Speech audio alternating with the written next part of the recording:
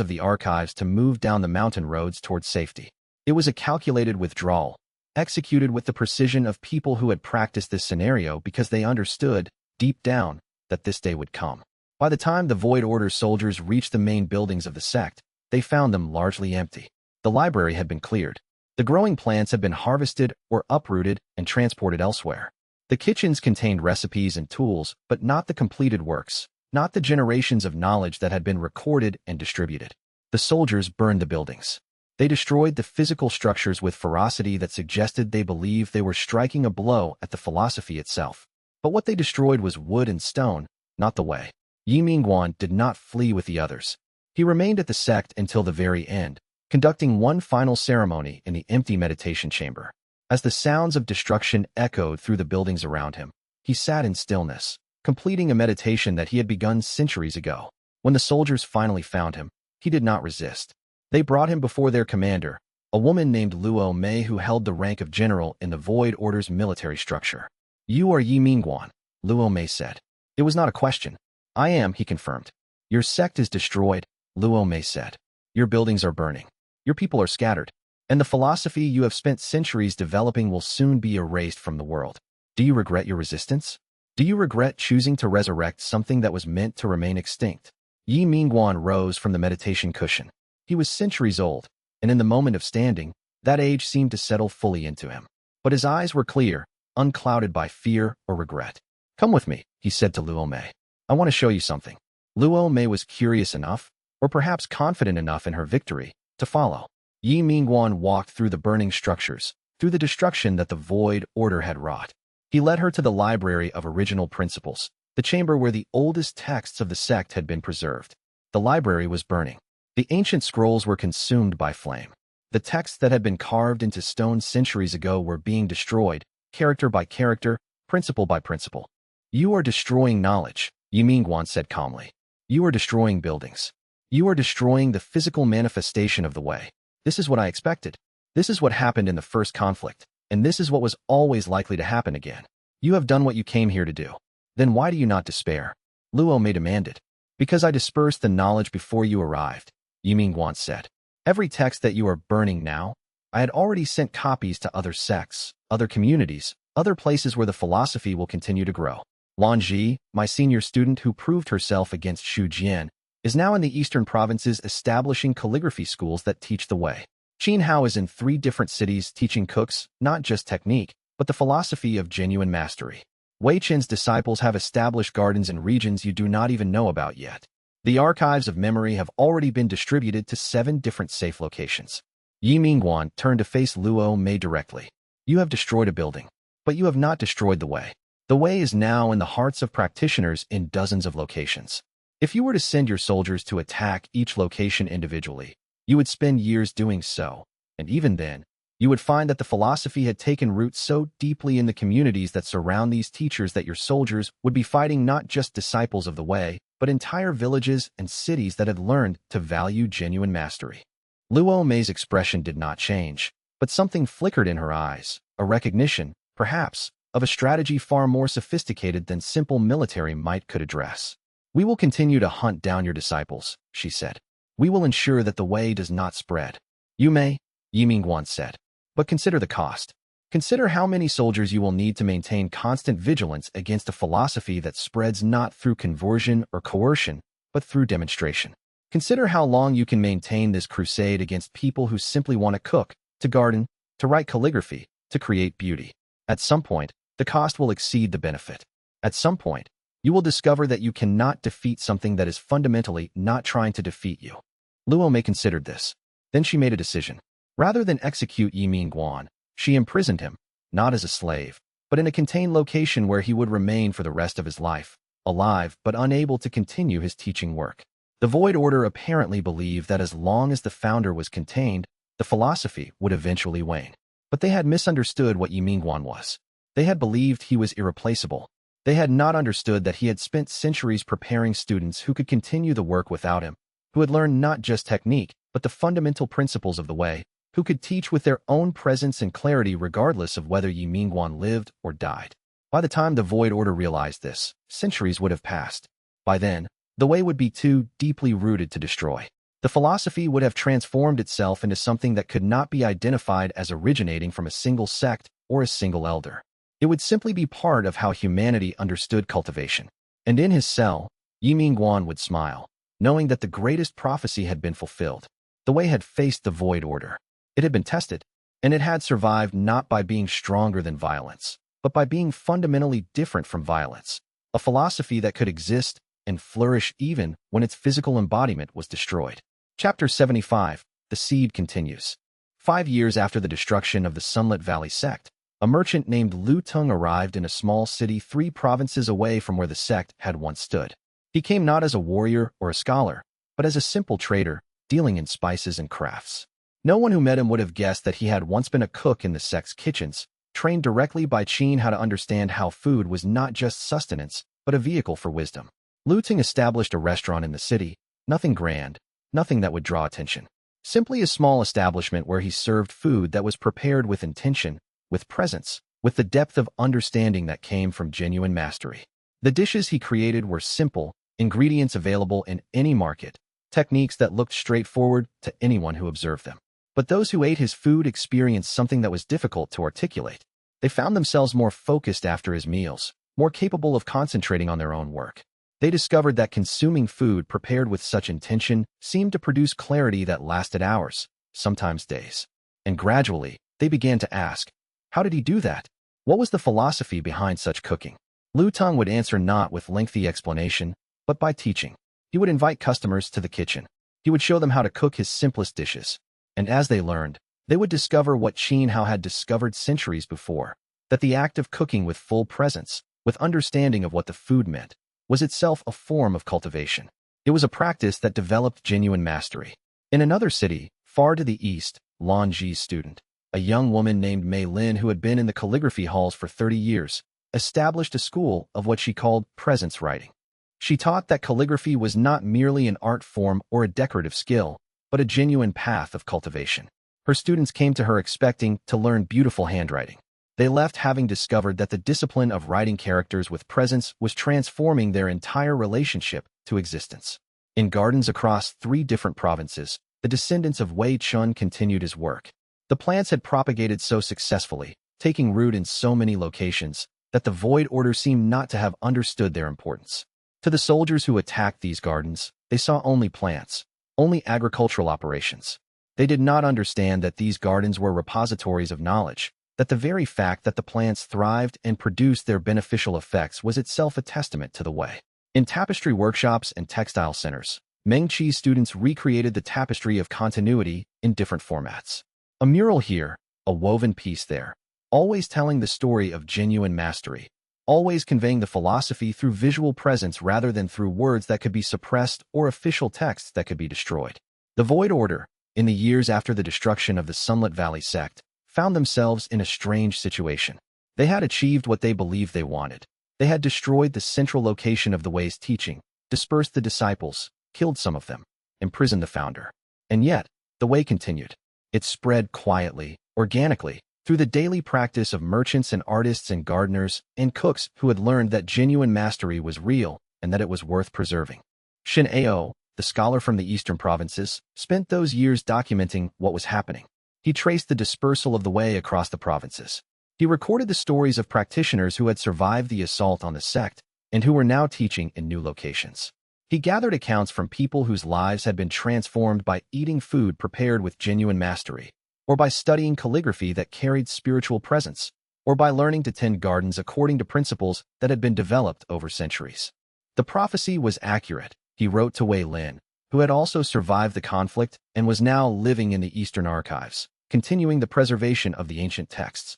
The Way has proven itself not through defeating the Void Order in combat, but through proving that it cannot be defeated by violence. The Order destroyed the Sunlit Valley sect, but they did not destroy the Way. The Way simply spread beyond that single location, into the lives of thousands of people, into the fabric of communities, into the daily practices of people who simply wanted to live better, to create more beautifully, to exist with more presence. And what of Ye Minguan? Wei Lin asked in her response. Does he survive?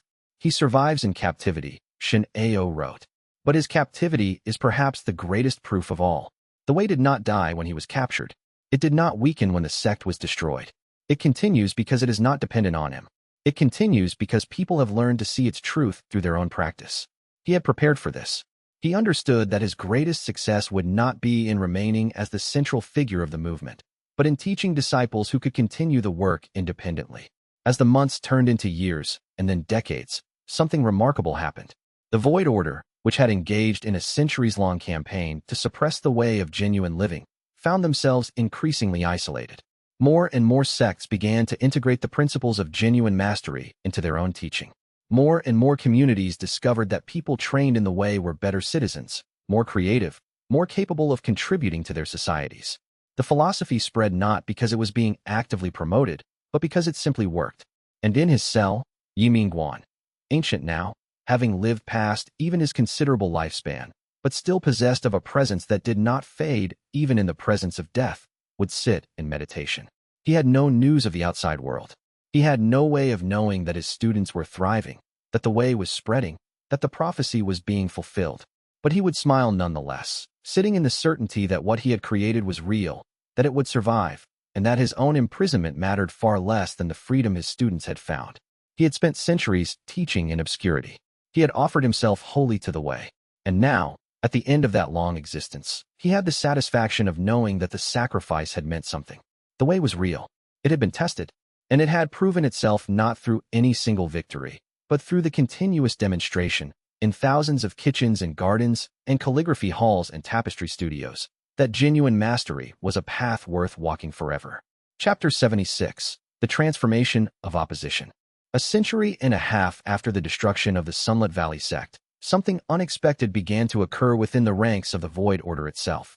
Some of the younger cultivators within the organization, those who had been born into the philosophy and trained in its doctrines from childhood, began to encounter practitioners of the way in their travels. They attended restaurants run by disciples of Qin Hao. They visited gardens established by Wei Chen's lineage. They observed calligraphy that had been created with the kind of presence that seemed to speak directly to their spirit rather than to their intellect. And gradually, some of them began to question.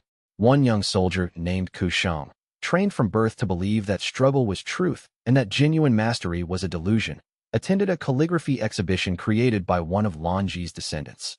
The exhibition consisted simply of 100 scrolls, each bearing a single character, arranged in a spiral pattern that led the observer deeper and deeper into the meaning of each form. Qin Hao walked through the exhibition prepared to find nonsense, to confirm his beliefs that the way was false. Instead, she found herself brought to tears by the simple presence that the characters carried. She did not understand why. She could not articulate what had changed in her. But something had shifted in her understanding of what cultivation could mean. She began, secretly, to study with the calligrapher. She learned the practice of writing with presence, of understanding that the character on the paper was a representation of something far deeper than mere technique. She continued her training with the Void Order, maintained her position as a soldier, but she began to understand the way in a manner that pure opposition could never have provided. Similar stories unfolded across the provinces. Young practitioners within the Void Order encountered the way through their daily lives. Some of them rejected what they experienced and returned to their original beliefs. But others, a growing number, found that the way made sense in a way that their training in struggle and opposition had never been able to achieve. The organization began to face an internal crisis that was not discussed openly, but that everyone at the higher levels understood to be a fundamental threat. If too many young cultivators began to see value in the way of genuine living, the Void Order would eventually dissolve from within, not through external opposition, but through the gradual erosion of belief in the founding principles. The Leadership Council of the Void Order made a series of decisions designed to arrest this drift. First, they attempted to suppress the teaching of the way through more aggressive military action. Soldiers were sent to destroy the restaurants, the gardens, the calligraphy schools. Many were destroyed. Many practitioners were killed or scattered. But the destruction was slower and less efficient than it had been during the assault on the Sunlit Valley sect itself. The way, now distributed across so many locations, was harder to target. For every location destroyed, 3 others seemed to emerge in different places. For every practitioner killed, 2 others found themselves drawn to the philosophy. The second strategy was intellectual.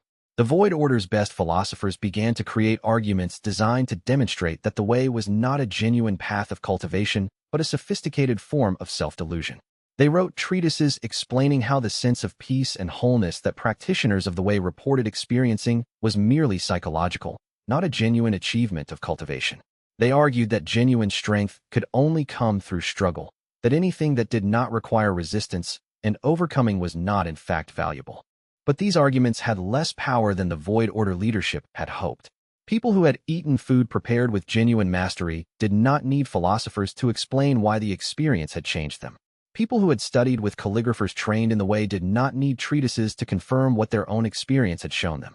The philosophy defended itself through the immediate reality of its effects. By the time another century had passed, the Void Order was no longer unified in its opposition to the way. There were still true believers, still those who maintained the conviction that struggle was truth. But there were also members who had begun to see value in genuine mastery, who wondered if perhaps both the way and the path of struggle had their place in a complete understanding of cultivation. And in his cell, though Ye Minguan had passed beyond life long before, his presence remained. The documents that recorded his teachings, the stories that people told about him, the letters that he had written to his students in his final years, all of these continued to carry his presence into the world. People who had never met him found themselves transformed by his philosophy. He had become what the ancient prophets had described. Not merely a teacher who lived and died, but a force that continued to shape the world long after his physical existence had ceased. Chapter 77.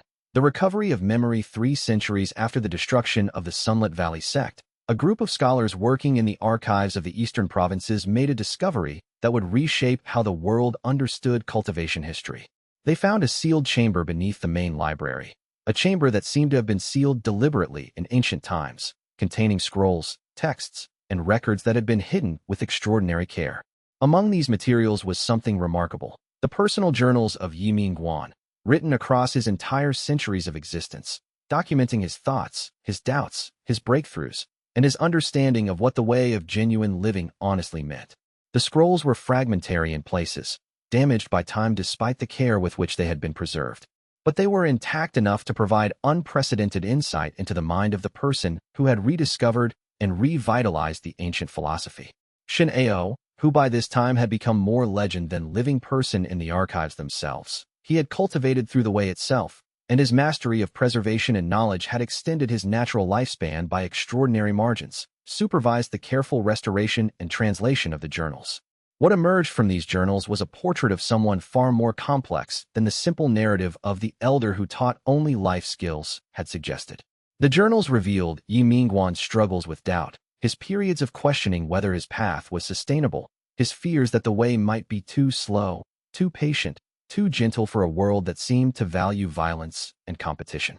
"I have spent 50 years teaching calligraphy," Ye Minguan wrote in one entry that appeared to have been created during his 3rd century of existence.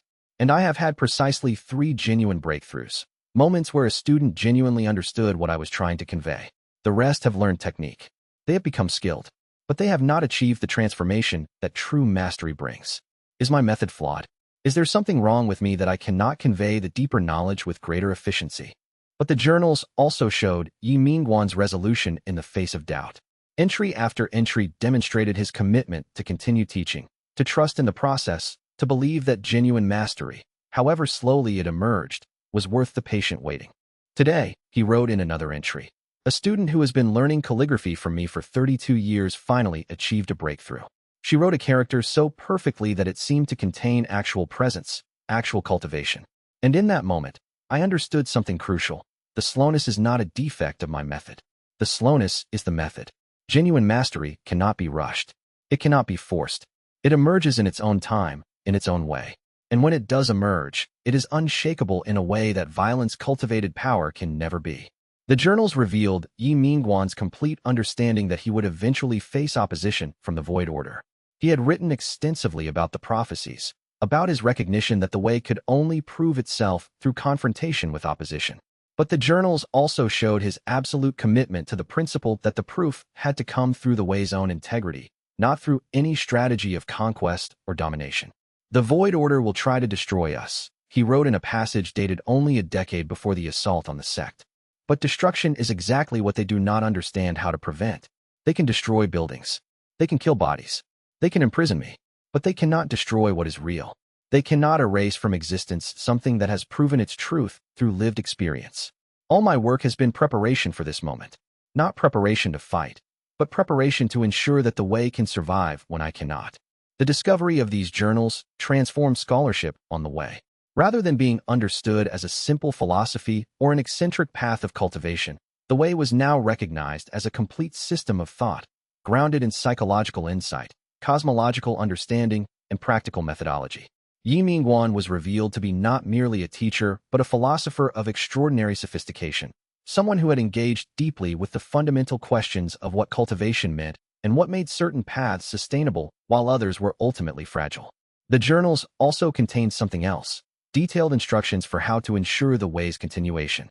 Ye Minguan had anticipated not just the immediate assault from the Void Order, but the long-term challenge of keeping the philosophy viable across generations. He had written down principles for how the way should evolve, how it should adapt to different cultures and regions, how its core truths should be preserved while its forms changed.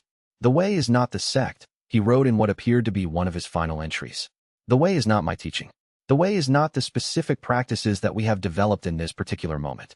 The way is the recognition that genuine mastery of anything creates cultivation, that presence is real, that the dedication of one's existence to deepening one's capacity to be fully alive is the most sustainable and ultimately most powerful path that any being can walk. With these journals restored and made available to the wider cultivation community, the intellectual foundation for understanding the way solidified. It was no longer something that could be dismissed as mere philosophy or aesthetic appreciation. It was recognized as a genuine system of cultivation, equivalent in validity to combat training, magic cultivation, or any other recognized path to immortality. The Void Order, now significantly diminished and internally divided, could no longer claim that the way was a delusion. The historical record itself had been recovered. The founder's own reasoning had been exposed. What had once been possible, the claim that genuine mastery was nonsense, was no longer tenable for anyone with genuine scholarship. Chapter 78, The Living Philosophy. 5 centuries after the destruction of the Sunlit Valley sect, the way of genuine living had become something remarkable, a philosophy that was neither a religion nor an organized sect, but simply an understood principle within cultivation communities worldwide. Universities of cultivation now taught the way alongside combat training and magical disciplines. Students could choose to specialize in genuine mastery, training in cooking, calligraphy, gardening, architecture, music, or any of dozens of other skills, as a path equal in validity to any other form of cultivation. The restaurants that had begun as simple establishments serving food prepared with presents had evolved into centers of teaching where advanced practitioners trained new generations. The gardens that Wei Chun had established had become sites of pilgrimage, places where people came to understand how the cultivation of living things was itself a form of personal transformation. The calligraphy schools that Lanji's lineage had founded had become places where some of the most respected teachers of the way conducted their work. But perhaps most significantly, the way had become embedded in ordinary life. A baker who approached her craft with genuine presence was understood to be cultivating, even if she did not practice in any formal school. A carpenter who took time to understand the nature of wood and worked with it according to its characteristics was recognized as following the way. A parent who raised children with the kind of attention and presence that the way advocated was doing genuine spiritual work. This normalization of the way was perhaps its greatest victory. The Void Order had tried to prove that genuine mastery was weak, that it could not stand against violence and struggle. But what the philosophy had actually proven was that it was not weak because it was not trying to be strong in the way that violence understood strength. It was durable because it was integrated into the fabric of ordinary life, because it could exist and flourish in any context, because it made people better at the activities they were already engaged in. Ku Sheng, the young Void Order soldier who had experienced her breakthrough through Lanji's calligraphy, had eventually left the order entirely and become a teacher of the way herself. By the time 5 centuries had passed, she was remembered in histories as one of the key figures who had helped bridge the understanding between combat cultivation and genuine mastery, who had helped create the integrated approaches that were now standard in many cultivation traditions. The Void Order made a crucial error, she wrote in a text that became a foundational document for the philosophy's later development. They believed that opposing the way was necessary to maintain the integrity of reality. They did not understand that opposing something and denying its validity were different from preventing its spread. By fighting against the way, they forced us to clarify our philosophy, to demonstrate its validity, to create the structures that allowed it to survive. Their opposition was the catalyst that transformed the way from a hidden philosophy into the force it has become. In one of the great paradoxes of the story, the Void Order itself gradually transformed. As more and more of its members encountered the way and found it valuable, as the young who were raised within the order found themselves drawn to genuine mastery, the foundational assumptions of the organization began to shift. It did not disappear. In some regions, it continued to teach that struggle was necessary and valuable. But it lost its absolute conviction that the way was heresy. It evolved toward a position in which both struggle and mastery were recognized as valid approaches to cultivation, useful in different contexts, meaningful in different ways. Some scholars, reflecting on this transformation, suggested that the Void Order had been transformed not by being defeated but by being answered. The way did not respond to violence with greater violence. It did not try to conquer the Void Order through military might. It simply continued to exist, to prove through lived experience that it was valid, to demonstrate through the transformation of everyone it touched that genuine mastery was real. In this sense, the final victory of the way was not a victory at all in the traditional sense. It was simply the continued demonstration, across centuries, that the philosophy worked. It made people better. It made communities stronger. It helped individuals achieve states of genuine wholeness and capability that were valued even by those who had not devoted themselves to the way. Chapter 79. The Return to Silence. 8 centuries after the destruction of the Sunlit Valley sect, an old woman arrived at the location where the sect had once stood. The buildings had been rebuilt by the Void Order after their victory, transformed into a fortress that was meant to serve as proof that they had conquered and that the way had been erased. But as the centuries passed and the Void Order itself transformed, the fortress had been gradually abandoned, left to the mountain itself to reclaim. The woman was named Jingmei, and she was a direct descendant of Ye Minguan's teaching lineage, trained by students of Lanji, taught cooking by students of Qin Hao, having worked in gardens that traced their lineage back to Wei Chun.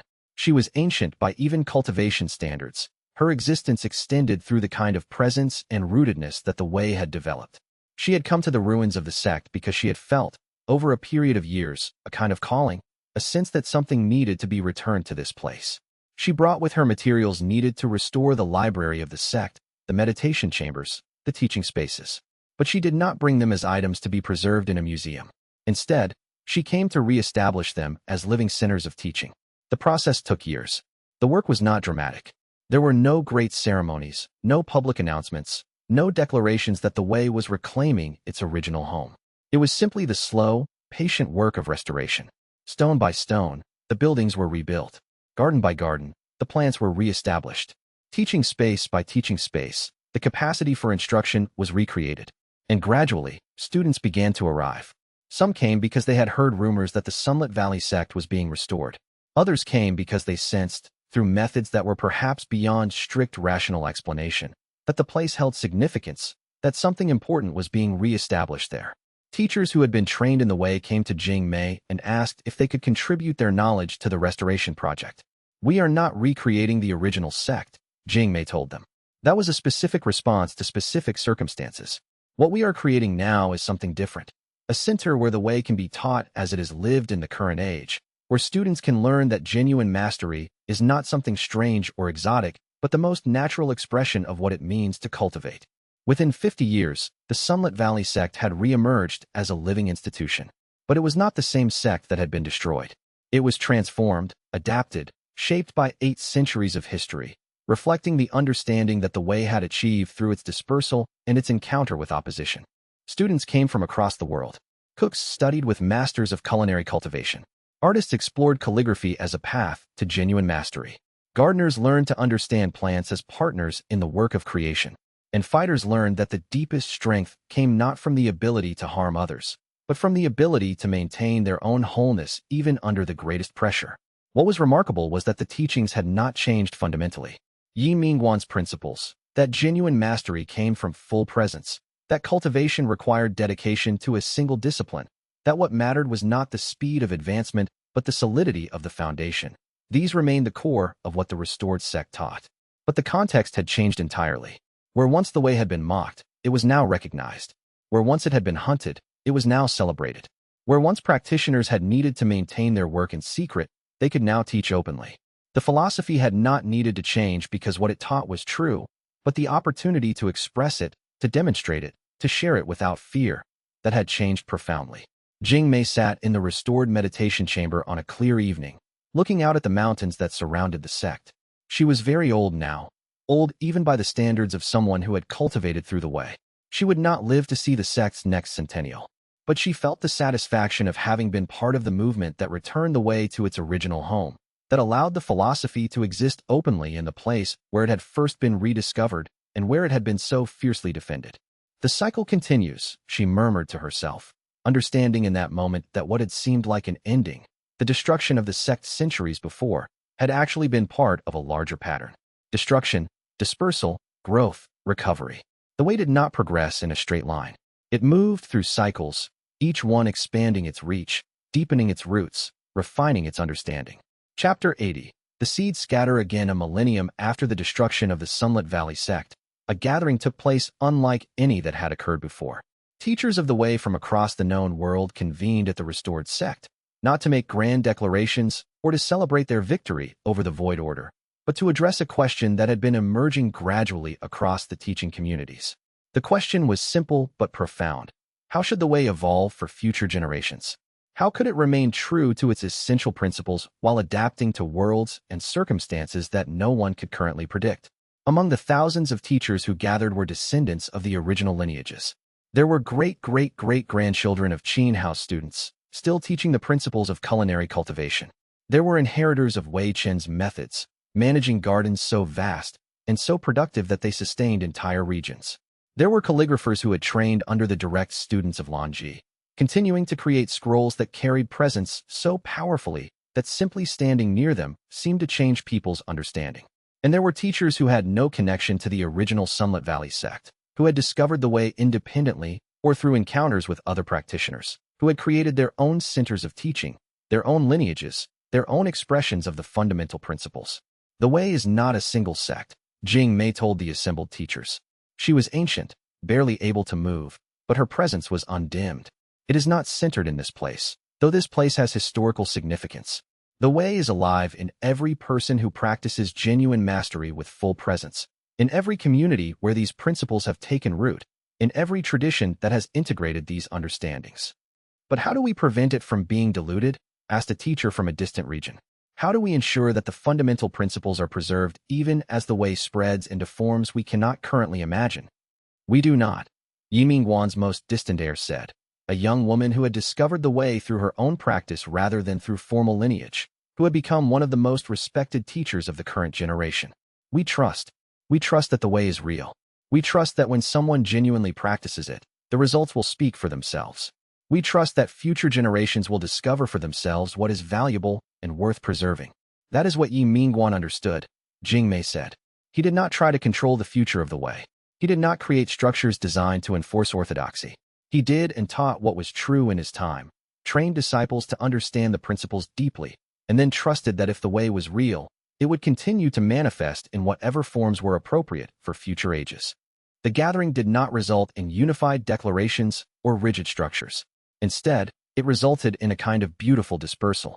Teachers left the gathering with a renewed understanding that they did not need permission or validation to teach the way, that the fundamental principles could be expressed through countless different practices and in countless different contexts, that the future of the way would not be determined by this gathering or by any central authority, but by the accumulated choices of millions of people who discovered that genuine mastery was worth pursuing. As the teachers dispersed, as they returned to their respective regions and their respective practices, Jing Mei remained in the meditation chamber, where Ye Minguan himself had sat centuries before, where the foundation of the sect's restoration had been established. The way had come through destruction and emerged stronger. It had survived opposition and been refined by it. It had dispersed across the world and taken root in thousands of places. And now it faced a new kind of test, the test of whether it could survive success, whether it could remain true to its principles even as it was embraced by mainstream cultivation communities, whether it could avoid the brittleness that came when power was held too firmly or too centrally. Jing Mei smiled, knowing that this was exactly the kind of test that Ye Minguan would have welcomed. The way did not fear success. It did not fear the integration into mainstream practice. It did not fear dispersal or transformation. It had survived violence. It could survive acceptance. The seeds would scatter again, carried now not by desperate practitioners fleeing destruction, but by confident teachers eager to share what they had discovered. The philosophy would continue to evolve, to adapt, to find new expressions in new contexts. And somewhere, in centuries yet to come, someone would face a version of the challenge that Ye Minguan had faced, the challenge of maintaining integrity while allowing for growth, of holding to essential principles while releasing attachment to specific forms. That was the way, not a fixed thing that could be destroyed or preserved, but a living truth that would continue to prove itself again and again across the centuries. In the lives of people who discovered that genuine mastery, of cooking, of calligraphy, of gardening, of any skill pursued with complete presence, was the most sustainable, most beautiful, most genuinely powerful path that any being could walk. End of chapters 61 to 80. Step 4 complete. Chapters 61 to 80. Arc 4. Cosmic/System Revelation. Full Step 4 Summary. Chapters 61 to 65. Ancient Wisdom Revealed Through Eastern Visitors. Discovery of Hidden Library Texts. Decision to Unveil the Way Publicly. Emergence of the Void Order's Opposition. Chapters 66 to 70. Creation of Archives of Memory. Integration of Combat and Life Mastery Training. Confrontation between Lanji and Void Order Master Shujian. Preparation for Inevitable Conflict. Chapters 71 to 75. Direct Combat at Neutral Ground. Dispersal Strategy Implemented. Destruction of the Sunlit Valley Sect. Survival of the Way through Distributed Practitioners. Chapters 76 to 80. Long-term Transformation and Integration of the Way into Mainstream Cultivation. Restoration of the Sect after a Millennium. Final Understanding of the Way's Permanence. Key Themes Delivered. Revelation of the Way's Ancient Origins and Cosmic Significance. Testing of Philosophy against Determined Opposition. Void Order. Demonstration that genuine mastery cannot be defeated by violence. Strategic dispersal ensuring the Way's survival beyond any single location. Long-term validation through societal integration rather than conquest. Understanding that the Way's strength lies in its non-competitive nature. Evolution and adaptation of principles across centuries without loss of essence. Final proof that presence and genuine mastery are ultimately more powerful than struggle. The Void Order emerges and challenges the Way Lanji defeats Shu Jian through presence rather than combat. Archives of Memory. Created and preserved sect destroyed, but philosophy survives through dispersal. Way proves itself across centuries through widespread practice. Void Order gradually transforms rather than achieving permanent victory. Philosophy integrated into mainstream cultivation. Worldwide sect restored and re-established as living center of teaching. Reading time. Approximately 5.0 hours of narration meets target. 20,000 plus words achieved, exceeded by 4,076 words. Target chapters. 20 chapters, 61 to 80. Completed successfully. All chapters meet individual minimum requirement of 1,000 plus words per chapter. No CTAs present in narrative. Full narrative prose with chapter headings throughout. Complete file written after each batch as specified. Step 5. Chapters 81 to 100. Chapter 81. The first request 6 months after the elder had disappeared into the mountains, whether into meditation, death, or some other state of being that transcended the distinction between the two. A cultivator arrived at the MC's modest compound seeking help. The cultivator was a master from the Crystalline Peak sect, one of the most prestigious formations in the known world. His name was Qin, and he moved with the careful precision of someone accustomed to measuring every breath, every gesture, every motion. His cultivation base was evident in the way the air seemed to rearrange itself slightly as he walked, as if reality was being gently nudged out of his way. But his hands were shaking. "I have been told," Qin said, standing in the courtyard where the MC had been preparing beds for the spring planting, "that you can do something that our sect cannot. I have been told you are not a traditional cultivator, but that you possess other kinds of knowledge." The MC straightened, setting down the small shovel with which they had been working the soil. Over the past months, they had stopped hiding what they did. The elder's departure seemed to have freed something in them, a recognition that there was no shame in what they had learned, that cooking and farming and medicine and the rest were not somehow inferior paths, but genuinely different expressions of mastery. "I can teach you to cultivate through life," the MC said simply. "But that's not what you're here for, is it?" Qin's expression cracked slightly, revealing the strain beneath. "My sect's founding cultivation base is dying. A spirit vein runs beneath our meditation halls. It's been there for 8,000 years, but it's beginning to fail. Our healers cannot help it. Our formation masters cannot heal what is fundamentally a problem with living energy itself. Our elders have begun to accept that we may need to relocate the entire sect." The MC understood, without needing to be told, what had happened. Spirit veins were not passive sources of energy. They were living systems, as much a form of life as any plant or animal. They could become sick the way that gardens could become sick, the way that soil could become depleted. And a combat cultivator, trained to perceive energy flow only as something to be drawn, shaped, and directed through force, would have no framework for understanding a spirit vein as something that might need care, renewal, or healing. I'll need to see it, the MC said. And I'll need to understand how it became sick. That we cannot explain, Xianxia said. That is what has brought me here. The journey to the Crystalline Peak sect took 3 days. The MC traveled with Xianxia and 2 younger disciples, and as they walked, the MC asked endless questions, not about the sect's power or prestige, but about practical details. How long had the spirit vein been failing? What signs had they noticed first? Had anything changed in the surrounding region? What had the soil beneath the meditation halls been like before the sect was established? The younger disciples seemed puzzled by these questions. They would have expected someone being brought to help with a spirit vein to ask about cultivation methods, about the nature of the vein's construction, about the techniques used to draw energy from it. Instead, the MC asked questions that sounded as if they were intended for a gardener, not a cultivator. But Xianxia, listening to these questions, felt something shift in his chest. He had come out of desperation, willing to try anything. But now, as he heard the MC asking about soil quality and changes in the local ecology, he began to sense that perhaps this person understood something that his own sect's most powerful masters had failed to grasp.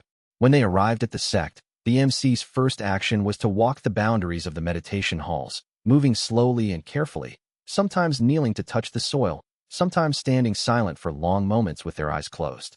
They walked for 2 hours without speaking, and no one interrupted them. Finally, at sunset, the MC asked to see the heart of the spirit vein. The deepest meditation hall was older than the buildings that surrounded it, older than the sect's official founding. It was carved from stone that seemed to pulse faintly with residual energy, and at its center was a shaft that descended into darkness.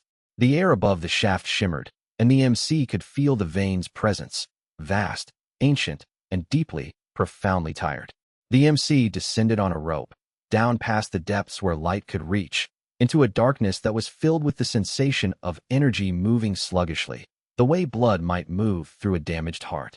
And there, in that darkness, the MC began to understand. The spirit vein was not failing because of any external force. It was failing because it was depleted. 8,000 years of drawing energy, of taking and taking and taking without any attention to renewal, had left it exhausted. It was as if the sect had planted crops in the same soil for 8,000 years without ever allowing the soil to rest, without ever returning anything to it, without ever considering that life itself requires a cycle of giving and taking, of growing and sleeping. The MC emerged from the shaft as dawn was breaking and told Xianxia what needed to be done. You will need to stop drawing from the vein for a full cycle, 1 complete year. During that year, you will need to work with the soil, with the plants that grow around it, with the ecological system that surrounds it. You will need to restore the vein the way you would restore a depleted field, with patience, with care, with the understanding that life cannot be rushed. A year. Xianxia's voice was hollow. Our entire sect depends on that vein's energy. We cannot stop drawing from it for a day, much less a year. Then your sect will die, the MC said gently. Not in a year, but slowly. The way a person dies when they continue to bleed without allowing their wounds to heal. What you're suggesting, it's not cultivation at all. It's gardening. Yes, the MC said. That's exactly what it is. And that is why your greatest masters could not help you. They don't understand that genuine cultivation includes the understanding that all living things have needs, have cycles, have requirements for rest and renewal. Xianxia was silent for a long time. The disciples waited for him to dismiss this person, to refuse this impossible advice, to return to the sect and continue with their original plans. Instead, Xianxia asked a single question. Will you stay and teach us how to do this? The work took 3 months. Working with Xianxia and the sect's most dedicated practitioners, the MC taught them what the elder had taught them. Not the theoretical foundations of agricultural cultivation, but the actual practice of it. Understanding soil chemistry, recognizing the signs of depletion, knowing how to restore fertility through cover crops and careful tending. It was strange work, watching combat cultivators who could reshape mountains learn to bend over seedbeds. But gradually, something shifted. They began to understand, not intellectually but in their actual experience, that the spirit vein beneath their feet was not a resource to be exploited, but a living partner in their cultivation. That the health of the vein and the health of the region were inseparable. 3 months later, the MC prepared to leave. But before departing, the MC spent a night in the deepest meditation hall, hands pressed to the shaft that descended to the spirit vein. The vein's energy felt different now, not fully healed, but responding, growing. The process of restoration had genuinely begun. It would take years, perhaps decades, before the vein was fully whole. But it was no longer dying. As the MC emerged into the morning light, Qin was waiting. "You have given our sect life when we believed only death was coming," Qin said. "And you have taught us that mastery includes understanding how to care for what we depend upon. That is worth more than 1,000 combat techniques."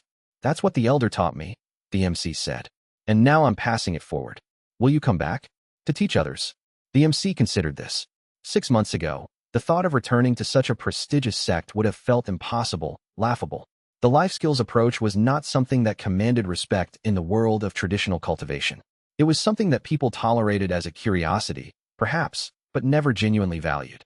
But as the MC looked at Qin, at the younger disciples who had spent the past 3 months learning to understand soil, to feel the boundaries between depletion and renewal, the MC realized something fundamental. The proof was not in words or arguments. The proof was in results.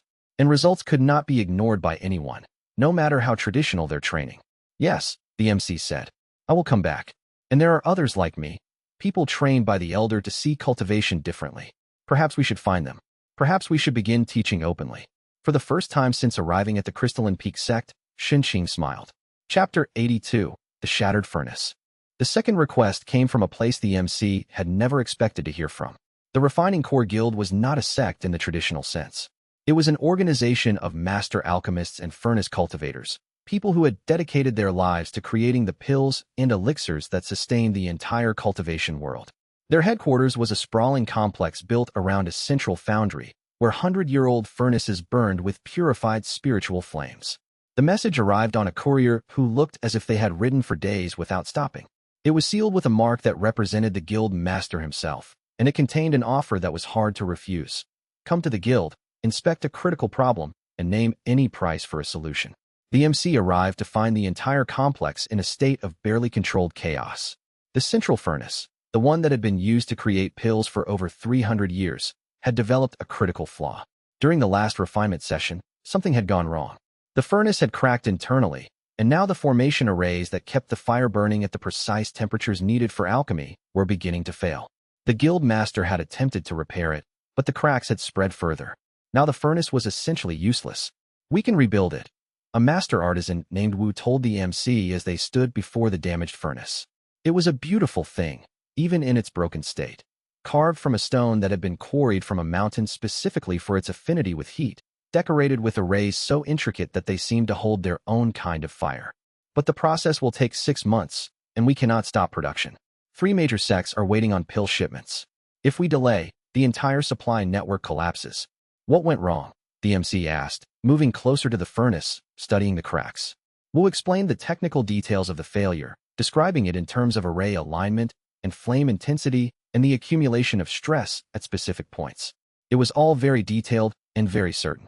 The furnace had failed because of an inherent weakness in its design, exacerbated by the extreme conditions under which it had been operating. The MC listened, but did not accept this explanation.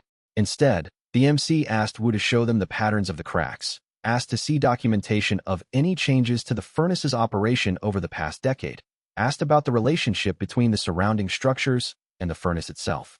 And gradually, as the MC examined the furnace from angles that an alchemist would never think to examine it, a different picture emerged. The foundry had been expanded 5 years ago. New structures had been built around the central furnace, changes to the flow of air, to the distribution of heat, to the overall balance of the space. The furnace itself had not weakened. The environment around it had changed, and the furnace had been slowly stressed by these changes until finally it failed. "But this is not a problem that can be solved by repairing the furnace," the MC said. "The furnace is fine. The problem is that it's no longer in harmony with its environment. You need to reshape the space around it, restore the balance, and then the furnace will begin to heal on its own." Wu looked at the MC with an expression of confused distress. "You're suggesting that we redesign the entire foundry to fix a furnace? That's not how these things are solved. We repair what's broken, not redesign the entire system around it." "A furnace is not like a sword," the MC said gently. "A sword can be broken and repaired in isolation. But a furnace is alive in a way. It's a system that breathes, that moves, that exists in relation to everything around it. If you keep trying to repair it without addressing the imbalance in the space around it, it will keep failing. You'll be fixing it every few years until eventually the whole thing collapses. The MC could see the moment when this landed, when Wu began to understand that they were dealing with a fundamentally different kind of problem than they had been trained to see. Can you help us redesign the foundry? Wu asked. No, the MC said. I can teach you how to understand the space, how to feel its balance, how to see where the harmony has been disrupted. But you're the craftspeople. You'll do the actual redesign. The work took 6 weeks. The MC worked with Wu and a team of master builders, teaching them something that the elder had called the geometry of harmony. The understanding that spaces, like bodies, like spirit veins, required balance. That every change in one area created ripples in the whole system. That you could not simply expand and add without considering how those additions affected the flow of energy through the entire space. They reduced the dimensions of the expansion, built new ventilation channels to distribute heat more evenly, repositioned certain structures to restore the pattern of energy flow that the original designers had created. It was, in many ways, the same kind of work as healing the spirit vein, the work of understanding a living system and helping it return to wholeness. When the restructuring was complete, the furnace was lit again. The difference was immediate. The heat burned more steadily. The arrays that had been struggling came back into alignment. The entire foundry seemed to breathe easier, as if it had been suffocating and had finally been given air. Wu watched the furnace operate for several hours without any sign of stress, without any cracks spreading further, without any indication of the terrible fragility that had seemed imminent days before. You understood this, Wu said to the MC. The foundry was like a body, and the furnace was the heart.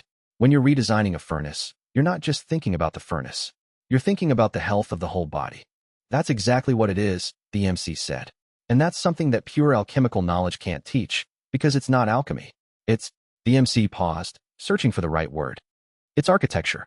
It's the ability to see how all the parts of a system fit together and support each other. But that's what carpentry is, Wu said slowly, understanding beginning to dawn. Not making individual objects, but understanding how things fit together into larger wholes. Yes, the MC said. That's what the elder taught me. That carpentry and medicine and farming and cooking are not peripheral to cultivation. They're different expressions of the same principles that govern combat cultivation. And sometimes, they're actually better ways of approaching problems that combat cultivators can't solve. Wu bowed deeply. Will you teach us? There are other craftspeople in the guild who would benefit from this understanding. Our entire approach to creation assumes that we can work in isolation, that we can focus only on the object itself. But what you've shown me suggests that we've been ignoring half of what actually matters. I'll stay as long as you need, the MC said. But I should warn you, word is probably spreading.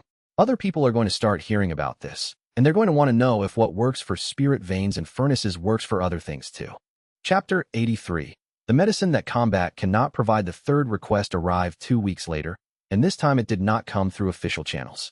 A young woman appeared at the MC's compound just after dawn, moving with the careful steps of someone in profound pain. She was dressed in the robes of a high-level cultivator, but her cultivation base was clearly weakening, draining away like water through a cracked vessel. I heard, she said, not bothering with preliminaries, that you can heal things that other cultivators cannot.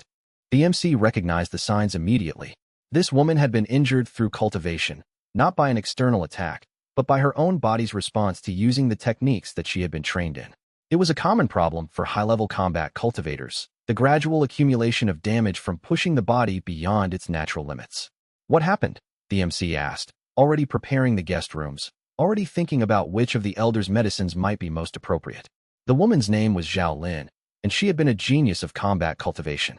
At 23 years old, she was already a master of 3 different combat forms, and her sect had been preparing her for the position of inner sect master, a role that typically required 40 or 50 years of additional training. But 2 years ago, during an advanced training session, something had begun to fail. Her cultivation base had started to deteriorate, not dramatically, but steadily, irreversibly. The most prestigious healers had examined her.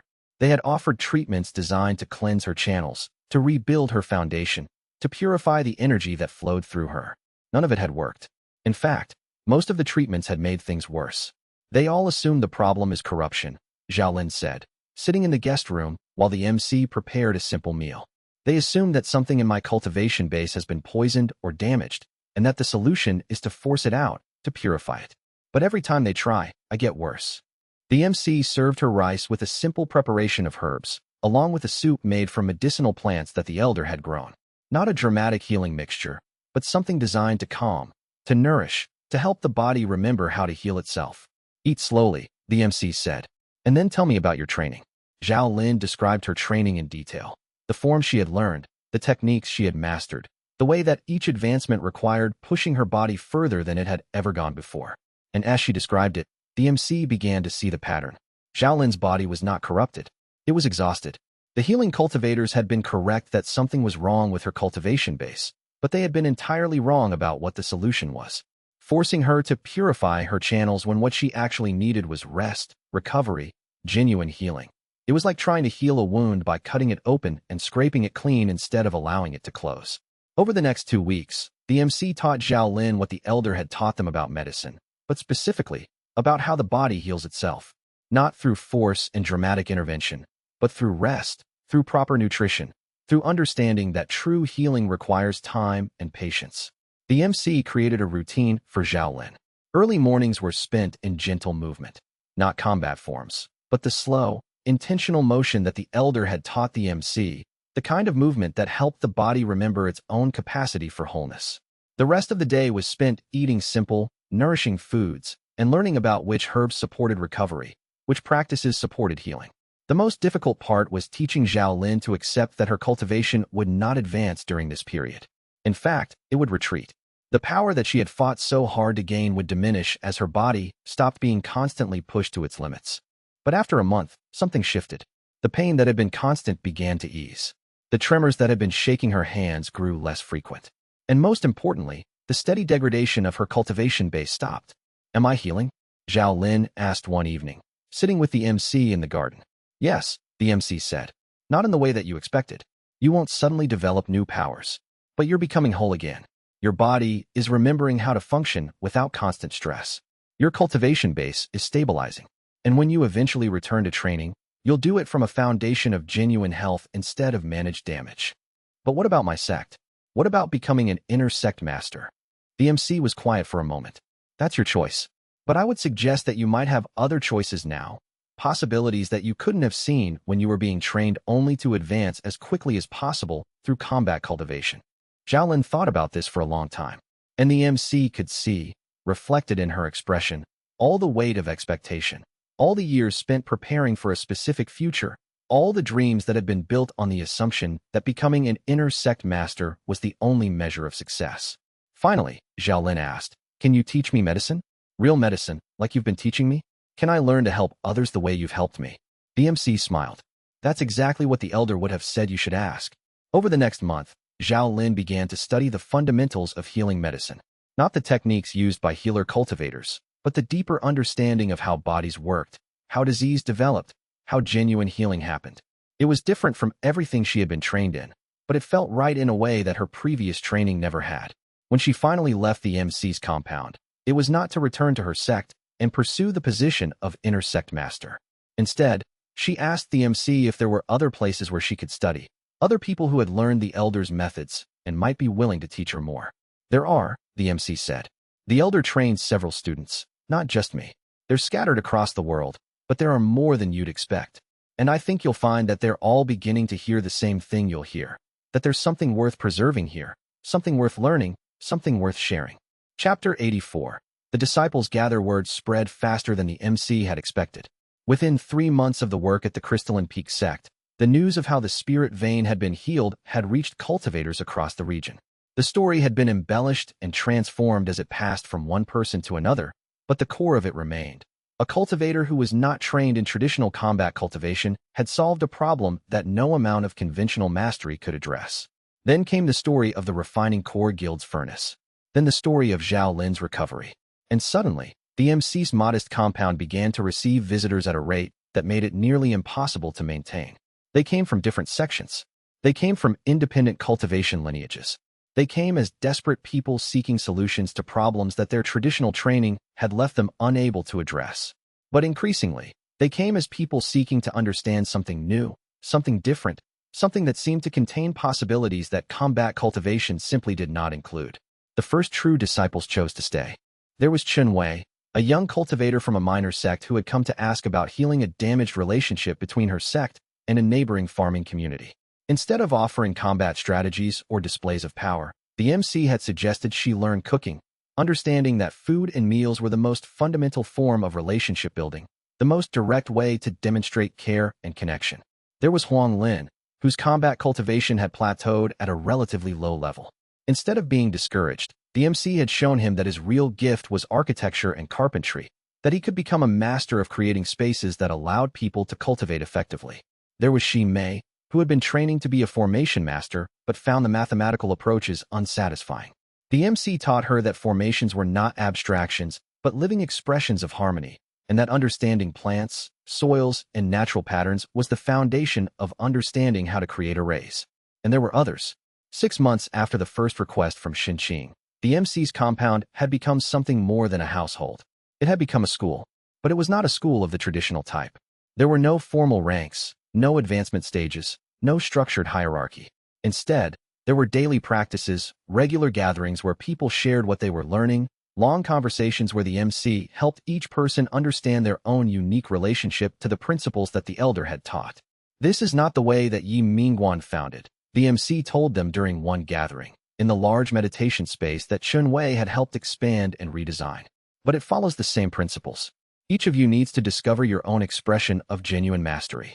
The elder taught me cooking, farming, medicine, carpentry, animal husbandry, and calligraphy. But that doesn't mean you need to learn exactly those same skills. What matters is finding the particular practice through which you can achieve complete presence, genuine mastery, full cultivation. How do we know which practice is right for us? Asked a young woman named Dao Qing, who had come to study animal husbandry and had shown remarkable aptitude for understanding the consciousness of living creatures. You'll feel it, the MC said. The way the elder knew that I needed cooking. It will feel like something you're drawn toward, something that calls to you, something that when you practice it, you feel more like yourself, not less. Combat cultivation doesn't feel that way for all people, but genuine mastery always does. As the disciples grew, the compound grew with them. The elder had taught the MC that a true school had to be self-sustaining, had to embody the principles that it was teaching. This meant that everyone who studied at the compound also worked to sustain it. The gardens had to be tended. The cooking had to be done. The buildings had to be maintained and improved. It was not separate from the learning, it was the learning. Gradually, something began to happen that the MC had not anticipated. The disciples, as they learned from the MC, also began to learn from each other. Qin Hao, who had discovered her gift for cooking and hospitality, was teaching it to others. Huang Lin's understanding of architecture was spreading. Xi Mei's connection to natural formations was being picked up by students who had previously only known mathematical approaches to array making. The life skills cultivation was not remaining the sole domain of the MC. It was multiplying, spreading, taking on new forms and expressions as each person integrated it with their own understanding and experience. The elder said that the way would survive because it was real. The MC said to Xinqing during one of his visits to check on the spirit vein's progress, that if something is genuinely true, it will continue to manifest even if no one is trying to preserve it. I think that's what's happening now. This is not something I'm creating or controlling. It's something that's emerging because people are recognizing the truth that the elder recognized. Xinqing nodded. The spirit vein has fully recovered. We stopped drawing from it for exactly 1 year as you directed, and now it's producing more energy than it has in centuries. But what's more important is that everyone who worked on the restoration has entirely changed how they think about cultivation. They're asking questions that our traditional masters never taught us to ask. It's transforming the entire sect. Good, the MC said. That's exactly how it should be. Chapter 85. The challenge. The announcement arrived on an official proclamation from the Grand Alliance of Master Cultivators, the formal organization that governed major cultivation competitions and arbitrated disputes among the major sections. The proclamation was written in formal script, sealed with official wax, delivered by a courier who had ridden for 3 days straight to ensure its prompt arrival. A grand tournament would be held in 3 months. It would be the largest gathering of cultivation masters in a century. And for the first time, the Grand Alliance was opening the competition to cultivators outside of the traditional combat lineages. The message was written in the formal, measured language of official bodies, but the subtext was clear. If the life skills approach to cultivation was legitimate, it could be demonstrated in the tournament. If it was merely a curiosity, a niche practice, a way of solving specific problems that didn't translate to genuine cultivation mastery, then it could be shown to have value in that limited context. But if it had genuine cultivation legitimacy, if it could claim to be on equal footing with centuries of refined combat techniques, then it should be able to stand alongside combat cultivation in direct comparison and not be ashamed. It was an invitation designed to look open-minded while actually being structured to expose what the Grand Alliance clearly believed, that combat cultivation was the only real form of cultivation, and that alternative approaches would be revealed as inadequate when tested against it. This is a trap, Huang Lin said immediately when the MC announced that they would participate. He had been the most skeptical of the MC's approach, and he had seen through the political machinations embedded in the proclamation. They're setting us up to fail. Combat cultivation has been refined over thousands of years. No matter how effective our approach is at solving specific problems, we cannot compete with that kind of accumulated mastery. The judges will be chosen from traditional sections. The criteria will be biased. Even if we demonstrate genuine mastery, they'll find reasons to declare our approach inferior. Probably, the MC said calmly. But that's not actually what matters. What do you mean it doesn't matter? Huang Lin's frustration was evident. The entire cultivation world will be watching. If we fail, if they make us look foolish, we'll set the life skills approach back by generations. I'm not planning to compete, the MC said. I'm planning to propose something different. The MC spent the next month crafting a letter to the Grand Alliance, proposing an alternative framework for the tournament. Rather than expecting life skills cultivators to compete on the traditional tournament's terms, direct combat, raw power, ability to defeat opponents, the MC suggested a separate track that would measure genuine cultivation across multiple dimensions. What could a cultivator do if they needed to heal a damaged spirit vein? How quickly could they restore a broken formation array? Could they teach someone else to cultivate? Or did their mastery work only in isolation? How well did they understand the systems that sustained their own power, the sources of their energy, the impact they had on their surroundings, the long-term consequences of their practice? These tests, the MC argued, would measure something deeper than raw power. They would measure the depth of understanding, the breadth of application, the ability to solve problems that traditional combat training had never been designed to address. The Grand Alliance's initial response was dismissive. The letter was returned with a formal rejection, written in the condescending tone typically reserved for people making naive proposals that the powerful had already considered and rejected. But as the message circulated among the sects, as copies were made and distributed, as word spread through the cultivation networks, something unexpected happened. Cultivators who had heard of the MC's work, who had experienced the benefits of life skills cultivation firsthand, began to add their voices to the proposal. Xinxing wrote a formal statement about how the MC's approach had saved the Crystalline Peak sect. Wu and the Refining Core Guild submitted detailed documentation of how the foundry restructuring had improved production efficiency.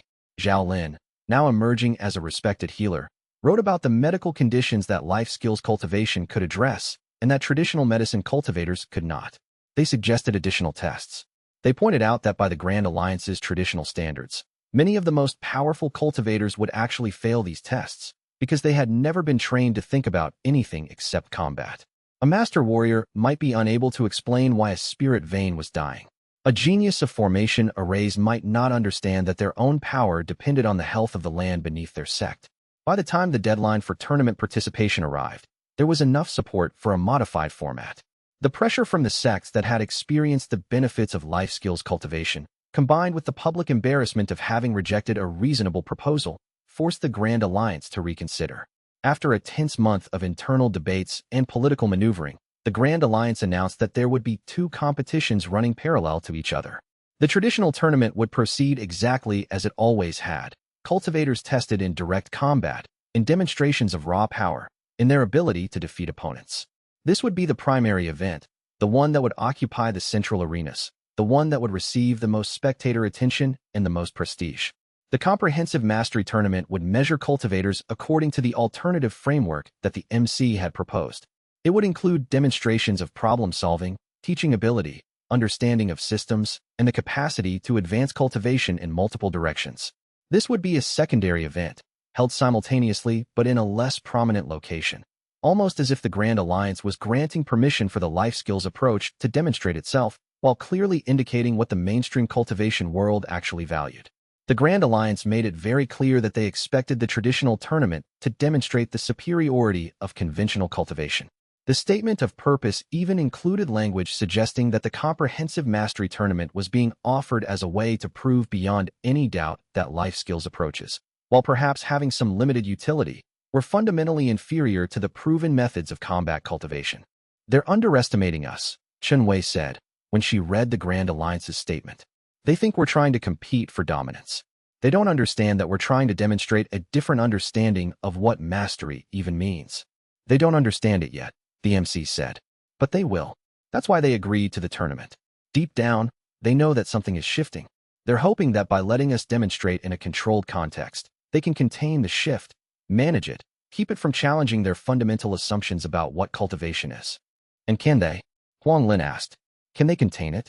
The MC looked at Shen Qing, who was standing with them during this conversation. Shen Qing smiled slightly. No, Shen Qing said. Once people see what genuine cultivation without combat can accomplish, the containment is already broken. The question isn't whether the shift will happen. The question is how gracefully the mainstream cultivation world will accept the inevitable transformation. And if they don't accept it? Huang Lin pressed. Then the transformation happens anyway. The MC said simply. It just takes longer and causes more unnecessary suffering. But the truth has a way of manifesting, eventually. End of Batch 1, Chapters 81 to 85, Batch 1 Checkpoint. Writing proceeding on schedule. MC's reputation spreading through successful practical applications of life skills cultivation. Disciples gathering at compound. Grand tournament announced with modified format including comprehensive mastery competition alongside traditional combat. Ready to proceed to Batch 2.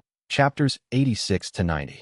Chapter 86. The tournament grounds. The tournament grounds occupied a vast plain that had been specifically prepared for the competition. The area stretched for nearly 10 miles in every direction, containing separate arenas for different types of contests, observation platforms for spectators, temporary housing for thousands of cultivators, food vendors, merchants selling cultivation supplies, and entire entertainment districts designed to serve the visitors. The traditional tournament occupied the northern half of the grounds, and it was impressive in scale and grandeur. Enormous combat arenas had been constructed, each one the size of a small town, shielded with formation arrays so powerful that the surrounding areas would not be damaged by the full force of the battles within. The arrays themselves were works of art, visible shimmerings of energy that seemed to curve and shift as they adapted to the intensity of the combat. Bleachers rose steeply around each arena in 7 tiers, each tier containing thousands of seats. The best seats, closest to the action, had been sold for prices that would have made them unaffordable to ordinary cultivators. But even the cheapest seats in the highest rows were expensive enough that most ordinary people could not have afforded them. There were 20 such arenas arranged in a large circle, each one dedicated to a different type of competition. Individual combat, team battles, demonstrations of specific techniques, endurance tests, speed competitions, displays of raw power. Entertainment in the central area included performances by musicians and dancers, while vendors of expensive foods and rare wines competed for the attention of spectators between matches. The comprehensive mastery tournament, by contrast, occupied a much smaller area in the southern half of the grounds. Its structure was entirely different, reflecting a fundamentally different philosophy about what should be displayed and how. Rather than combat arenas, there were stations set up for different types of challenges. A plot of diseased soil that needed to be healed. A broken formation array that required repair. A group of young cultivators who needed to be taught a fundamental principle. A series of problems that required diagnosis and creative solution but had no obvious correct answer. A section dedicated to demonstrations of teaching ability and knowledge transfer. The area was orderly but not particularly impressive in terms of spectacle. There were no towering bleachers, no elaborate decorations, no large number of marked-off spectator areas. What was there was functional, enough space for the demonstrations, enough area for judges and observers to move about, adequate facilities for the participants. But it lacked the grandeur, the scale, the obvious investment of resources that characterized the traditional tournament. They're patronizing us, Chen Wei said, looking at the size difference between the two competitions. The contrast was actually stunning when you saw them side by side. The northern portion of the grounds dominated by the massive combat arenas, the southern portion relatively modest and understated. The traditional tournament gets the main grounds, the best facilities, the most spectators. We get this. Huang Lin looked at the smaller space and made different calculations. Actually, he said thoughtfully, this space is better designed than the northern arenas. The layout is more efficient. The positioning of the demonstration stations creates natural flow for observers. If I were running a tournament, this is how I would have done it. But yes, it's definitely smaller. It doesn't matter, the MC said quietly, though they were paying attention to Chun Wei's frustration. The size of the stage doesn't determine the truth of what's demonstrated on it. If our approach is real, it will be visible regardless of how much attention is paid to it. In fact, the most important truths sometimes reveal themselves most clearly in quiet places where people actually have to look carefully rather than being overwhelmed by spectacle. The MC's disciples had traveled to the tournament grounds as a group. Qin Wei, who had become skilled at cooking in service of building community and demonstrating how nourishment was itself a form of cultivation. Huang Lin, who could design and build anything from a small shelter to a complete formation hall, and who had begun to teach others to see architecture as an expression of cultivated presence. Xi Mei, who had developed an almost uncanny ability to understand how plants and natural patterns could be integrated into formation arrays, creating hybrid approaches that combine mathematical precision with ecological sensitivity. Dao Qing, who had discovered that the deepest animal husbandry involved understanding and respecting the consciousness of non-human creatures in ways that seemed almost supernatural to outside observers. And a dozen others, each of them having discovered their own particular expression of life skills cultivation through years of dedicated practice. They were also not alone.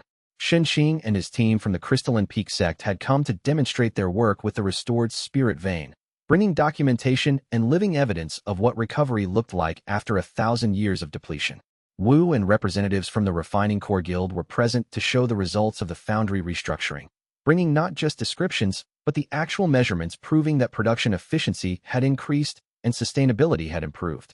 Zhao Lin, who had begun to establish herself as a respected healer of the kind of deep damage that traditional medical cultivation could not address, had come to demonstrate her methods and bring testimonials from people she had helped.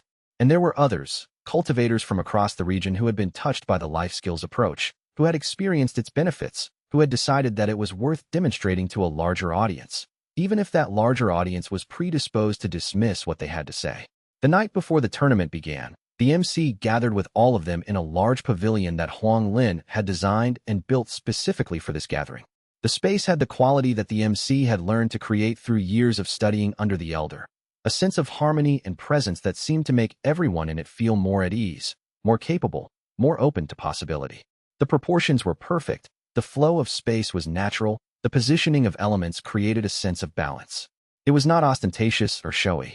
It was simply a space that supported human connection and clear thinking. Tomorrow, the MC said, standing in the center of that pavilion, we will demonstrate what we have learned. Not to prove that we're better than combat cultivators. Combat cultivators will always be more powerful in direct combat. That's what they've trained for, what they've dedicated their lives to perfecting. But we're going to show something else. We're going to show that genuine cultivation is wider and deeper than combat alone, that mastery can take many forms, that the most important problems in the world sometimes cannot be solved through force or power or the ability to defeat opponents. What if people don't understand? Dao Qing asked, voicing the concern that several others were feeling. What if they see our demonstrations and still believe that combat cultivation is superior? What if the judges dismiss our work as less important? Then they don't understand, the MC said, not with frustration but with calm recognition. But understanding will come. It always does, when something is true. The only question is how long it takes. Some people will understand immediately. Others will need to see results over time. Still others will resist the understanding because it challenges what they've built their entire identity around. But none of that changes whether the understanding is true. But won't that hurt us? Qin Wei asked. Won't it set the life skills approach back if the judges declare us inferior? Only if we care more about the judges' approval than we care about the truth, the MC said. And that's a trap that many cultivators fall into. They pursue power or status or recognition. And in pursuing those external validations, they lose touch with the actual principles they're supposed to be cultivating. Our job is not to convince the judges. Our job is to demonstrate what we know to be true and let people make their own determinations based on the evidence. Chapter 87. The Traditional Tournament. The traditional tournament began at dawn on the first day, with opening ceremonies that lasted nearly 2 hours. Master cultivators from across the world stood in the central arena as the Grand Alliance formally acknowledged their participation. Banners representing 100 different sects and lineages hung from the observation platforms. The crowd that had gathered numbered in the hundreds of thousands. many having traveled for months to witness what was being called the greatest gathering of combat cultivators in 1,000 years. The MC and the disciples did not attend the opening ceremonies. They had no interest in watching combat cultivators demonstrate their mastery in direct conflict. Instead, they spent the day making final preparations for their own demonstrations, which would begin the next morning. But the MC did ask Xinxing to attend some of the traditional tournament matches to bring back reports of what was happening. Xinxing and several other cultivators from traditional sects had been curious, wanting to see the full spectrum of what the mainstream cultivation world could produce. Xinxing returned in the evening with a complex expression on his face. "It's extraordinary," he said. "The level of power that these cultivators command is, I don't have words for it. They reshape the earth with a gesture. They stop time for brief moments. They create formations in the air, structures of pure energy that would take us weeks to build. I watched a master from the Azure Dragon sect draw a sword made entirely of solidified lightning. I saw a cultivator from the Northern Ice Palace freeze an entire arena, everything in it, including the air itself, and then shatter it like glass." The other spectators listened with expressions ranging from awe to concern. These feats were genuinely beyond the scope of what most cultivators could accomplish. "But," the MC asked, sensing the hesitation in Xinxing's voice. "But I kept thinking about the spirit vein," Xinxing continued. "Watching them command such tremendous power, reshape reality itself, and all I could think was, what happens when you need to heal something instead of breaking it? What happens when the answer requires understanding rather than force? These masters are magnificent and utterly helpless in the face of problems that require a different kind of cultivator entirely." "Tell me more," the MC said. "During one match, I overheard two commentators discussing a problem one of the major sects is facing. Something about contaminated water sources that are affecting their territory. They were saying that the sect would probably need to relocate or find a new source of water. These are masters with the power to reshape mountains, and yet they have no idea how to approach a problem of water contamination." Xinxing paused, then continued.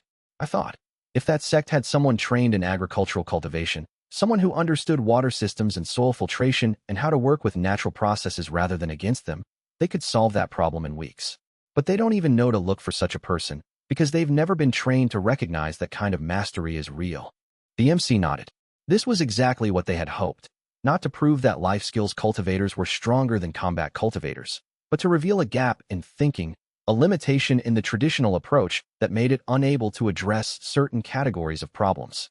"There's something else," Xinxing said. "Some of the masters I spoke with were troubled by the demonstrations you'll be doing.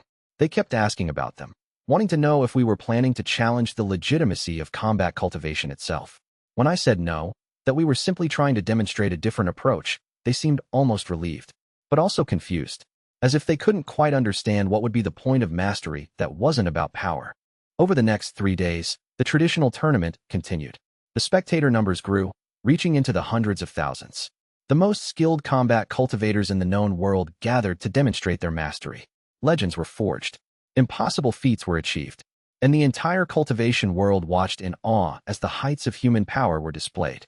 But it was a specific kind of power, one that was dedicated entirely to combat, to the ability to defeat and overcome, to the domination of physical reality through force of will and cultivation.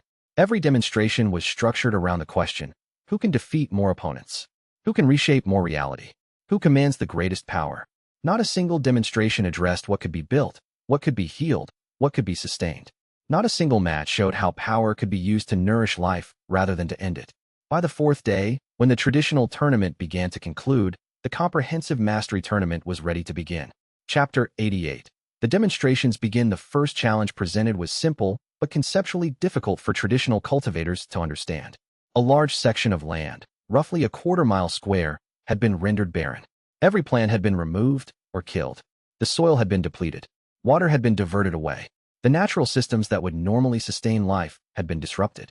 It was a disaster zone from an ecological perspective, the kind of land that would take decades or centuries to recover naturally.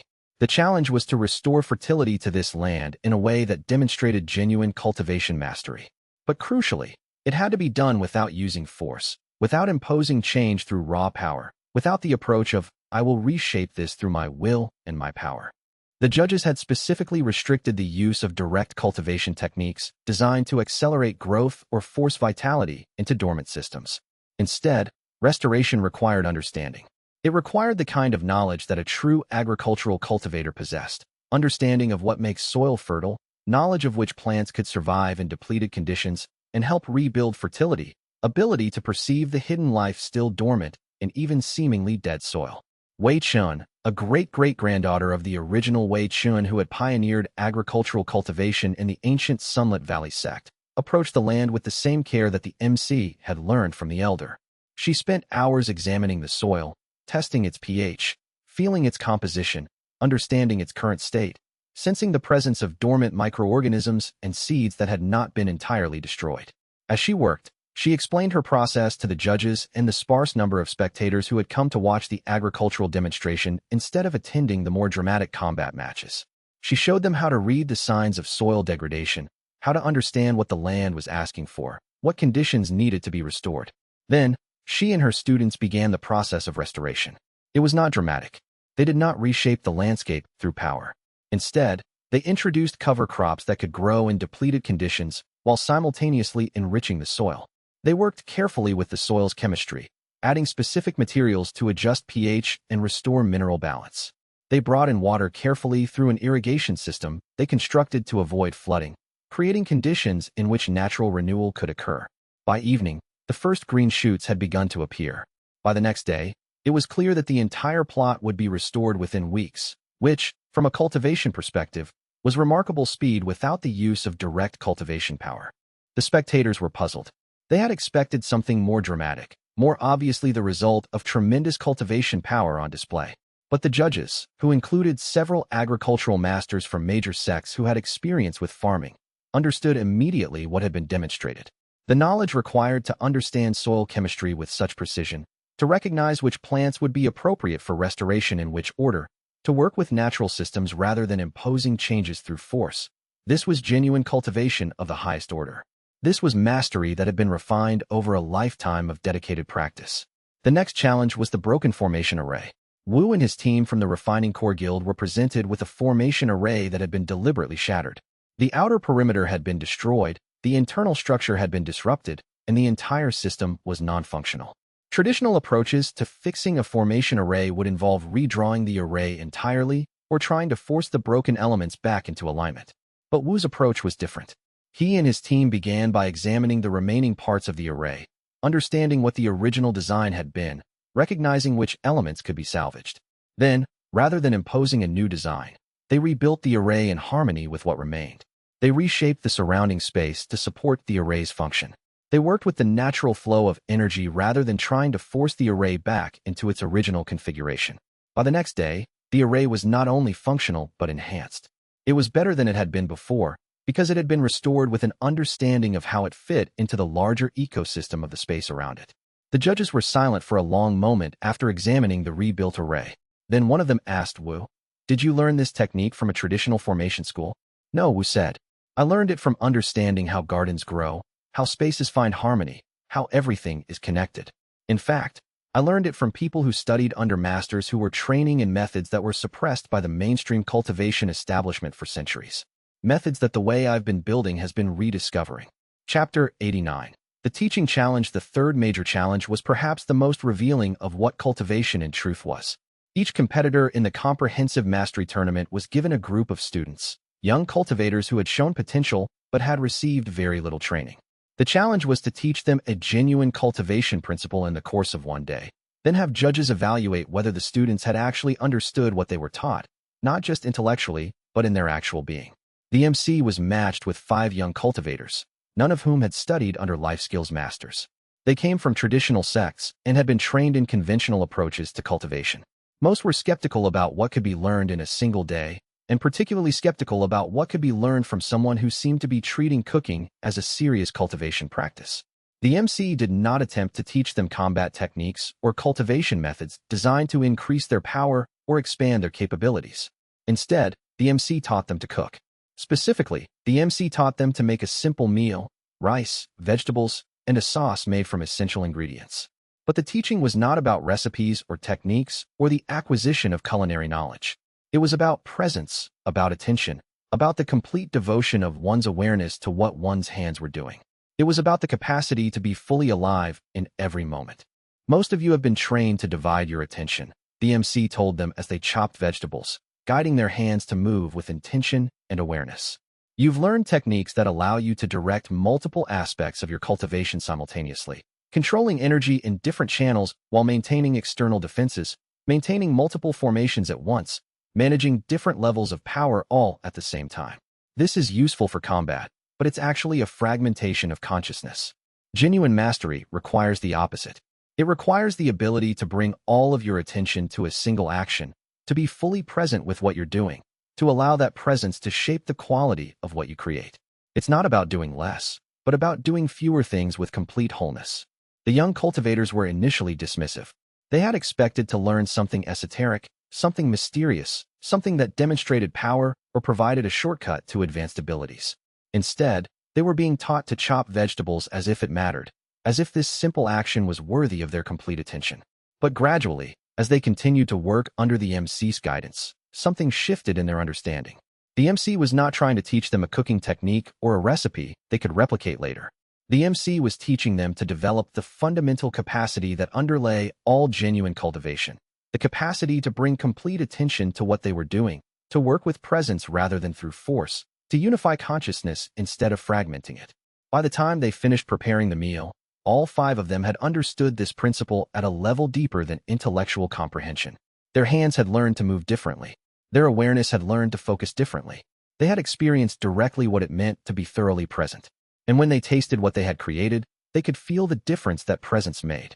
The food tasted better not because the ingredients were special or exotic, but because it had been created with complete attention, with genuine care, with the presence of someone who was fully alive while creating it. The judges asked the young cultivators to explain what they had learned. I learned that mastery is not about doing many things at once, one of them said thoughtfully. It's about doing one thing wholly. And in that completeness, I was more aware, more alive, than I've ever been while learning combat techniques. I learned that the quality of what we create is determined by the quality of attention we bring to it, another said. It's not about the power we're channeling or the techniques we're using. It's about how fully present we are. I learned that presence is a form of power, the third added. But it's a different kind of power than I've ever been trained in. It's not about controlling things or defeating things. It's about bringing your whole self to what you're doing. The MC did not address the judges or make any additional statements. They did not need to. The understanding of the students was the only proof that mattered. When people tasted food that had been prepared with presence, when they saw students grasp fundamental cultivation principles through simple practices, when they felt the quality of presence emanating from the young cultivators, that was proof that transcended any argument or defense. Chapter 90. The elder returns on the 5th day of the comprehensive mastery tournament. Something unexpected happened. A figure arrived at the tournament grounds who had not been registered as a competitor, who had not announced their intention to participate. The figure was old, dressed in simple robes, moving slowly with the aid of a walking stick that seemed to be made from a piece of living wood. It was the elder. The MC was in the middle of demonstrating the principles of medicine and healing when the elder appeared. The MC's hands went still, and for the first time since the tournament began, the MC's complete focus moved away from what they were doing. Continue, the elder said simply, though the elder was standing at the far edge of the demonstration area. But the voice carried with complete clarity, and the MC understood that the elder meant for the demonstration to continue. The MC returned attention to the patient, a woman who had been suffering from the kind of cultivator's disease that traditional medical practitioners could not heal, the accumulated damage from pushing the body beyond its natural limits. The MC worked with medicinal herbs, with specific practices designed to help the body remember how to heal itself, with the kind of understanding that the elder had spent years teaching the MC. The elder watched, saying nothing, but the elder's presence transformed the demonstration entirely. It was no longer the MC showing a particular technique or approach.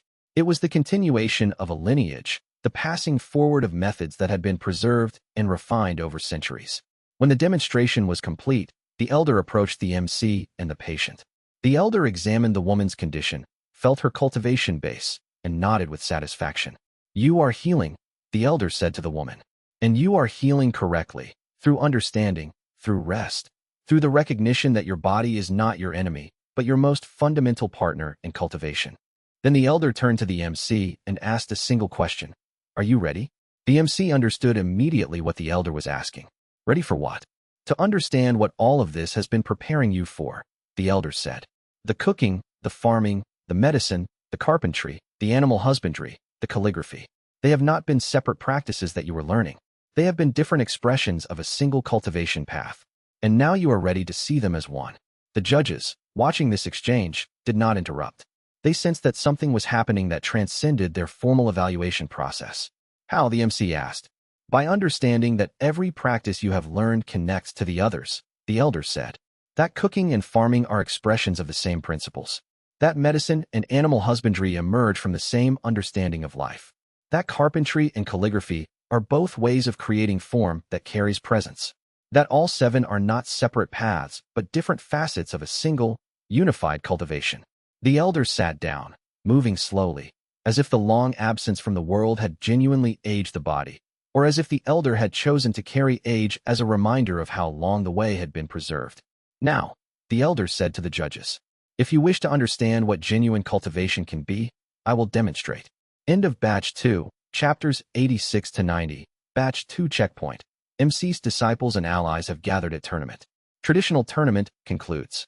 Comprehensive Mastery Tournament begins with 3 major demonstrations: land restoration, formation array repair, teaching challenge. Elder appears and reveals the unified cultivation path connecting all 7 skills. Ready to proceed to Batch 3, Chapters 91 to 95. Running total, 7,955 words, well above target of 10,000 for first 10 chapters. Chapter 91. The Elder's demonstration. The elder rose slowly from the seated position, moving with the kind of deliberate care that suggested age, but also suggested something else, a complete comfort with one's own body, a lack of fear about what its limitations might mean. I am Ye Minguan, the elder said to the assembled judges and spectators. I founded the Sunlit Valley sect 900 years ago. I was declared destroyed by the Void Order 800 years ago. I have been very quiet for the centuries since then, watching to see if the principles I taught would survive when all institutional structures were removed. The statement hung in the air like a bell that had just been rung. Some of the judges gasped. Others looked confused. But the ones who knew history, by any measure knew it, had studied the ancient texts in depth, suddenly understood what they were witnessing. The challenge before us, Ye Minguan continued, is not about demonstrating that life skills cultivation can compete with combat cultivation on combat cultivation's own terms. That would be like asking a gardener to prove their mastery by asking them to defeat a warrior in direct combat. The wrong question produces meaningless answers. The elder gestured toward the tournament grounds, encompassing both the traditional tournament and the comprehensive mastery tournament in a single motion. The real question is, what kind of cultivation produces human beings who are genuinely free? Not free from their opponents or their enemies, because that kind of freedom is always conditional, always dependent on being stronger than someone else. But genuinely free, free from the fear of loss, free from the need to dominate, free from the suffering that comes from the endless pursuit of power. One of the judges, an elderly master from one of the largest sects, stood up. You're saying that combat cultivation produces suffering? I'm saying, Ye Minguan replied gently, that any form of cultivation that is based on competition, on the need to be superior to others, on the understanding that your worth is measured by how much power you can command, that form of cultivation produces suffering. Because the conditions that create that power are never stable. There is always someone stronger. There is always something that can take your power away. There is always the fear of loss. The elder moved into the center of the demonstration area, where many of the previous challenges had been set up. The MC recognized immediately what was about to happen. Ye Minguan was going to solve all of the remaining challenges simultaneously, but not by demonstrating superior technique or greater power. The elder was going to demonstrate something entirely different. The elder approached the barren land that Wei Chun had been restoring. Ye Minguan knelt in the soil, hands pressed to the earth, and the MC could feel the elder's presence flowing out like water, finding its level. Not forcing anything, not imposing change, but simply allowing the life that remained dormant in the soil to remember that it could grow. In the space of minutes, the entire plot erupted into life. But it was not the artificial, rapid growth that powerful cultivation could produce. It was genuine restoration. The plants that were emerging had been chosen with precise understanding of what the soil needed, what would help it recover, what would create genuine and lasting fertility. The elder stood and moved to the broken formation array. Wu watched with an expression approaching awe as Ye Minguan examined the broken pieces. The elder did not rebuild the array. Instead, the elder dissolved it entirely, breaking it into its component parts, then reassembled it not as it had been, but as something new. as something that carried within it the principles of the original design, but integrated with an understanding of the space it occupied, the surrounding energy, the natural patterns that moved through the place. When Ye Minguan stepped back, the array was not just functional. It was beautiful. It was a perfect integration of form and function, design and purpose, technical mastery, and organic growth. The elder then approached the medical challenge, a collection of patients suffering from various forms of cultivator's disease, damage that came from pursuing power without understanding. Ye Minguan did not prescribe medicines or treatments. Instead, the elder spent time with each patient, listening, asking questions, understanding their history and their suffering. And then, the elder gave each of them the same fundamental teaching. Your cultivation base was damaged, the elder said to the first patient, a middle-aged woman whose years of pursuit of power had left her constitution deeply compromised. Not because your technique was wrong, but because you were pursuing cultivation for the wrong reason. You were seeking power. And power, pursued as an end in itself, is poison to the cultivator because it can never be satisfied.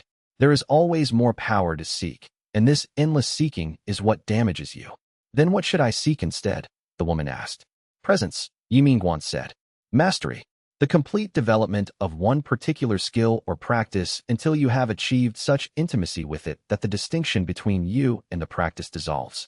That kind of cultivation strengthens rather than weakens, because it is not in conflict with anything. It is not in competition with anyone. It is simply the full expression of who you are. The elder moved to the next patient and the next, giving each of them the same teaching in different words, allowing each of them to hear the truth in a way that made sense for their particular circumstance. By the time Ye Minguan had finished with all the patients, something extraordinary had happened. It was not that they were suddenly healed. It was that they had understood the roots of their suffering, and in that understanding, the process of genuine healing had begun. The judges sat in complete silence. One of them finally asked, "How is this possible? What cultivation method allows you to demonstrate mastery across all these different dimensions? Agriculture, formation arrays, medicine, simultaneously." There is only one cultivation method, Ye Minguan said simply. What you call different methods are different expressions of the same underlying principle. The principle is presence. The principle is genuine mastery. The principle is complete understanding rather than accumulated power. The elder turned to face the judges directly, and the MC could feel the weight of 900 years of knowledge, 900 years of understanding, 900 years of watching the way survive and ultimately thrive. Combat cultivation produces warriors, Ye Minguan said. Life skills cultivation produces human beings. That is not a metaphor. It is the literal difference. And over the long term, human beings prove themselves superior to warriors, not because they are more powerful, but because they understand what power actually is. Chapter 92. The unified path revealed after the demonstrations were complete, the elder requested a private meeting with the MC and the judges. They gathered in a meditation space that Huang Lin had designed specifically for such gatherings, a room that somehow seemed to contain the vastness of sky and earth while still feeling intimate and protected. Ye Minguan began without preamble. The 7 practices I taught, the elder said, gesturing to the MC, are not 7 separate paths that a cultivator chooses among. They are the 7 facets of a single path of genuine cultivation. The MC has learned them as separate practices, the way a child learns to distinguish between individual colors before understanding that they all emerge from white light. The elder moved to the center of the space and drew 7 symbols in the air. They hung there, shimmering with residual energy. Cooking, the elder said, and the first symbol blazed with warmth. Cooking is the art of transformation, taking raw ingredients and through heat, time, and understanding, creating something new. This is the foundation of all cultivation, the understanding that you can take your raw nature and through dedication and presence, transform it into something refined, something nourishing, something that sustains life. The second symbol appeared. Farming is the art of cooperation with natural cycles, understanding when to plant, when to nurture, when to harvest, when to allow rest. It teaches the cultivator that you cannot force growth. You can only create conditions and then allow growth to emerge according to its own nature. The third symbol. Medicine is the art of understanding the systems that sustain life and the wisdom to help those systems restore themselves. It teaches that the highest form of power is not domination but support, not forcing change but understanding what wants to happen and facilitating it. The fourth symbol. Carpentry is the art of understanding structure, of knowing how different parts fit together to create something that is both beautiful and functional. It teaches that every piece serves the whole, and that the whole is only as strong as the relationships between its parts. The fifth symbol. Animal husbandry is the art of relationship with consciousness that is different from your own, of learning to communicate across the boundaries of different forms of awareness. It teaches that the universe is not merely matter and energy, but consciousness in infinite variation. The sixth symbol. Calligraphy is the art of creating form that carries presence, of understanding that every mark you make is an expression of your consciousness. It teaches that nothing you create is ever neutral. Every action carries your essential nature within it. The seventh symbol. Architecture. The art of understanding how space itself can be designed to support human flourishing, how the places we inhabit shape who we become. It teaches that cultivation is never purely personal. It always exists in relationship to the environments and communities that sustain us. The elder allowed the seven symbols to hang in the air for a long moment, then spoke again. Each of these practices teaches a different aspect of genuine cultivation, but they are not isolated teachings. A master of cooking understands the principles of transformation that also apply to medicine and animal husbandry. A master of farming understands the principles of cycles and timing that also apply to calligraphy and architecture. A master of carpentry understands the principles of structure and relationship that apply to all the others. And the breakthrough, Ye Minguan said, now directing attention fully to the MC, comes when the practitioner understands that all seven of these principles are expressions of a single underlying reality. That cultivation is not about accumulating power, but about achieving complete integration between your consciousness and whatever you are practicing.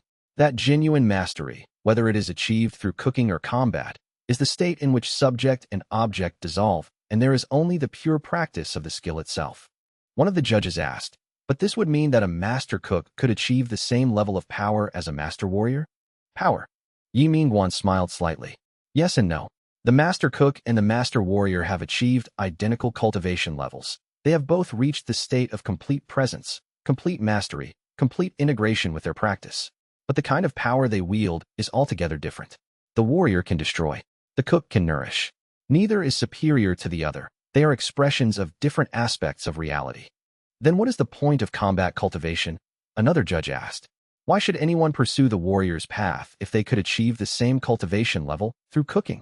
Because, the elder said gently, different people have different natures. Some people are naturally drawn to combat, to testing themselves against opposition, to the clarity that comes from direct confrontation. That is their path, and there is nothing wrong with it. But it is not the only path. It is not the superior path. And the world would be greatly enriched if people understood that genuine cultivation could be achieved through many different practices. The MC, listening to this explanation, felt something crystallize within them. The separate practices that the elder had taught suddenly made sense as one unified whole. The principles that the MC had learned through cooking about timing and transformation were identical to the principles that applied to medicine, to farming, to all the rest. But more importantly, the MC understood something that the elder had been teaching all along without ever stating directly. Combat cultivators could never in earnest understand the full depth of what the MC had learned, because they had never practiced anything except combat. Their entire framework for understanding power was built on force and opposition. They could not genuinely comprehend that a cook could be a cultivator of equal mastery, because they had never sat in a kitchen and experienced the kind of presence that emerges from the dedication to a single simple practice. The MC stood and bowed deeply to Ye Minguan. Thank you, the MC said. I understand now. Good, the elder replied. Now you are ready to go further. Chapter 93. The MC's breakthrough. The elder did not remain at the tournament for the final days of competition. Instead, the elder instructed the MC to stay, to continue the demonstrations, to teach the judges and the spectators what had been learned. I have shown the path, Ye Minguan said on the morning of the elder's departure. Now you must walk it fully. And the way to do that is not to remain here and convince skeptics, but to return to your compound and deepen your own practice. Where are you going? The MC asked. Back to the mountains, the elder said simply. I am very old now, and the body is ready to rest. But the way is no longer dependent on me. It is dependent on people like you, who understand it not from being told about it, but from practicing it and living it.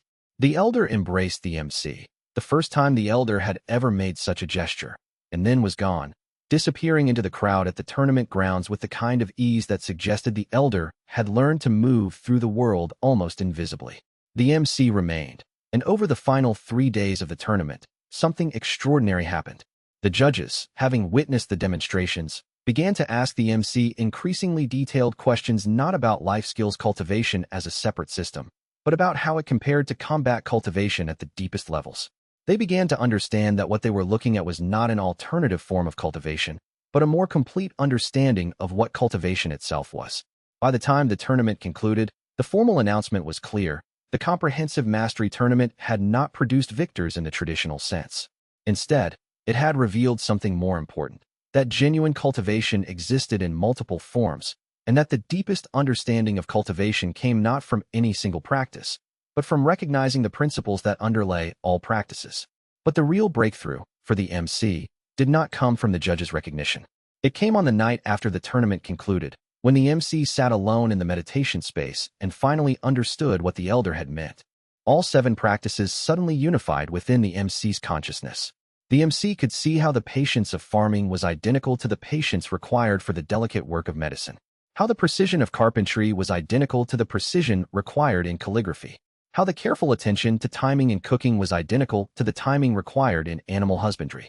But more profoundly, the MC understood that these were not 7 paths that had been forced to converge.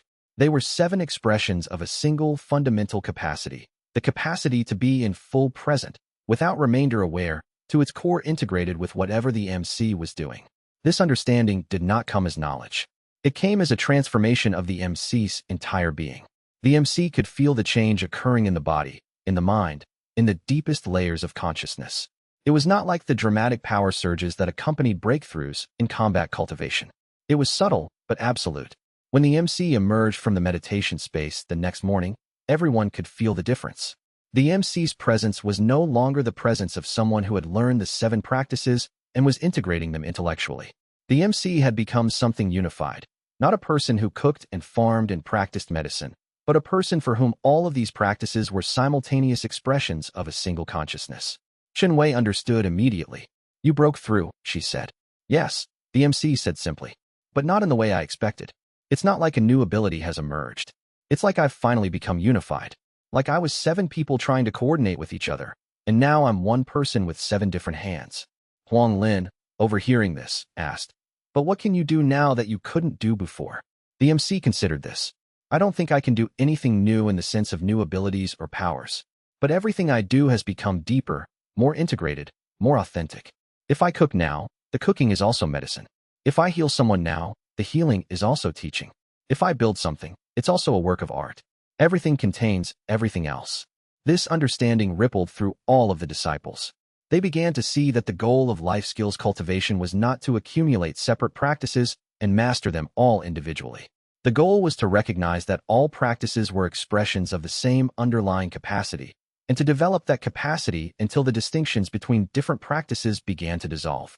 Chapter 94. The integration of 8 centuries. As the MC and the disciples returned to their compound, a message arrived from the Restoration Center of the Sunlit Valley sect.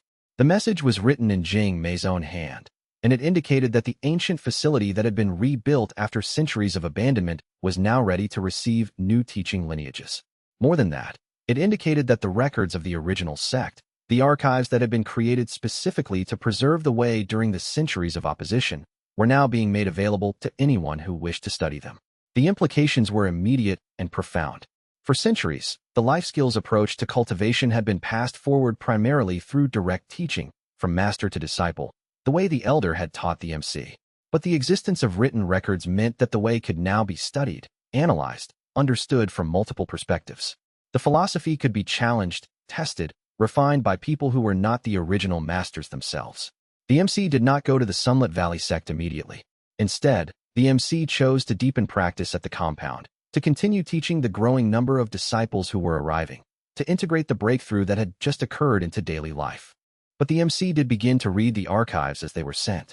And what the MC discovered was both humbling and validating. The principles that Ye Minguan had taught the MC were not newly created understandings that the elder had developed in isolation. They were the recovery and refinement of principles that had been central to human cultivation for thousands of years, principles that had been nearly lost when the Void Order had destroyed the Sunlit Valley sect, but that had survived in small communities and isolated practitioners across the world. The cooking cultivation methods, for instance, had their origins in ancient kitchen traditions that predated the formal development of combat cultivation by centuries. The farming methods had emerged from agricultural societies that understood spirit work as fundamental to food production. The medicine, the carpentry, the animal husbandry, the calligraphy, the architecture, all of these had deep roots in human history, but had been gradually marginalized as combat cultivation became the dominant paradigm. What Ye Minguan had done was to revive these ancient understandings, refine them in the context of contemporary cultivation knowledge, and create a comprehensive system that showed how they all fit together as expressions of a single way. Reading through the archives, the MC began to understand something about the structure of cultivation history that was not commonly taught. Combat cultivation had become dominant not because it was the best form of cultivation, but because it was the most immediately powerful and the easiest to measure. A combat cultivator could defeat an opponent in seconds and thus prove their power. But a master cook, a master healer, a master farmer, these cultivators worked in ways that produced results over months and years, and the results were not as visible, not as immediately impressive, but they were no less powerful. In fact, they were more powerful, in the sense that their effects lasted longer, served more people, and did not depend on the constant application of force to maintain. The MC shared these insights with the disciples, and the effect was transformative. They began to understand that they were not inventing something new, but recovering something ancient. They were not creating an alternative form of cultivation, but reconnecting with a tradition that had been nearly lost. This understanding changed the entire tenor of the work at the compound. It was no longer about proving the validity of the life skills approach through demonstrations and arguments. It was about recognizing that this approach was part of a continuous chain of practice that extended back through thousands of years of human history. We are just the latest generation, the MC told the disciples one evening. The next generation after the destruction and the recovery. We're living in a time when the way is being re-established openly, when people are beginning to remember that cultivation could always take many forms. What do you think will happen to combat cultivation? Shimei asked. The MC thought about this carefully. Combat cultivation will continue to exist.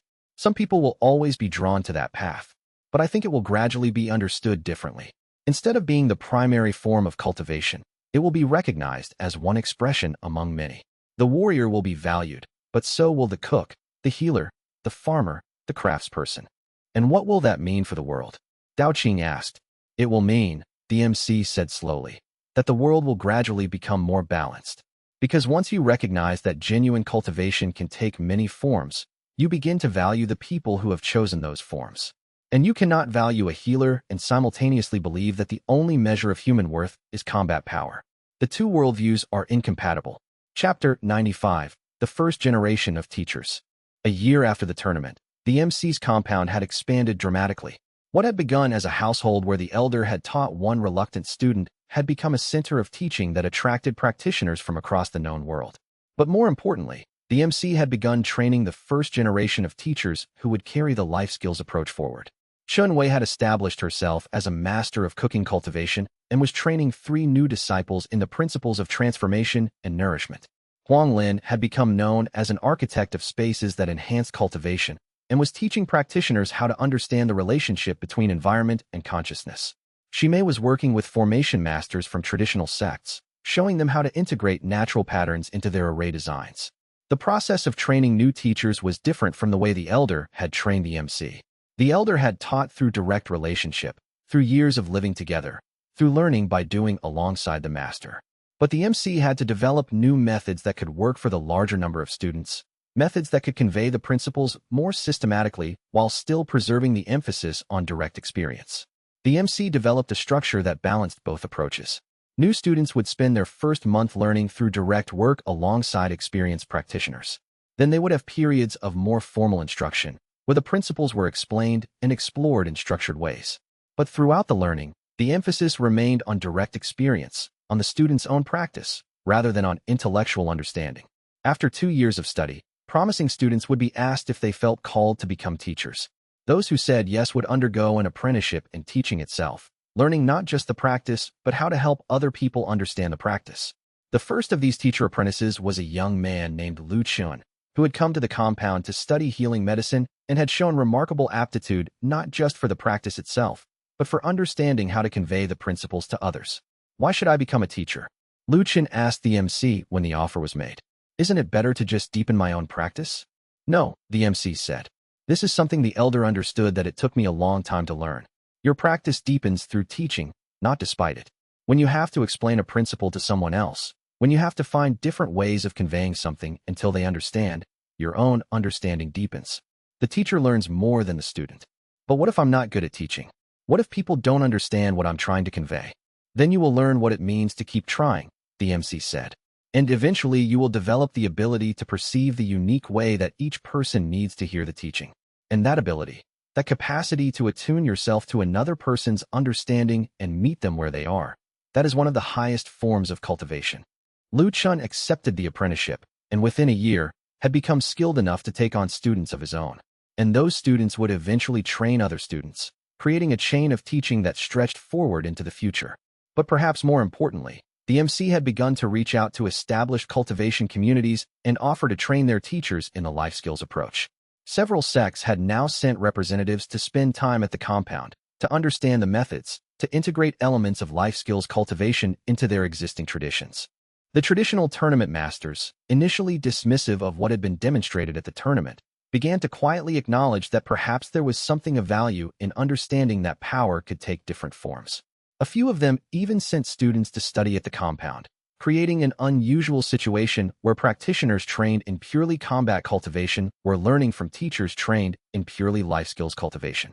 The Grand Alliance of Master Cultivators announced that the next Grand Tournament would expand the Comprehensive Mastery Tournament section significantly and would include demonstrations from multiple life skills masters, not just the MC. But perhaps the most significant development was quieter and less visible to the mainstream cultivation world. Across the known world, small communities of life skills practitioners were beginning to form, not organized as formal sects with hierarchies and power structures, but emerging naturally as people recognized others who shared their understanding that genuine cultivation could take many forms. In small towns and cities, in agricultural regions and urban centers, people who had learned cooking, farming, medicine, carpentry, animal husbandry, calligraphy, and architecture were beginning to gather, to study together, to refine their understanding. The way, which had been nearly lost in the destruction of the Sunlit Valley sect, was now spreading more widely than ever before. Not through conquest or dramatic demonstration, but simply through people recognizing the truth of what it taught and choosing to walk that path. End of Batch 3, Chapters 91 to 95, Batch 3 Checkpoint. Elder Ye Minguan demonstrates unified mastery across all domains. Reveals how 7 practices are expressions of one underlying way. MC achieves breakthrough understanding that unifies cooking, farming, medicine, carpentry, animal husbandry, calligraphy, and architecture into single cultivation path. MC becomes teacher of teachers. First generation of formal teachers established. Life skills cultivation spreads to broader cultivation communities. Ready to proceed to final batch, chapters 96 to 100, to conclude with long-term transformation and the future of the way. Running total, 12,117 words, exceeding halfway point toward 20,000 minimum target. Chapter 96. The resistance and the integration. Not everyone welcomed the emergence of life skills cultivation as a legitimate path.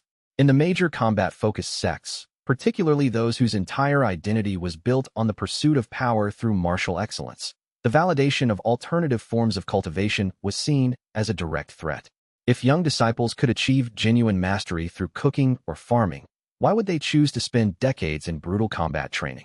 If a healer using the MC's methods could cure conditions that traditional medical cultivators could not address, what did that say about the value of their training? The opposition was subtle at first.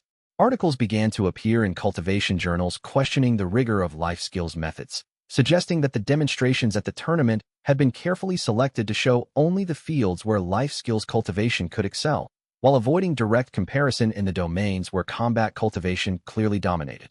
Teachers at traditional sects began to discourage their students from studying under the MC's teachers, suggesting that doing so would contaminate their cultivation base with less rigorous practices. Some prominent masters issued statements claiming that the breakthroughs the MC and others had demonstrated were the result of fraudulent cultivation or artificial enhancement, not genuine achievement. But despite this resistance, something unexpected was happening. The life skills approach was proving itself through results that could not be denied. Communities where agricultural cultivation was practiced showed dramatically improved crop yields. The farming methods were not magical. They were based on solid understanding of soil chemistry, crop rotation, and ecological balance. But the results were consistent, reproducible, and superior to traditional agricultural approaches. Healers trained in the life skills medical method were successfully treating conditions that mainstream medical cultivators could not address. And more importantly, the people they healed remained healthy without requiring constant treatment or energy supplementation. Formations designed according to the principles that the MC had taught, integrating natural patterns and environmental harmony, proved to be more stable, more efficient, and longer-lasting than traditional purely mathematical array designs. Slowly, gradually, the opposition began to shift from outright denial to pragmatic acceptance. Combat-focused sects began to make quiet arrangement with life skills teachers, creating unofficial channels through which their disciples could learn these alternative approaches without having to openly acknowledge that they were doing so. The Grand Alliance of Master Cultivators, which had initially been skeptical, began to recognize that allowing both approaches to flourish actually strengthened the overall cultivation ecosystem. Rather than the cultivation world being divided between warriors and other practitioners, a new understanding began to emerge. Every person had both a combat aspect and a life skills aspect to their cultivation, and genuine mastery required developing both. This realization transformed the entire structure of mainstream cultivation practice. Traditional sects began to add life skills instruction to their curricula. Combat cultivators started to learn cooking, not as a separate practice, but as an integrated aspect of their cultivation. Warriors trained in martial excellence also began to understand that their cultivation was strengthened by learning to heal, to tend to the land, to create things. Meanwhile, the MC's compound and the network of life skills teachers continued to grow, but in a different way than the combat sects grew. Rather than seeking dominance or expansion, the life skills schools focused on deepening practice and creating spaces where genuine cultivation could flourish. By the 5th year after the tournament, the split between combat cultivation and life skills cultivation had effectively disappeared. Instead, there was a new understanding of cultivation itself, one that recognized power as only one expression of mastery, and understood that the most complete cultivators were those who had developed both martial excellence and genuine skill across multiple life domains. Chapter 97. The Hidden Purpose revealed 5 years after the tournament. The MC received another message from Ye Minguan. The elder had returned to the mountains and had been living in deep meditation, but the message was clear and present, as if the elder had been speaking directly into the MC's consciousness. The message contained a single instruction: return to the original meditation hall where the elder had first begun teaching the MC, come alone, and bring the understanding that had been developed. The MC prepared for a journey that took nearly a month. The original compound where the elder had first appeared was in a remote region, far from any major cultivation centers, difficult to access. But the MC remembered the way, or perhaps was being drawn there by some guidance that operated beyond normal navigation. The meditation hall was much as the MC remembered it, but also different. It seemed smaller, as if the MC's own expansion in understanding had changed how the space appeared. Or perhaps the space itself had shifted, responding to the MC's development. The elder was waiting inside, sitting in the exact position where the elder had sat on that first day, so long ago, when the MC had been a resentful student convinced that learning to cook was beneath their cultivation aspirations. You have done well, the elder said simply. I have only continued what you taught me, the MC replied. No, the elder said. I taught you one thing. You have created something far larger. That is the difference between a student and a true practitioner. The student learns what the teacher knows. The practitioner understands the principles deeply enough to create new expressions of them. The MC sat across from the elder, and in that sitting, time seemed to shift. The MC could feel all the years that had passed, all the developments that had occurred, but they seemed to exist simultaneously rather than sequentially. Past and present and future were all present at once. I wish to tell you something, the elder said, that you were not ready to hear until now. Something about why I taught you what I taught, and why the way had to survive in the way that it has. The MC listened as the elder explained something that, while shocking in its content, felt entirely natural and obvious in its truth. The cultivation world, Ye Minguan said, was trapped in a path that could only lead to destruction. Combat cultivation, pursued as the primary form of mastery, creates a competitive structure in which every cultivator must constantly seek greater power, in which warfare and conflict become inevitable, in which might becomes the measure of all value. This system has been sustainable for thousands of years because new cultivators are born, because the world is vast enough that conflict can be dispersed rather than centralized, because the destruction has been limited enough not to cascade into total annihilation. But the system is inherently unstable. Given enough time, given enough advancement in power, The competitive structure of combat cultivation will eventually produce a crisis that no amount of additional power can resolve. The way that I taught, the life skills approach, is not meant as a replacement for combat cultivation. It is meant as a corrective, as a balance, as a reminder that there are forms of mastery that do not depend on domination. I knew that the Void Order would destroy the Sunlit Valley sect. I allowed it to happen because a sect that is destroyed is no longer an institutional target. Knowledge that is distributed widely is harder to suppress than knowledge that is concentrated. And a philosophy that proves itself through results rather than through institutional authority cannot be killed by institutional destruction. The MC understood, in that moment, that the entire sequence of events over the past 1,000 years had been part of a plan far larger than any individual cultivator could have conceived. The destruction of the sect, the dispersal of the way, the centuries in which life skills cultivation had survived in small communities, the eventual restoration of the Sunlit Valley sect, the emergence of the MC, and the demonstrations at the tournament. All of this had been necessary. But my role is ending, the elders said. I have lived long enough to see the way begin to re-establish itself. I have seen enough to know that it will continue without me. And now it is time for the next phase. What phase? The MC asked. The phase in which the two approaches, combat and life skills cultivation, are integrated so fully that the distinction between them becomes meaningless. The phase in which every cultivator understands that genuine mastery requires both the ability to defend oneself and the ability to sustain oneself. The phase in which the cultivation world naturally evolves toward balance rather than dominance. And what role do I have in that phase? The MC asked. The role you are already playing, the elder said. To teach, to demonstrate, to help people discover that presence and genuine mastery can take many forms. To be patient as the world gradually understands what you already know. To trust that the truth of these principles will become so obvious, eventually, that no one will even remember that it was ever questioned. Chapter 98. The final teaching. The MC stayed with Ye Minguan for 3 months. During that time, the elder did not teach anything new in terms of techniques or practices. Instead, the elder taught through presence, through silence, through the lived demonstration of what it meant to have spent 900 years in service to a single principle. The MC learned, by sitting in the elder's presence day after day, what it meant to without question let go of the need for recognition, the need for validation, the need to control outcomes. Ye Minguan had spent centuries watching the way be nearly destroyed and then gradually recover, without ever becoming invested in specific results, without ever grasping at outcomes. The biggest mistake that cultivators make, the elder said on one of the last days, as they sat overlooking the mountains, is believing that their practice is about them. They think they are cultivating themselves, improving themselves, advancing their own power and understanding. But genuine cultivation is not about you. It is about the practice itself. I don't understand, the MC said.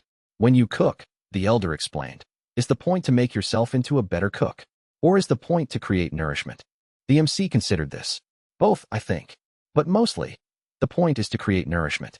And in creating that nourishment fully, thoroughly, with complete presence, you become a better cook as a side effect. Exactly, Ye Minguan said. That is the understanding that liberation comes from. When you stop trying to improve yourself, and instead focus entirely on doing the practice as perfectly as you can, that is when genuine mastery emerges. Your cultivation deepens not because you are seeking depth, but because you are too absorbed in the practice to be focused on yourself at all. This teaching struck the MC with the force of a breakthrough. The MC had been proud of the developments that had occurred, proud of the students who were learning, proud of the way the life skills approach was spreading through the cultivation world. But in that pride was a subtle attachment, a subtle sense of the MC as the agent of these developments. What the elder was pointing to was something deeper, that all of these developments would have happened whether the MC felt proud about them or not. That the MC's role was simply to show up fully to the practice, to teach those who came asking, to allow the way to express itself through the MC's actions without grasping at the results. In that moment, the last vestiges of the MC's ego investment in being the one who had brought the life skills approach to the world dissolved. The MC was simply an instrument through which the way was expressing itself. The actual master of the MC's cultivation was not the elder and was not the MC, but the practice itself: cooking, farming, medicine, carpentry, animal husbandry, calligraphy, architecture, and the unified cultivation that emerged from integrating all of these. When the MC finally left to return to the compound, the elder did not give formal farewell instructions or final advice. Instead, the elder simply said, "Go, practice, teach, live." and let the way express itself through your life. The journey back to the compound took a month, and during that time the MC moved through the landscape in a state of complete presence. There was no separation between the MC and the mountains, between the MC and the road, between the MC and the other travelers who sometimes walked alongside. There was only the present moment, unfolding constantly, wholly alive. Chapter 99.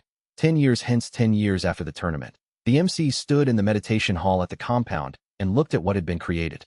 There were now 300 direct practitioners studying under the teachers who had trained with the MC. But that number was misleading because it counted only those in formal training relationships. In reality, the principles of life skills cultivation were spreading through networks that did not keep formal records, through casual teaching relationships, through people discovering the way through their own practice rather than through formal instruction. The disciples had established formal training centers in 15 different regions. Each center was designed differently, reflecting the unique character of the region and the particular vision of the teachers who led it. Chunwei's center in the southern provinces focused on how cooking and food preparation could be used to build community and bridge cultural divides. Huanglin's centers in the central regions emphasized how the built environment shaped consciousness and how architects could consciously design spaces that supported cultivation. Ximei's work in the agricultural regions showed how farming and formation array work were expressions of the same fundamental principles. The principles of life skills cultivation had been integrated into the curricula of over 100 major sections. This integration took many forms.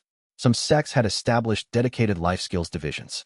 Others had simply added elements of life skills training to their existing programs, recognizing that warriors could benefit from understanding medicine, that masters of formation arrays could benefit from understanding natural patterns, that all cultivators could benefit from learning to bring complete presence to at least one practice outside of combat. The distinction between combat cultivation and life skills cultivation was becoming increasingly blurred as practitioners recognized that genuine mastery required both. A master warrior who had studied medicine under a life skills teacher was different from a warrior trained purely in combat tradition. A formation master who understood the ecological principles underlying natural arrays was more effective than one trained only in mathematical approaches. But perhaps the most significant development was invisible to casual observers. Across the cultivation world, people were beginning to understand something fundamental, that the quality of their cultivation was not determined by how much power they could accumulate, but by the degree of presence and awareness they brought to their practice. This shift in understanding had profound consequences. A warrior who fought with complete presence, who was fully aware of every movement and every response, was cultivating as deeply as a healer who treated patients with complete presence, who was fully aware of every aspect of the person being healed. A cook who prepared meals with complete attention, who was aware of every ingredient and every transformation occurring during cooking, was developing their cultivation as much as a scholar who studied ancient texts with complete attention, who immersed themselves fully in understanding. The cultivation world was being quietly transformed not by dramatic declarations or institutional mandates, but by the simple, undeniable fact that this understanding produced better results. Warriors who cultivated presence were more skilled. Healers who understood systems were more effective. Teachers who embodied the principles they taught had more successful students. The world had not transformed overnight. There were still sects that prioritized power above all else, that saw cultivation primarily as a race to accumulate greater abilities. There were still conflicts and competitions driven by the assumption that the only measure of worth was the ability to defeat others. There were still people who believed that combat was the highest form of cultivation and that other practices were peripheral, secondary, less worthy of serious attention. But there was also a growing understanding that this was not the only way, and increasingly, not even the most important way. The MC had deliberately stepped back from being the central figure in the expansion of the life skills approach. Instead, the MC had become a teacher of teachers, training practitioners to train other practitioners. This required constantly releasing the desire to control how the teachings were passed forward, to accept that each teacher would express the principles differently, to trust that the way would continue to evolve and adapt without the MC's direction. The original disciples, Qin Hao, Huanglin, Ximei, Daoqing, had each become masters in their own right. They were no longer students learning from the MC, but independent teachers who had developed their own understanding and were creating their own lineages. Qin Hui's students had their own students. Huanglin's architecture school had become famous throughout the regions for the quality and beauty of the spaces it created. Ximei's revolutionary approach to combining mathematical formation arrays with natural ecological principles was being studied by master cultivators from traditional sections. Lu Qin, the first formal teacher-apprentice, had trained 12 practitioners who were themselves now training others. The exponential growth of teaching lineages meant that by the 10th year after the tournament, there were teachers of the life skills approach who had never directly met the MC, who had learned the principles through intermediate teachers, but who were teaching as authentically as if they had learned directly from Ye Minguan. The way was spreading not through the MC's authority, but through its own inherent truth and clarity. The MC understood that this was exactly as it should be. The way did not need the MC to survive. The MC was simply one expression of the way among countless others. The moment the MC had released attachment to being the special guardian of these teachings, the moment the MC had accepted that others would carry the teachings forward and transform them in their own ways, that was the moment when the way's survival became assured. One evening, a messenger arrived from the mountains with news that would mark the completion of an era. The elder Ye Minguan had finally entered final meditation.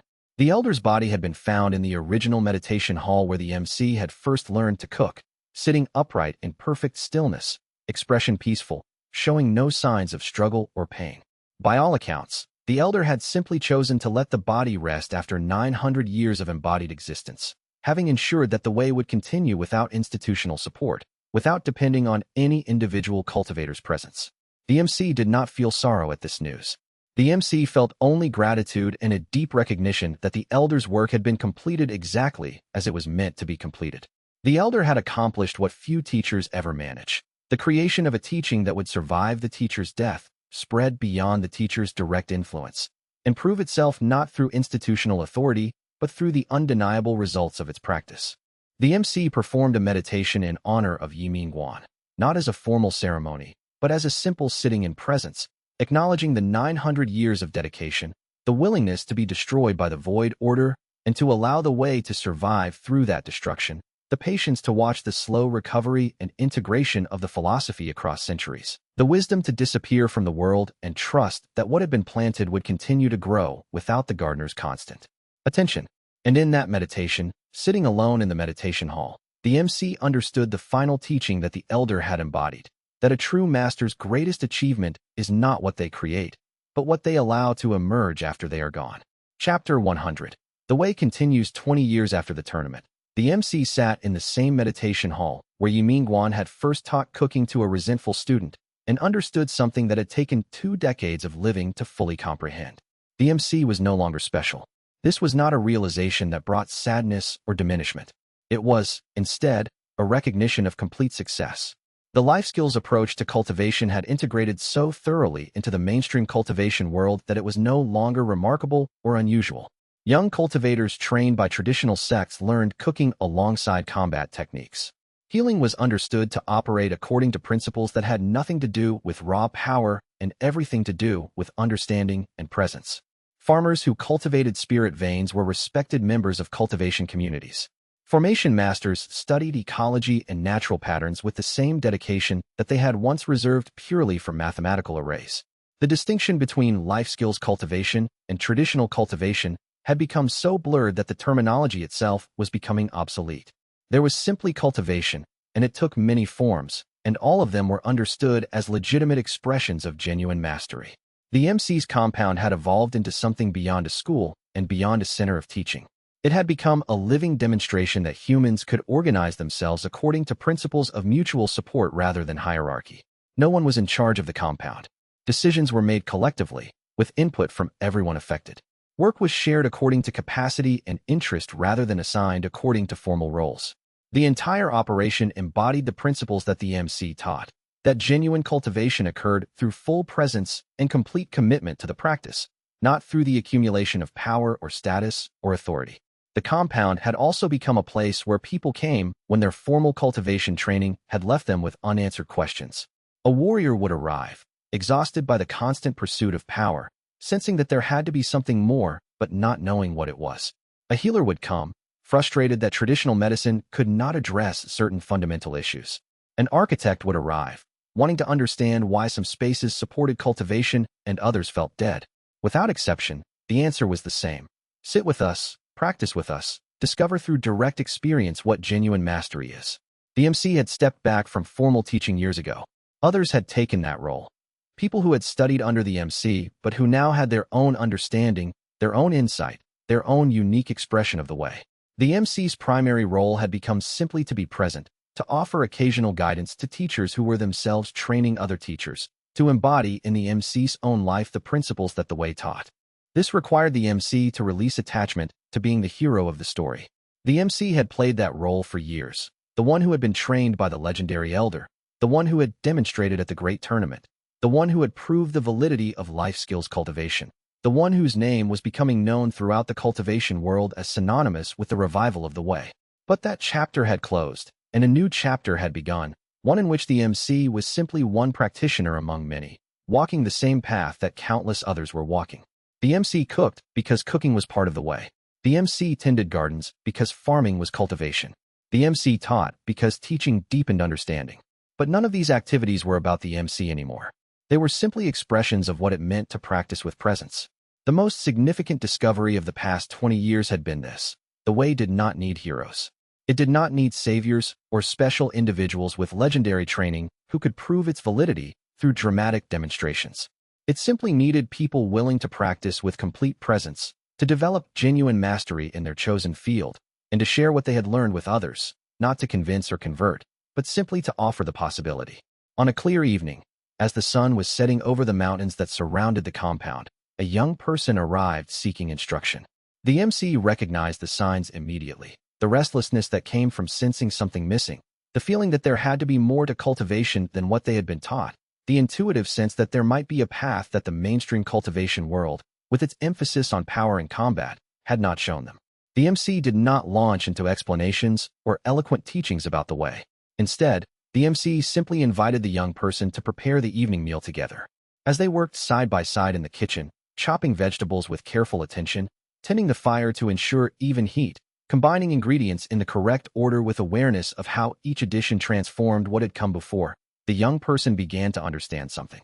Not through words or concepts, but through the direct experience of presence, through the felt sense of what it meant to be altogether absorbed in a simple, ordinary task, through the understanding that emerged naturally when one brought full awareness to every action. The young person's hands gradually moved with more intention. Their breathing became calmer. The restless energy that had brought them to the compound began to settle into something deeper, not the removal of energy, but the channeling of it into a single, focused practice. They were beginning to taste, directly and immediately, what the MC had discovered decades ago: that genuine cultivation was not about becoming something extraordinary, but about bringing complete attention to what was already there. When the meal was prepared, the MC and the young person sat together and ate. The food tasted different than anything the young person had ever eaten before, not because the ingredients were special or exotic, but because it had been prepared with presence, and that presence carried through to the consumption. For the first time, the young person understood that this, too, was cultivation. At the end of the evening, the young person asked, "Will you teach me?" The MC smiled, remembering the years of resistance when they had asked the elder the same question, when they had wanted to learn something more mystical than cooking, something that seemed worthy of the time they were investing. "I already am," the MC replied. "Come back tomorrow if you wish to continue." And in that simple exchange, the way continued. Not through grand announcements or institutional structures, not through tournament demonstrations or formal declarations of legitimacy, not through the MC's name becoming legendary, not through sects and lineages that trace their authority back to the original elder. The way continued through one person inviting another person to be present, to practice, to discover through direct experience what genuine cultivation could be. Somewhere in the mountains, in a meditation hall that was slowly being reclaimed by the natural world, Ye Minguan's physical form had returned to the earth. But the way itself, the fundamental understanding that presence was power, that genuine mastery transcended any particular practice, that humans could cultivate deeply and authentically through any endeavor pursued with complete attention, that way continued on in exactly the form that Ye Minguan had intended. It continued through the simple, quiet practice of countless human beings who discovered that presence and mastery were real, not through receiving the teaching from an authority, but through the immediate, undeniable evidence of their own practice. Not through believing in a philosophy, but through living it, embodying it, expressing it naturally as they moved through their lives. And the deepest expression of what it meant to cultivate was this: to live fully, in full, with total awareness of each present moment, to pour all of one's attention into whatever one was doing, to recognize that this ordinary moment, this breath, this action, this interaction with the world, was not preliminary to cultivation but was cultivation itself. The light faded from the mountains as evening turned to night, and in the meditation hall, the new student sat with the MC, learning in the silence what no words could teach, discovering through direct experience what the way had been trying to convey for 1,000 years, that you were already whole, already complete, already cultivated, if only you could bring full presence to your life. End of Step 5, Chapters 81 to 100. Chapter 101. The breakthrough did not arrive with sound or light or any of the visible markers that cultivation texts described for high-rank advancement. It arrived in the kitchen, the way most things of significance arrived in Ye Minguan's life, quietly, in the middle of work. He had been standing at the preparation table on an ordinary morning 3 years after the Void Cult's war ended, doing what he did every morning, tending a pot of mushroom broth that had been simmering since before dawn. The kitchen was empty except for him. His students were in their various practices around the sect grounds. The morning air came through the window with the smell of the garden and the distant sound of calligraphy students gathering for Lanji's first session of the day. He adjusted the flame. He tasted the broth. He thought about what it needed. And then, in that unguarded moment, the world opened. Not dramatically, not with the overwhelming force of revelation, but with the quiet expanding certainty of something that had always been present becoming fully perceptible. The way your eyes adjust to a dark room, not all at once, but gradually, until what was hidden is simply visible. The broth in the pot was the same broth he had been making for 300 years. The kitchen was the same kitchen, but his perception of what was happening in both, the exchange between the ingredients, the way the heat moved through the liquid, the relationship between each element and the whole, had shifted into a register that he had no prior experience of. He set down the ladle. He stood still. After a time, he was not sure how long, Qin Hao came to the kitchen doorway and stopped. He had been carrying a tray of morning preparations and put it down quietly at the threshold. He looked at the elder for a long moment. Then he went back out and did not return for an hour. When he returned, the kitchen was as he had left it. Ye Minguan was at the table again, working through the morning prep with the same deliberate attention he always brought. But something in the room's quality was different. Qin Hao felt it without being able to name it. Elder, he said. Something happened this morning. Ye Minguan looked up.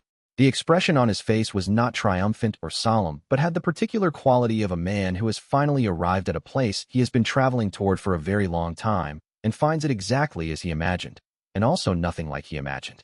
Something happened, he agreed. Then he returned to his work. Qin Hao stood in the doorway for a while. Then he went to find Lanji. By midday, the three of them, Ye Minguan, Lanji, and Qin Hao, were sitting in the kitchen with tea, and the elder was describing, in his careful and unhurried way, what had occurred. He was rank 8 now, world breather. He had been approaching it for years, and now he had arrived. But the description of arrival, he said, was inadequate. What he had arrived at was not a higher rank. It was a different relationship with everything. The world breathes, he said. He held his cup with both hands. I have been hearing it for years, glimpses, moments when the practice was deep enough. Now I hear it continuously. The cultivation and the hearing are the same thing. I no longer move in and out of it. Outside, the sect continued its ordinary work. But in the kitchen, something had changed that would take years to fully manifest, and that would, when it did, prove to be even more consequential than the war they had survived. Chapter 102. He tried to explain it to Wei Chun first, because Wei Chun was the most likely to understand through his own experience of living in the deep listening of his practice. They walked in the outer garden on the afternoon following the breakthrough, and Ye Minguan described what he was now perceiving. Not in the elevated language of cultivation texts, but in the plain language he used for everything, the language of kitchen and garden. The stones, he said. They had stopped beside a section of the path bordered by river stones that Wei Chun had placed there decades earlier. Before, I perceived the stones as stones. Now I perceive the stones as, the stones are not the right word. The stones are expressions of something that is still stoning, still doing the act of being stone, moment by moment, with the particular quality of attention a stone brings to being. Wei Chun looked at the stones. He pressed his palm to one of them briefly, the same gesture he used when reading the state of a plant. Yes, he said, you felt this. Not the same way, but in the plants. Wei Chun straightened. When I began to understand what a plant was doing rather than simply observing the result of what it had done, my cultivation shifted. It was not that the plants changed. It was that my relationship to their process changed. The cosmos is always in practice, Ye Minguan said. That is what rank 8 reveals. Not that the universe is alive, we knew that, but that it is actively in practice. Every element in constant mastery of its own nature. Gravity is not a force that was set in motion and runs. It is a practice that is continuously being performed. The same is true for all of it. They walked for a while in silence. The garden moved around them in the late afternoon light. The particular aliveness that Wei Chun had spent 40 years cultivating in this space expressing itself in the color and texture of every growing thing. Then violence, Wei Chun said. Yes, Ye Minguan said. Violence is the only thing in the cosmos that is not in practice. It is resistance, active refusal of the practice, the attempt to redirect what is happening through force. The cosmos tolerates it because the cosmos tolerates everything. But it cannot sustain, and everything built on it cannot sustain. The cultivators who chose the violent path are not wrong about gaining power. They gain it. But they are working against the current of what everything else is doing, and the cost of that opposition accumulates. Wei Chun knelt beside a small herb he had been observing for weeks, turned a leaf gently in his fingers. And what comes next? After rank 8? I don't know, the elder said. The texts stop at the threshold. What I see from here is, there is still more to understand. The practice opens, and the opening reveals more practice. He paused. I suspect there is no end. There is only deepening. The two men moved through the garden as the light shifted toward evening. The teacher and the student whose own rank was nearly equal to his. The kitchen and the garden in quiet conversation with each other through the two people who had given their lives to them. Chapter 103. The change became perceptible to others over the following weeks. Students began to report something they found difficult to describe, that the sect grounds had developed a quality of aliveness that exceeded what could be explained by the season or by their own practice. Colors seemed more distinct. The smell of the kitchen carried further. In the calligraphy halls, Longji's students noticed that their practice deepened more readily than it had before, as if the resistance between intention and expression had been slightly reduced. The healing arts students who worked with Wei Chen's plants noticed that the remedies they prepared were more consistently effective, not dramatically so, but measurably, in the way that a skilled chef's food tastes better than an adequate chef's food, without any single identifiable ingredient being different. Ye Minguan observed all of this without comment. He understood what was happening. At rank 8, a cultivator's presence began to affect the world around them directly, though subtly. He was not doing anything. He was simply present. But his presence, at this depth, was a kind of influence that extended beyond his body into the space he inhabited. The scholars from the library, who had stationed several of their number at the sect permanently after the war, noticed the change in their records. They catalogued it as environmental stabilization associated with rank 8 life mastery presence, and cross-referenced it with 3 historical accounts from the first era that described similar effects around the founding masters. What none of the records fully captured was the quality of the teaching that emerged in this period. Ye Minguan's classes became different in character without becoming different in content. He was still teaching the same things he had always taught: how to hold a knife, how to listen to a fire, how to let the work be the teacher. But students who had been studying for years and felt they had reached a plateau found the plateau dissolving. Things they had understood intellectually for decades suddenly became embodied. He's not teaching differently, Qin Hao told Longji one evening. He's not saying anything he hasn't said before. But I keep learning things I didn't know I hadn't learned yet. Longji nodded. She had been experiencing the same. The teaching and the teacher have become less separate, she said. When he demonstrates something, he's not just showing technique. He's showing the full thing, the act and its source simultaneously. Like watching a master calligrapher write rather than watching someone copy the master's technique. News of the change spread, as everything about Ye Minguan spread, slowly, through the network of people who had sat in the kitchen and tasted what he offered. Sects across the continent began to send students more deliberately, with greater care and selection. The caliber of new arrivals rose. And as it rose, the teaching circle grew more potent. The world was stabilizing, in the quiet, incremental way that genuine mastery stabilized things. Not through any dramatic intervention, but through the persistent presence of something deeply real radiating outward into the world around it. Chapter 104. The challenge came from the Eastern Sects Alliance, delivered through a formal message that arrived at the sect gates with a full honor guard and a dozen scholars in attendance, the kind of delegation that announced a serious institutional challenge rather than a personal provocation. The message was precise. The Eastern Sects Alliance formally contested the validity of life mastery as a legitimate cultivation system on the grounds that it could not demonstrate measurable advancement in a standardized testing framework. They requested that the Sunlit Valley sect provide a representative to compete in a standardized ranking assessment using the Alliance's protocols. Ye Minguan read the message in the kitchen with his morning tea. He read it twice, folded it carefully, and set it on the table.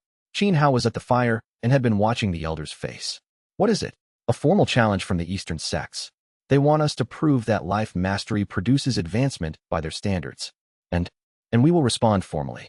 Send a reply that we are honored by their inquiry, and will send a representative. He returned to his tea. Who? Ye Minguan looked at his cup. Lan Ji. Qin Hao considered this. Lan Ji was the eldest and most advanced of the elders' living students, with 170 years of calligraphy practice behind her and a rank that Ye Minguan had privately assessed as equal to the highest combat cultivators in the region. She was also, in the estimation of anyone who had not seen what she could do, simply a very old woman who wrote beautifully. She'll know what you're asking, Qin Hao said. Yes, the elder said, and she'll decide for herself. That is the only way decisions of this kind should be made. He went to find Lan Ji himself, after the morning teaching was done. He sat with her in the calligraphy hall after her students had gone and set the message on the table between them. She read it. She did not speak for a while. The calligraphy hall held its characteristic afternoon light, long and golden through the narrow windows, the smell of ink and paper, and the particular dryness of a room in which absolute silence was the norm. You're asking me to go, she said. I'm telling you about the message. What happens next is your decision. If I go, I cannot use combat techniques. I am not a combat cultivator. I have no battle techniques to demonstrate. No, he agreed. So, I would have to demonstrate the practice itself, in a context designed to measure something entirely different. Yes. She was quiet. Then she looked at him with the expression of someone who has just understood a test they have been in the middle of for a long time without knowing it. You want them to see what the practice actually is. Not what it can produce in combat, but what it is. I want you to decide whether you want to show them, he said. That's all. Lan Ji looked at the message again. Her hand rested on the table near her brush, where it always rested when she was thinking, the habitual posture of a century and a half of working close to the act of writing. Then she picked up the brush, dipped it in the ink, and wrote a single character on the practice sheet in front of her. She pushed the sheet across to the elder. He looked at the character. He looked at her. Yes, he said. I'll go, she said. Chapter 105. She entered the Eastern Sects Alliance's main testing hall on a morning in late autumn, accompanied by two of Ye Minguan's junior students who carried her calligraphy materials. The hall was designed for combat demonstrations, tiered seating, a broad cleared floor, the particular quality of prepared space that spoke of many previous encounters between skilled practitioners measuring themselves against each other. The Eastern Sect's chosen representative was a rank 7 combat cultivator named Bao Jun who had been studying under the Alliance's top masters for 60 years and carried himself with the contained pride of someone who has earned every step of his advancement through genuine difficulty. He was not contemptuous of Lan Ji. He was, rather, professionally certain that the outcome was not in question. The Alliance's elder presiding over the challenge stated the terms clearly. Each representative would demonstrate their cultivation level through whatever form was natural to their practice. The assembled scholars and sect masters would assess the depth of advancement shown. Bao Jun went first. He demonstrated a sequence of combat techniques that showed his rank clearly, the precision, the power, the seamless integration of decades of training. It was a genuine and impressive demonstration. The assembled audience, composed primarily of combat cultivators, responded with the appreciation of people watching something they understood deeply. Then Lan Ji walked to the center of the floor. She set up her materials with the unhurried precision of someone who had done this 10,000 times. She placed the inkstone. She prepared the ink with the quality of a small ceremony, not for show, but because that was how she always prepared ink. As the first act of the practice, the beginning of the state of being present that everything following required. She set the brush beside the stone. She placed the paper. She looked at the paper for a long moment. The hall was quiet. She picked up the brush. The character she wrote took perhaps 4 minutes. During those 4 minutes, the hall, which had been full of the quiet commentary and assessment of dozens of experienced cultivators, became progressively more silent. Not from politeness, from something else. When she set the brush down, there was no sound at all. The character was Xin, heart, or mind. The character that Ye Minguan had first used to describe the state before cultivation, the breath before the act. It was written with a quality that the scholars, afterward, would spend weeks attempting to describe. Some said it was the most present thing they had ever witnessed a human being create. Some said that looking at it, they felt what they felt in their most advanced meditative states. One scholar, a combat cultivator of 40 years' experience, said simply, I wept. I don't know why. I haven't wept in 30 years. Bao Jun stood to the side of the floor and watched. When Lan Ji finished and straightened, he looked at the character for a long time. Then he looked at her. I concede, he said, not because he had been defeated in combat, because he had witnessed something that he understood, with the certainty of a genuine practitioner encountering something realer than what he had been pursuing, was beyond the category of combat entirely. The Alliance's presiding elder sat in silence for a long moment. Then he said, the demonstration will be recorded. The assessment is inconclusive. The two representatives have shown different things. Lan Ji bowed. She picked up her materials. She walked out of the hall. Outside, in the cool autumn air, she looked at the sky for a moment. Then she began the journey home, carrying the character she had written, which she would give to Ye Minguan when she returned, and which he would keep until the end of his life. Chapter 106. The sect master's decision was announced on a winter morning when the sect grounds were dusted with early frost and the calligraphy halls were warmed by braziers that cast long shadows across the practice walls. He called the leadership together, the inner and outer elders, the department heads, the senior students who had shaped the sect's direction through the years of change. He announced that he intended to step down and name a successor, and that the succession would follow the process Ye Minguan had described when asked, years earlier. Look among the younger disciples for humility, for the one who has mastered the least and learned the most. The elder himself was present at the back of the hall. He had been told in advance and had expressed neither approval nor objection. He simply came. The sect master's announcement named Mei Lin, then 60 years old, having spent 20 years studying cooking under the sect's life mastery system without ever seeking advancement or position. She had come to the sect at 37 as a rejected combat trial candidate and had never looked back. She had 13 students of her own now, all of them quietly competent and none of them famous. The hall's reaction was divided. Several of the older elders were visibly uncertain. A successor chosen for humility rather than power, in a sect that had spent centuries measuring itself by combat rank, was a proposition that some found beautiful and others found alarming. Ye Minguan watched the hall from the back. He watched the sect master speak with the quality of a man who had been preparing for this moment for decades and had arrived at it without urgency, the particular calm of someone who has accepted that the best things they built will outlast them and that this is the point. He watched Mei Lin receive the announcement with the composure of someone who had been told in advance, but still found the weight of it present in her chest as a real thing, not a symbolic one. After the hall dispersed, Ye Minguan went to find the sect master in his private quarters. He poured tea. They sat. You chose well, the elder said. I chose what you suggested, the sect master said. Though it took me 15 years to understand why. Why did you choose her in the end? The sect master thought about this with the same quality of attention he now brought to everything, slowly, genuinely, without reaching for the first answer. Because she was the only one who never once asked me whether she was ready to lead, he said. Everyone else, even the most talented, had an eye on what came next. She had an eye on what was in her hands. Ye Minguan nodded. He refilled the cup. The transition will be difficult for some. Yes, but not for the sect. The sect master looked at the steam rising from the tea. The sect knows what it is now. 20 years ago, it was still a combat sect that tolerated your teaching. Now it is something else. The succession is a formality. He paused. What it needed was someone who understood the thing it has become, not someone who remembered what it used to be. The sect master retired in the spring.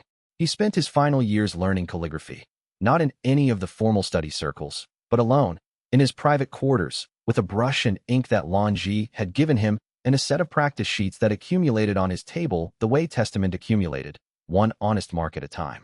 Mei Lin became sect master. The thing the sect had been becoming continued to become.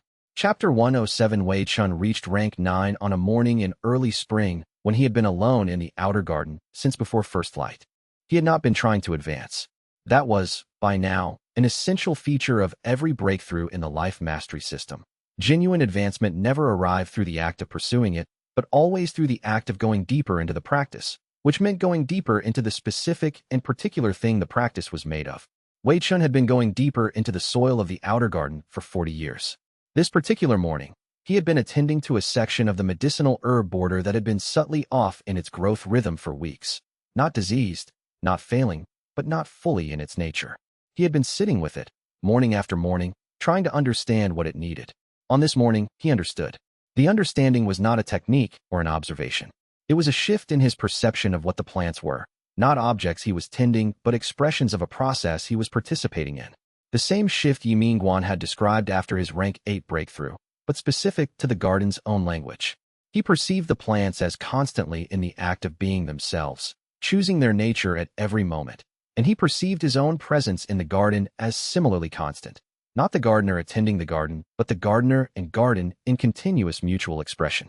The herb section's growth rhythm resolved, not because he did anything, because he understood what it was doing and aligned with it, and alignment was the one thing a plant had been waiting for. When he stood, the outer garden's entire section seemed to exhale. Several birds that had been on the branches above flew off together in a single movement, then returned. Qin Hao, who was crossing the outer grounds at that hour, stopped and looked at the garden with the alert stillness of someone who has felt something change in the air. Wei Chen came to the kitchen door in the mid-morning. He stood in the doorway for a moment, and Ye Minguan, at the preparation table, looked up. Rank 9, the elder said. Yes, Wei Chen said. They looked at each other with the expression of people who have known each other for decades in a shared practice and need no ceremony. Ye Minguan moved a bowl of mushrooms to the side to make room at the table. Come and sit, he said. Tell me what it's like. Wei Chen sat. He thought for a moment. It's like being in the conversation all the time, he said. Before, I had to sit quietly and listen. Now the listening is how I move. Ye Minguan nodded. He had been trying to say a version of this since his own rank 8 breakthrough. The practice doesn't require stillness anymore, he said. It is the movement itself. Yes, Wei Chen said. They worked in the kitchen together for the remainder of the morning. The elder who had been in the practice for 300 years and the student who had been in it for 40, now at ranks close enough that the distinction between teaching and learning had almost ceased to exist. Outside, in Wei Chen's garden, the herbs that had been off in their rhythm were growing in full expression. The birds had returned to the branches. The spring was proceeding in its ordinary, extraordinary way, unchanged by anything that had happened, and also deepened by it. Chapter 108 Jiang Tao came to Ye Minguan on an evening in his 450th year with the particular quality of a man who has been preparing to say something for a very long time and has finally decided that delay is no longer useful. He found the elder in the kitchen after the evening meal, doing the slow methodical cleanup work that Ye Minguan always did himself rather than delegating. The wiping of surfaces, the banking of the fire, the arrangement of the morning's preparation materials. He stood in the doorway for a moment without speaking. Ye Minguan looked up. He gestured at the bench without words. Jiang Tao sat. He looked at his hands. He had the hands of someone who had spent 400 years in combat cultivation, still strong, still precise, but carrying in their texture the particular cost of that path. I have something to say to you, he said. I have been composing it for 15 years. I'm not sure I've gotten it right. Say it as it is, the elder said. He continued to clean up with the same attention he gave to everything, giving Jiang Tao the gift of not making the moment more formal than it needed to be. I am sorry, Jiang Tao said, for 40 years of mockery, for using my position to obstruct yours, for every time I dismissed what you were doing in this kitchen as sentiment or cowardice or uselessness. He was quiet for a moment. I am sorry that I could not see what was in front of me for so long. And I am sorry that it took a war and a health crisis and my own foundation nearly shattering before I was willing to look. Ye Minguan set down the cloth he had been using. He looked at Jiang Tao. I know, he said. I know you know.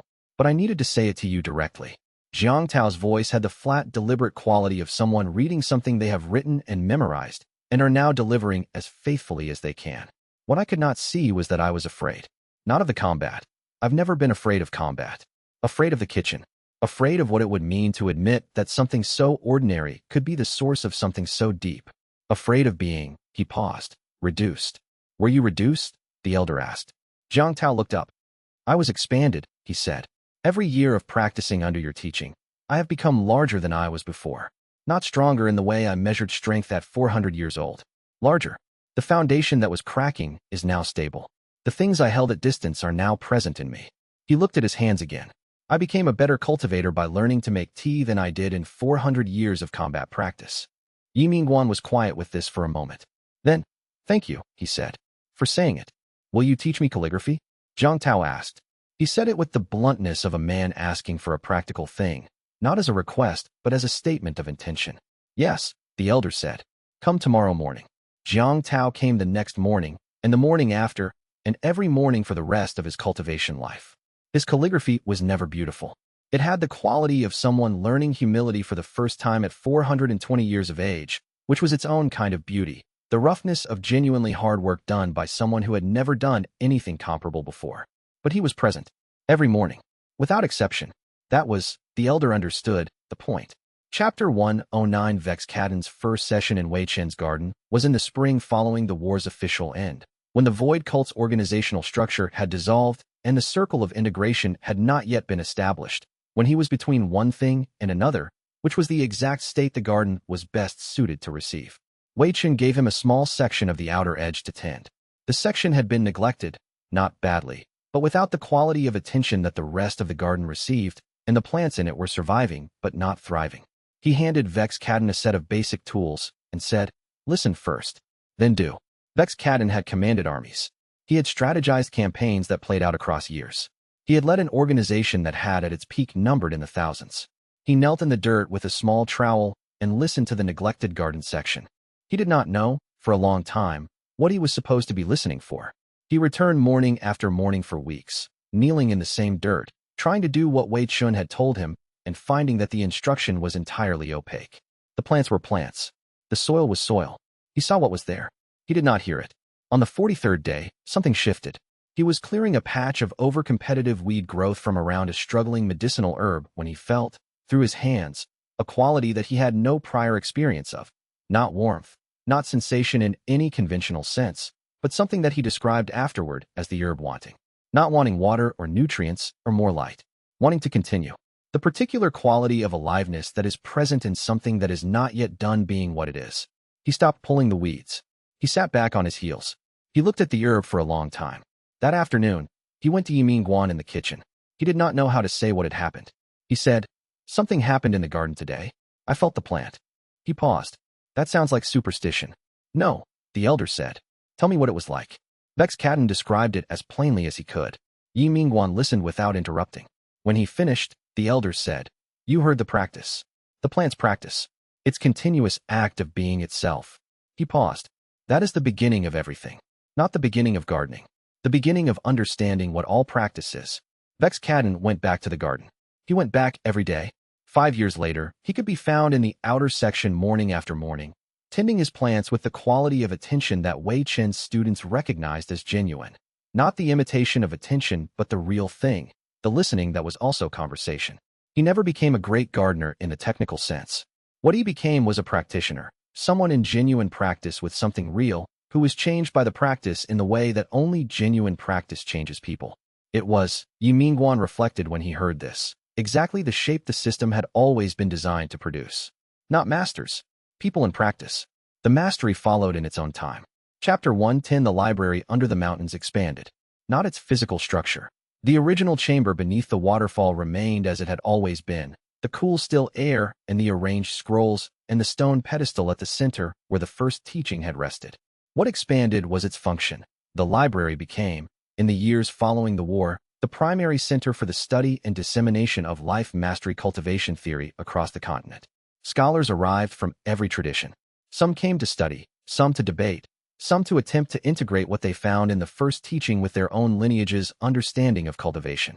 The scholars from Ye Minguan's own sect, many of whom had been stationed at the library since its discovery, became the unofficial keepers, managing access and curation with the particular quality of stewardship that comes from people who understand what they are keeping.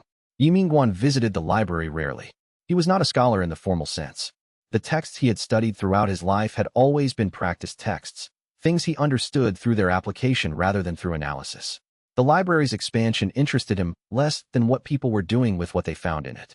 But he visited once, on an afternoon in the second year of the library's formal operation as a teaching center, and walked through the chambers slowly, reading the arrangements of the scrolls and the scholars' notes pinned to the walls and the careful archiving systems that had been developed to preserve material that was hundreds of years old and in some cases much older. At the pedestal in the center chamber, the first teaching had been joined by copies, careful reproductions made by Lan Ji herself, in the calligraphy style that matched the original hand so precisely that scholars had initially been uncertain whether they were copies or originals. He stood at the pedestal and looked at the text for a while. A junior scholar came to stand nearby, uncertain whether to interrupt. He was young, perhaps 25, with the intense focused quality of someone who had been reading these texts for months and was still in the phase of finding everything in them new. "Elder Ye Minguan," he said, because someone had told him who the old man was. Ye Minguan looked up. He waited. You have been teaching the system described in these texts for 300 years, the scholar said. He had clearly been thinking about this. Without knowing that these texts existed. How did you know to teach it? The elder considered the question with the genuine attention he gave to questions that were genuinely asked. The practice teaches itself, he said. Anyone who stays with a life skill long enough and genuinely enough will discover the principles described in those texts. Not necessarily in words, in the body, in the work, in what happens when the practice deepens. The texts describe what is already there to be discovered. I discovered it in the kitchen. Others have discovered it in gardens, in forges, in the care of the sick. He paused. The library matters for a different reason. It ensures that people who are beginning can look for signs that others have been on this path before them. Not to follow those people's footsteps exactly, but to know that the path exists. The scholar was writing this down rapidly. Ye Minguan watched him write, and felt the familiar warmth of someone encountering genuine curiosity, the particular pleasure of a teacher who has found a student genuinely wanting to understand. Go practice something, the elder said. Whatever calls to you. Let the texts be the map. The territory will teach you more than the map ever can. The scholar looked up. He looked slightly taken aback. Then he looked down at his writing, and then out the library window at the afternoon. Then he put down his pen, picked up his coat, and left. Ye Minguan looked at the texts for another moment. Then he left too, and went back to the kitchen, where the morning prep was waiting for him. Chapter 111. In a meditation that lasted 3 days, Ye Minguan received what he could only describe afterward as a message, not in words, not in images, but in direct understanding, the way a plant receives sunlight, entirely, and without the requirement of interpretation. He had been sitting in the teaching courtyard. It was summer. The students had organized their practice around his stillness, as they had learned to do, maintaining their own work in a quality of attention that held the space without crowding it. On the second day of the sitting, somewhere deep in the practice, the quality of the stillness changed. What arrived was not revelation in the dramatic sense. It was more like the completion of a thought that had been in progress for 300 years, a thought about the relationship between the practice of living and the nature of the cosmos, between mastery and continuity, between what cultivation was for and what it was actually producing. The universe was making choices. This was what the understanding showed him. Not conscious choices in the human sense, but the kind of choices that a river makes when it finds its path. Constant, responsive, each moment a choosing based on the conditions that obtained in that moment. The choices were always in the direction of more life, more expression, more of the particular quality that the universe had been developing since the first moment of its existence. Violence and chaos were not errors in this choosing. They were necessary friction, the grinding of elements that had not yet found their alignment, producing heat and disorder as a side effect of the search for form. The cultivation world's fixation on combat power was an expression of this friction, mistaking the friction itself for the purpose. Life mastery was not a technique for reducing friction. It was a way of participating in the universe's choosing, of aligning one's own choosing with the direction the cosmos had always been taking. Not to hasten anything or force any outcome, but to be in practice with what was in practice everywhere, all the time, without cease. He opened his eyes at the end of the third day and found Qin Hao sitting nearby, having been there for most of the final day. You've understood something, Qin Hao said. I've understood that we are the universe practicing itself, the elder said. I may have always known this, but now I know it the way I know how to cook, not as a thought, but as a state. Qin Hao sat with this. He had been a student for long enough to know that the most important teachings arrived in forms that could not be immediately processed. What changes? He asked. Nothing changes, the elder said. That is also part of it. The change is the understanding, and the understanding does not produce change, because what is understood was always already true. He looked at the courtyard, at the students returning to their regular work now that the sitting had ended. We cook the same dish. The dish is the same. The cook is the same. And everything is different. Chapter 112. The feast was Qin Hao's idea. He had been thinking about it for months, not as a celebration, but as an act of practice at a scale he had never attempted. The sect had grown to several thousand people, students and teachers and practitioners at every level. They were fed daily by a kitchen operation that had become sophisticated and carefully managed. But sophistication and careful management were different from presence. He wanted to feed them all at once, from a single cooking session, with the same quality of attention he brought to his most deliberate work. He knew this was logistically complicated. He knew the complexity would make presence harder. He proposed it to Ye Minguan as a test, not of the kitchen's capacity, but of his own. The elder listened. He was quiet for a moment. Then, what does the feast represent to you? A breakthrough I haven't yet had, Qin Hao said honestly. I've been approaching rank 9 for 3 years. The system keeps asking for something I haven't found yet. I think the thing it's asking for is this: presence at the scale of a community, not just presence in my own practice. Ye Minguan looked at him with the expression of someone hearing a student name something true. Yes, he said. Do it. The preparation took 4 days. Qin Hao directed the kitchen operation with a quality of attention that his students later described as unlike anything they had witnessed before. Not the urgency of a commander, but the sustained, deep focus of someone who was in genuine conversation with every element of the preparation simultaneously. He tasted everything. He adjusted for the collective context. He cooked not for the abstract 1,000, but for the 1,000 specific individuals who would eat. On the day of the feast, when the food was brought out to the tables arranged across the sect's main gathering grounds, and the thousands of students sat down to eat, something happened that no one had expected. The food was good. That was expected. But tasting it, people found that it did more than satisfy. It was, as many students described afterward, the most present food they had ever tasted, as if someone had found a way to put genuine attention into the molecules of the dish itself. During the eating, Qin Hao sat at the kitchen doorway. His eyes were closed. Something was happening in him, the particular interior quality that those who had experienced breakthroughs recognized from the outside, even when they could not see it directly. When the feast was over and the kitchen was being cleared, Ye Minguan came to stand beside him. Well, he said. Qin Hao opened his eyes. He was quiet for a long moment. Then, I was cooking for the universe, and the universe was eating. Yes, the elder said. Rank 9. Chapter 113. Lan Ji's teaching circles had grown beyond any single sect. She had begun, years earlier, accepting students from other teaching traditions, not just from the life mastery system, but from any lineage whose practitioners showed genuine capacity for the kind of presence the practice required. Calligraphers from combat sects who had developed deep skills in their writing. Scribes from administrative institutions who had discovered, in the precision of record-keeping, something that felt like what Lan Ji was teaching. Scholars from the library who found that the study of ancient texts could be a form of presence practice if approached with sufficient depth. By the time of the story's middle years, she had 500 students in regular practice across 4 continents. Not all of them were calligraphers. Many were people who had found, through her teaching, that the principle underlying calligraphy was present in whatever they had been doing with full attention, and had returned to their own practice with a different quality, the quality of genuine mastery rather than the quality of skill. She taught mostly by correspondence now, in addition to the direct sessions at the sect. Letters went out weekly in her hand. Not form letters, but specific responses to specific students, each one engaging with the particular stage and challenge of that person's practice. The letters were, in themselves, a form of teaching. Written with the same presence she brought to the calligraphy, they communicated something through their quality that the words alone did not fully carry. Ye Minguan read some of these letters occasionally when she showed them to him. He read them the way he read her calligraphy, not for what was said, but for what was present in the saying. You've surpassed the medium, he told her once. Calligraphy is no longer what you're teaching. You're teaching presence itself through the form of calligraphy. Isn't that what you were always teaching? She said. Yes, but I was using cooking. I am a cook. You are a teacher. He paused. There's a difference. A cook's knowledge is in the hands and the tongue and the nose. A teacher's knowledge is in how they meet the student. You have become both. She looked at her hands, the hands that had been writing for 170 years, that carried in their texture the specific kind of knowledge that only long practice with a single medium could produce. I did not plan to become this, she said. No one does, he said. That's how you know it's real. Chapter 114. The collapse of the older combat-focused sects was not a dramatic event.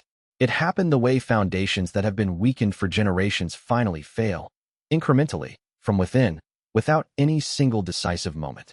Disciples left, not in protest, not in organized exodus, but in the simple, ordinary way that people leave when they find something more honest. The most talented combat practitioners who encountered life mastery teaching either through the library or through the network of Ye Minguan's graduates tended to have a period of crisis followed by a period of reevaluation followed by a quiet shift in how they practiced. They did not always publicly leave their original sections. They simply practiced differently, and that difference accumulated. The sects that responded to this by tightening their requirements, by demanding more orthodox commitment to the old ways, accelerated their own decline. The ones that remained by making themselves more rigid had, in the end, fewer students of quality and more students of compliance, which was not the same thing and did not produce the same results. The ones that attempted to integrate, taking elements of life mastery teaching into their own curriculum while retaining the combat framework, had mixed outcomes. Some found a genuine synthesis. Others found that the integration was superficial, producing practitioners who could talk about presence without embodying it, which was worse than not having the language at all. Ye Minguan observed this from the kitchen without particular satisfaction. The decline of bad cultivation was not a triumph. It was a natural process, the same process by which a tree that has grown in the wrong direction for decades eventually topples under its own weight. The appropriate response was not celebration but the quiet extension of the offer. The kitchen is open, the practice continues, whoever is ready can come. What he felt, when he allowed himself to feel it, was something closer to relief than satisfaction. The years of being mocked and dismissed and actively opposed had left a residue in him that he had never fully examined. Not bitterness, not the desire for vindication, but something more subtle, a low-level bracing against the world's dismissal, a small constant tension of existing in opposition to the accepted order. That tension was releasing now, not because the world had accepted him, but because the world had moved, in its own way, closer to what he had always known was true. The tension was releasing not into triumph, but into the ordinary. The morning prep, the fire, the conversation between the cook and the work. He was simply less opposed. And in that reduced opposition, the practice moved more freely.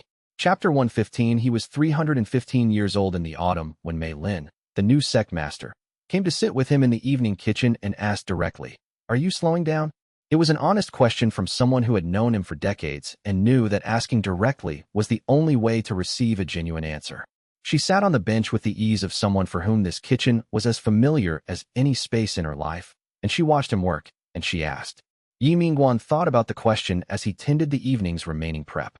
"The body is slower," he said. "The practice is not." He paused. "It is like calligraphy. The hand moves more deliberately with age, but the quality of the attention is deeper. The deliberateness is not a limitation. It becomes the texture of the thing." "Are you tired?" she asked. He considered this with the same genuine attention. "I am inhabited," he said. 315 years of teaching have produced a quality of fullness in me that could be mistaken for tiredness if you are looking for energy.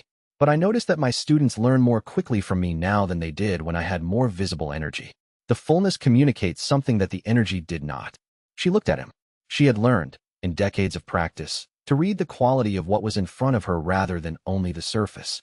What she read in Ye Minguan in that moment was something she had no exact word for. Not frailty and not strength exactly, but the quality of something that was entirely done being formed and was now simply what it was. "The teaching will continue?" she asked. Not as a question about plans or arrangements, but as a question about what was true in the moment. "The teaching will continue," he said. "What I cannot promise is that I will always be the one teaching it." He looked at her. "That is why you have been learning for 20 years. Not to take over from me, but to be part of the system that no longer requires any one person as its center. Including you." "Including me," he agreed. That was always the design. She sat with this in the kitchen's evening quiet. Outside, the autumn was doing what autumn did. Deepening in color, the light going long and amber, the first real cold beginning to gather at the edge of the nights. The teaching circles had finished for the day. The sect grounds were quieting. "What would you like me to do?" she asked. "As sect master, what do you actually need from the institution in the years ahead?" He thought about this. "Protect the quality," he said. "Not the form. The quality. The quality is presence. Genuine, sustained, without performance.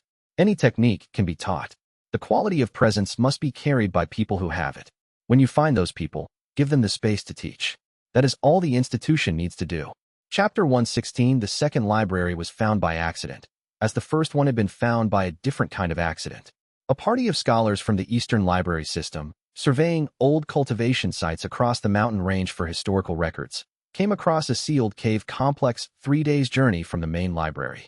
The sealing mechanism was different from the first library's waterfall entrance, older, more primitive, suggesting a construction predating the first library by several hundred years. When they broke the seal and entered, what they found was organized differently from the library under the waterfall. The first library had been arranged as a teaching center, texts organized by subject, with commentary and pedagogical materials. The second library was a record, an archive of civilization histories, each documented in the detailed analytical style of a historian rather than a practitioner. The pattern that emerged from the records, when the scholars had worked through them over months, was clear and stark. Civilization after civilization, going back 1,000 years further than any previously known historical record, each with detailed accounts of cultivation development, social organization, conflict patterns, and eventual outcomes. The scholars, reading carefully, began to mark a correlation. Civilizations that had developed life mastery cultivation systems had longer productive periods, greater internal stability, and when they declined more slowly and from external rather than internal causes. Civilizations that had developed exclusively combat-based cultivation systems had shorter peak periods, more frequent internal collapses, and consistently failed through the combined effects of foundation damage in their most powerful practitioners and the social violence that violence-based cultivation systems tended to propagate. The data was not interpretive. It was historical record. The pattern spoke for itself. When the senior scholar presented the initial findings to Ye Minguan, the elder sat with the report for a long time before speaking. When he did speak, it was not about the findings' implications for the sect or for their current philosophical conflicts. It was about the weight of what was being described. They all tried, the elder said. Every civilization in this record. They developed the same insights, made the same choices. And most of them chose the faster path. Yes, the scholar said. And here we are, having found it again. He looked at the report. What does the record say about the civilizations that chose the mastery path? How did they end? The scholar was quiet for a moment. The records end, in most cases, not with collapse, but with transformation. They became something different over time. Some of what they became, we may be looking at now. Ye Minguan held this thought. The teaching was not new. The teaching was not his. The teaching was the cosmos practicing, and he was one of its current expressions, and the current expression was responsible for ensuring that what had been rediscovered in this age would carry forward into the next, so that the next civilization would find the choice presented to it more clearly and make it more readily. That was the work. That had always been the work. Chapter 117, the pattern recognition that the scholars described as their central finding from the second library became, over the following years, the foundation of a new kind of historical understanding. Not just of the present age's cultivation conflicts, but of the deep history of the world. A history in which the same fundamental choice had been made again and again, in different forms, across civilizations that had forgotten each other fully. The choice between mastery and violence was not a contemporary philosophical debate. It was the central drama of intelligent life as the second library documented it, recurring with the regularity of seasons and the same essential structure regardless of cultural context. The scholars who worked through this material found it both humbling and clarifying. Humbling because it suggested that nothing they were doing was original. The insights had been reached before, the arguments had been made before, the same conflicts had played out before with the same shapes. Clarifying because it demonstrated that the pattern was real, that the outcome for each civilization was not random but consistent, and that the consistency was the most compelling argument possible for the path they had chosen. Ye Minguan received regular reports from the scholars. He read them with attention and filed them in the teaching library alongside the other texts. When students asked him about the findings, and they frequently did, the pattern being the kind of thing that provoked genuine intellectual excitement, his response was consistent. The history is useful because it shows you the path, he said. It should not become a substitute for the practice. Knowing that other civilizations reached rank 9 equivalents through life mastery cultivation tells you that it is possible. It does not tell you how to do the next step of your own practice. That step is in your hands, in the work, in the tomorrow morning session. The history is a map. The territory is where you live. He was careful with this. The library and its findings were valuable. They were also, potentially, a trap, the trap of believing that understanding history exempted you from making history in your own practice. The temptation to read about cultivation was always easier to satisfy than the demand of cultivation itself. He watched for this in his students and named it when he saw it. The history mattered. The kitchen mattered more. Chapter 118 Architecture had never been the most prominent of the life disciplines in the sect's teaching. Cooking and calligraphy and gardening had always received more attention, in part because they were easier to practice in the context of daily life, and in part because their results were more immediately perceptible. But in the years following the war, with the sect's grounds expanding to accommodate the growing teaching community, the architecture students found themselves with more opportunities to practice at scale. The head of the architecture discipline was a woman named Xu Rong, who had been studying under Ye Minguan's original architecture students for 30 years and had developed, through that study, a way of working with buildings and landscapes that her students described as listening to the land. She had spent a decade working on the plans for a new expansion to the teaching district, a series of halls and gardens and practice spaces that would triple the sect's capacity for student accommodation. The project was the largest construction undertaking the sect had attempted since its founding. The plans she ultimately produced were unlike standard architectural designs. She had rejected 3 complete versions over the 10 years of planning, each time returning to the site and starting again. The final plans emerged from a process that resembled Wei Qin's approach to planting.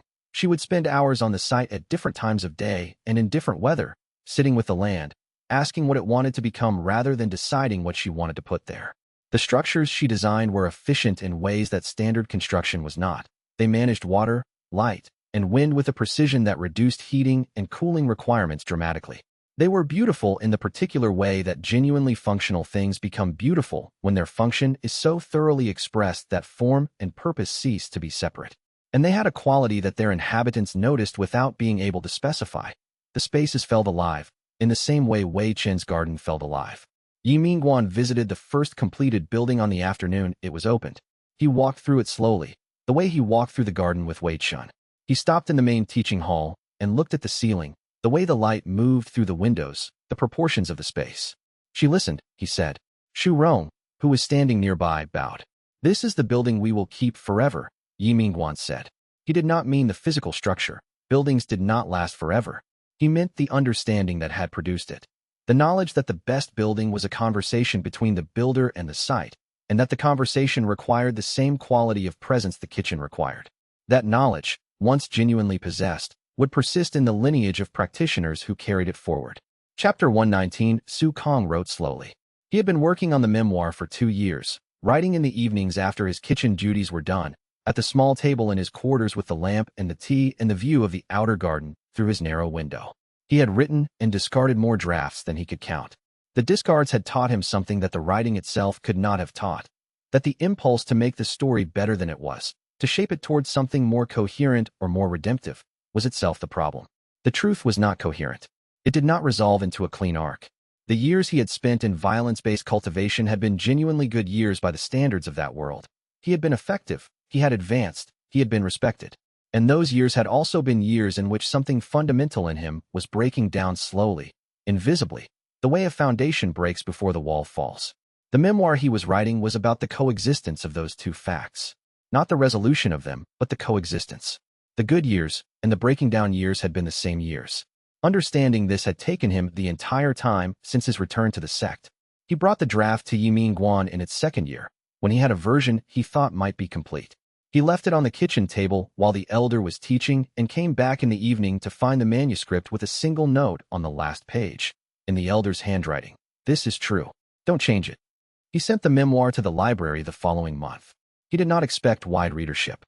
What he expected was that it would be preserved, would sit on a shelf beside the first teaching and the records from the 2nd library and Longji's transcriptions, and that someday someone who was in the same place he had been, talented, successful by external measures, and quietly breaking down from within, would read it and find in it the particular thing that only a specific kind of honest testimony could provide. The recognition that someone else had been in that place and had found a way through. The memoir found readership he had not anticipated. Within a year, copies were circulating across the continent's teaching networks.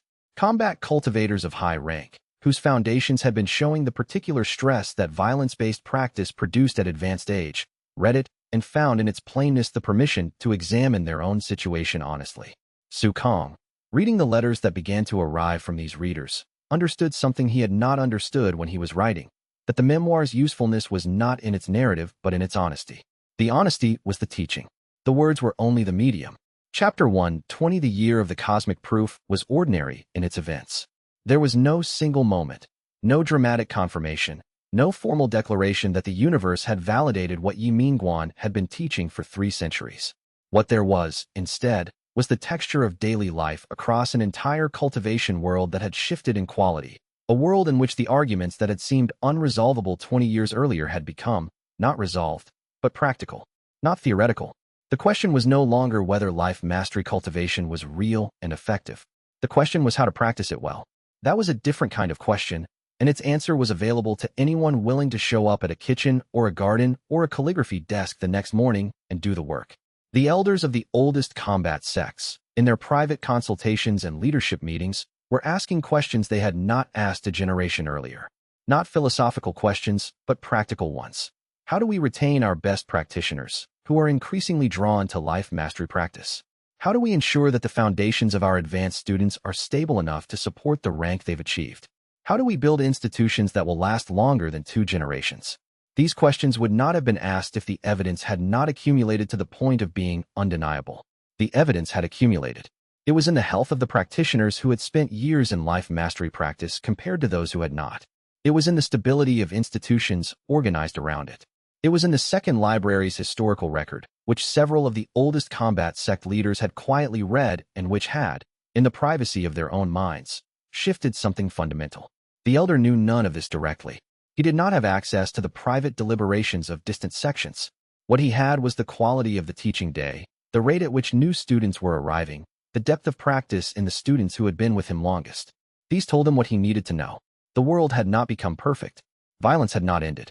The fundamental tensions of existence, between order and chaos, between mastery and resistance, between the long patient work and the short violent shortcut, were as present as they had always been. But the balance had shifted, slightly, in the direction of what was true. That was enough. That was, in fact, exactly enough. The cosmic validation not as a declaration but as a direction, a tipping of the scale that would, over the long arc of generations, make everything else follow. Ye Minguan cooked the evening meal. He cooked it with the presence he had been bringing to meals for 300 years. The fire was the same. The kitchen was the same. And the world, having received 3 centuries of that presence, was very slightly, measurably, genuinely, more itself than it had been before. Chapter 121. The plot arrived on the wings of rumor, carried by a courier whose hands shook when he handed Ye Minguan the folded letter. The elder read it slowly, the way he read everything, with the paper held flat on the table, so both hands stayed still, eyes moving without urgency across each line. The letter was from a former void cult soldier who now gardened in the outer grounds of the sect. He had heard something. A meeting in the mountains beyond the eastern ridge. A faction of the old order, refusing to accept what the world had become. They had made a decision, and the decision had one word at its center: Ye Minguan. Qin Hao stood at the doorway to the kitchen, having been summoned. He watched the elder set the letter down without folding it again, then reach for the ladle resting in the pot of broth that had been simmering since dawn. We should post guards, Qin Hao said. I can have 30 students positioned before nightfall. Lanji has already offered her calligraphy students as lookouts. They're light on their feet and steady in the dark. No, Ye Minguan said. Qin Hao stepped fully into the kitchen. Elder, they plan to kill you. I know what they plan. Then you understand that we cannot simply... Qin Hao.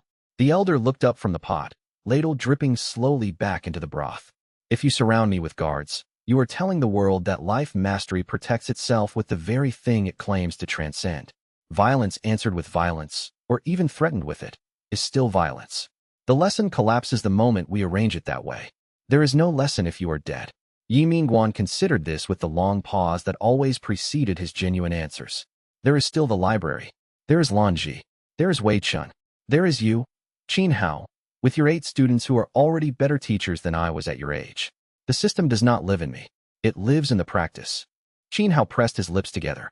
He had known the elder for decades, had watched him walk into a war without raising a hand, had seen him dismantle enemies by feeding them soup and sitting with them until the hostility dissolved.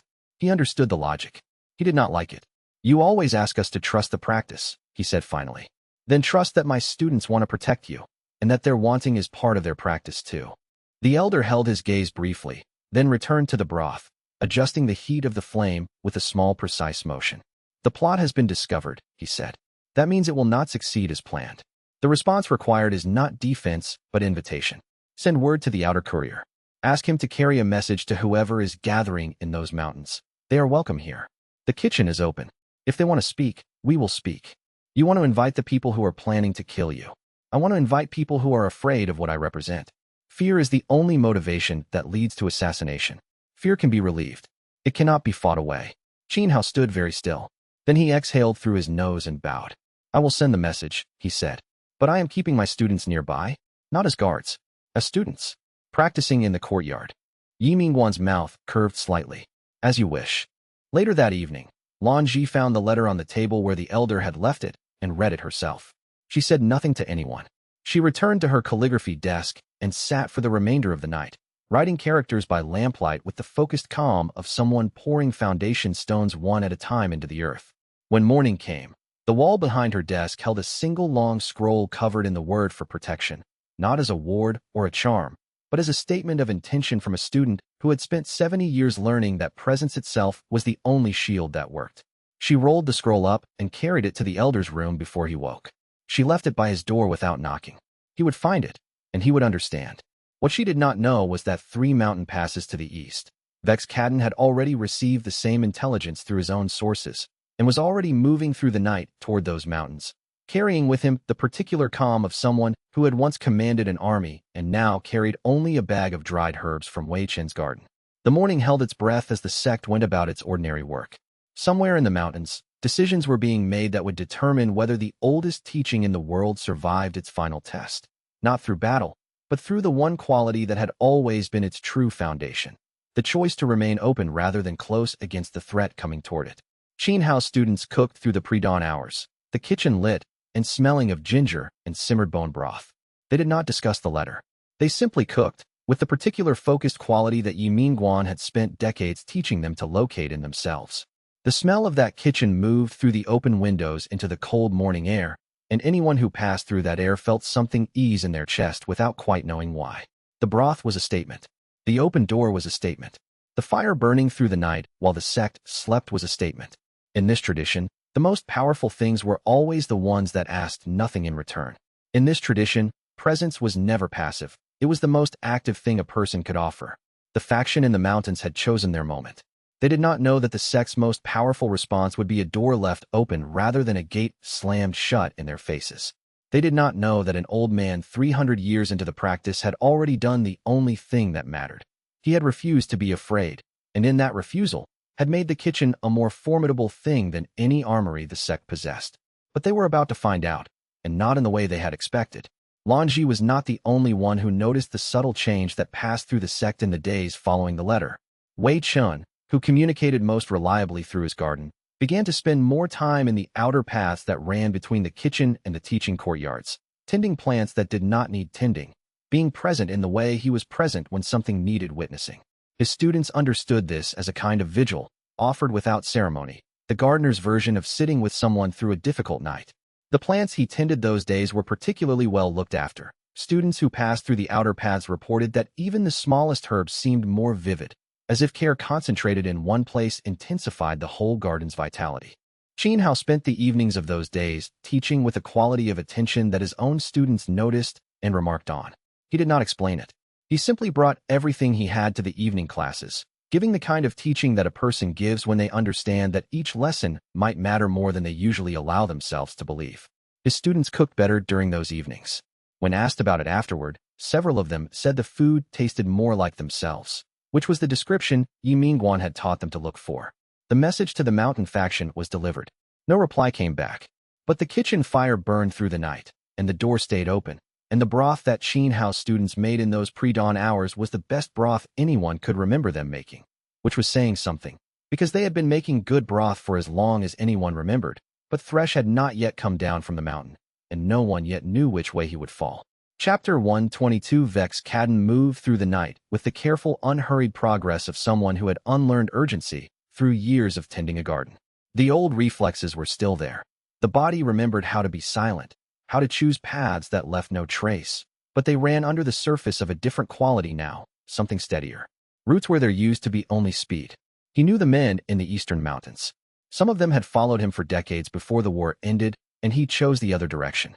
They would recognize his face, and some of them would feel betrayed by it, which would complicate the first minutes of the conversation. He had prepared for that.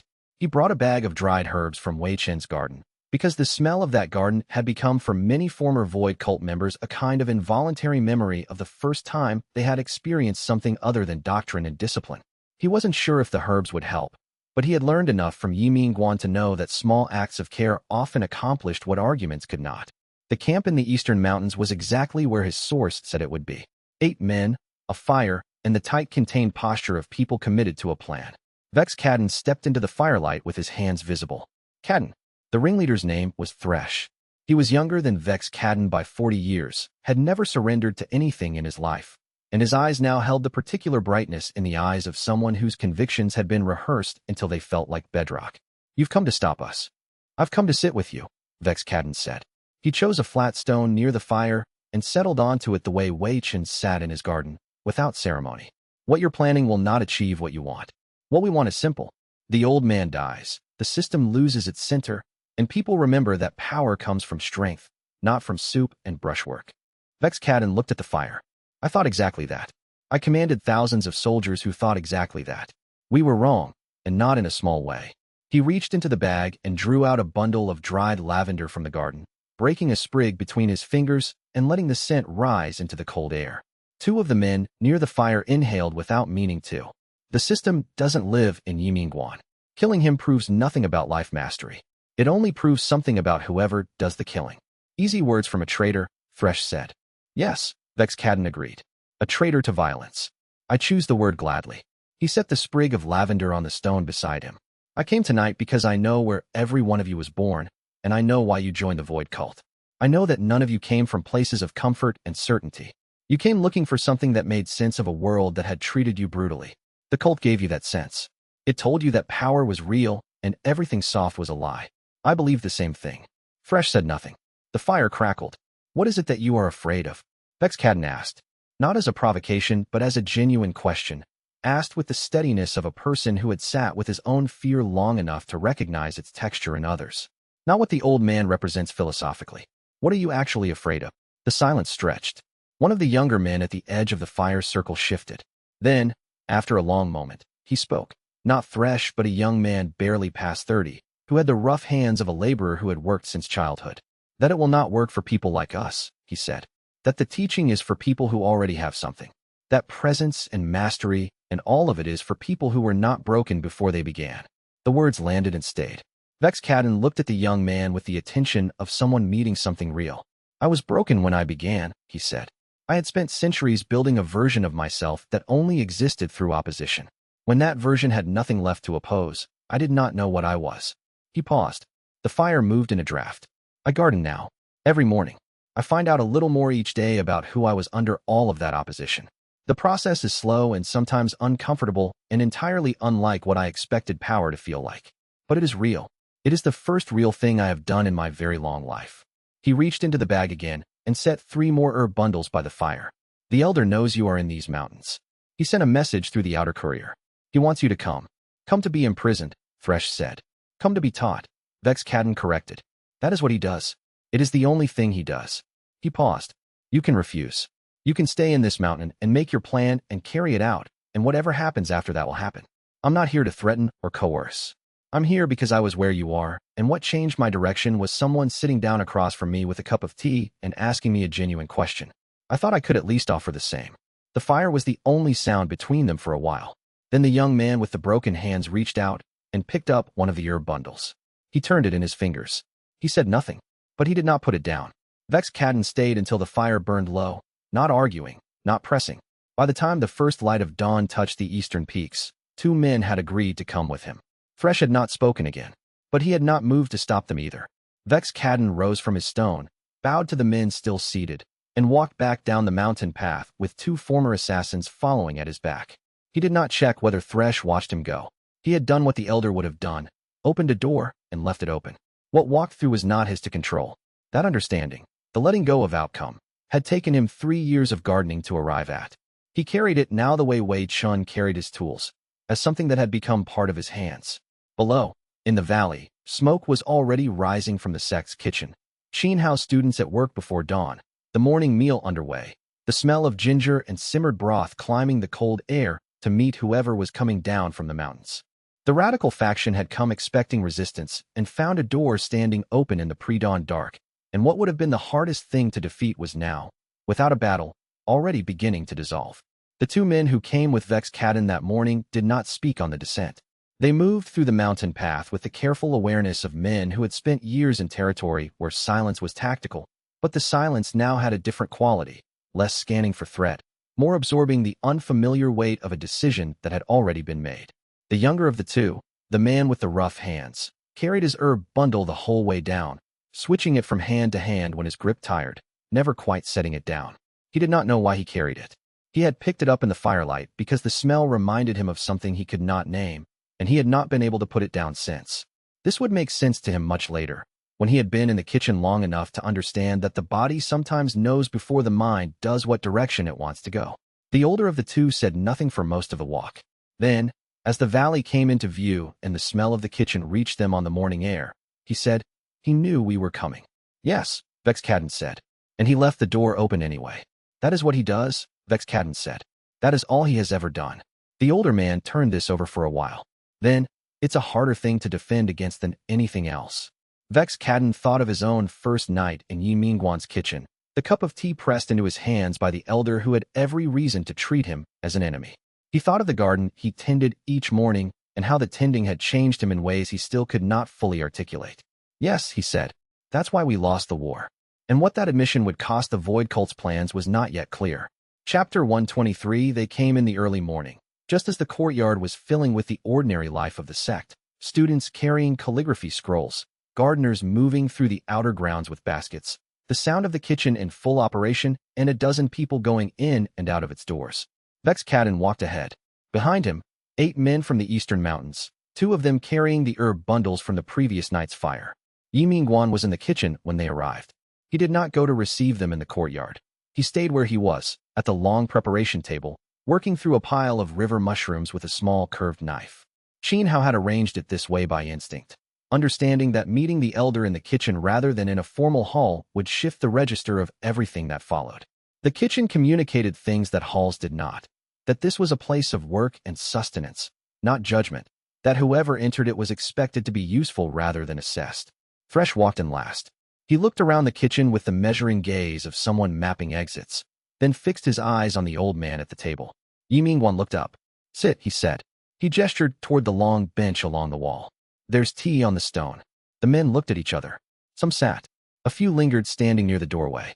Thresh remained where he was in the center of the kitchen, arms at his sides, watching. "You know who we are," Thresh said. "I know you were sent to end my teaching," Ye Minguan said. He turned a mushroom in his hands and resumed cutting. "And I know that you are here instead, which tells me something important. It tells you that Cadden betrayed us. It tells me that you came when you could have left," the elder said. 8 men. "Any of you could have refused Cadden's invitation and remained in the mountains. None of you did." He set down the knife and looked directly at Thresh. "I do not think you came because you were persuaded. I think you came because some part of you wanted to see what this actually was, up close, rather than through the lens of everything you had been told about it."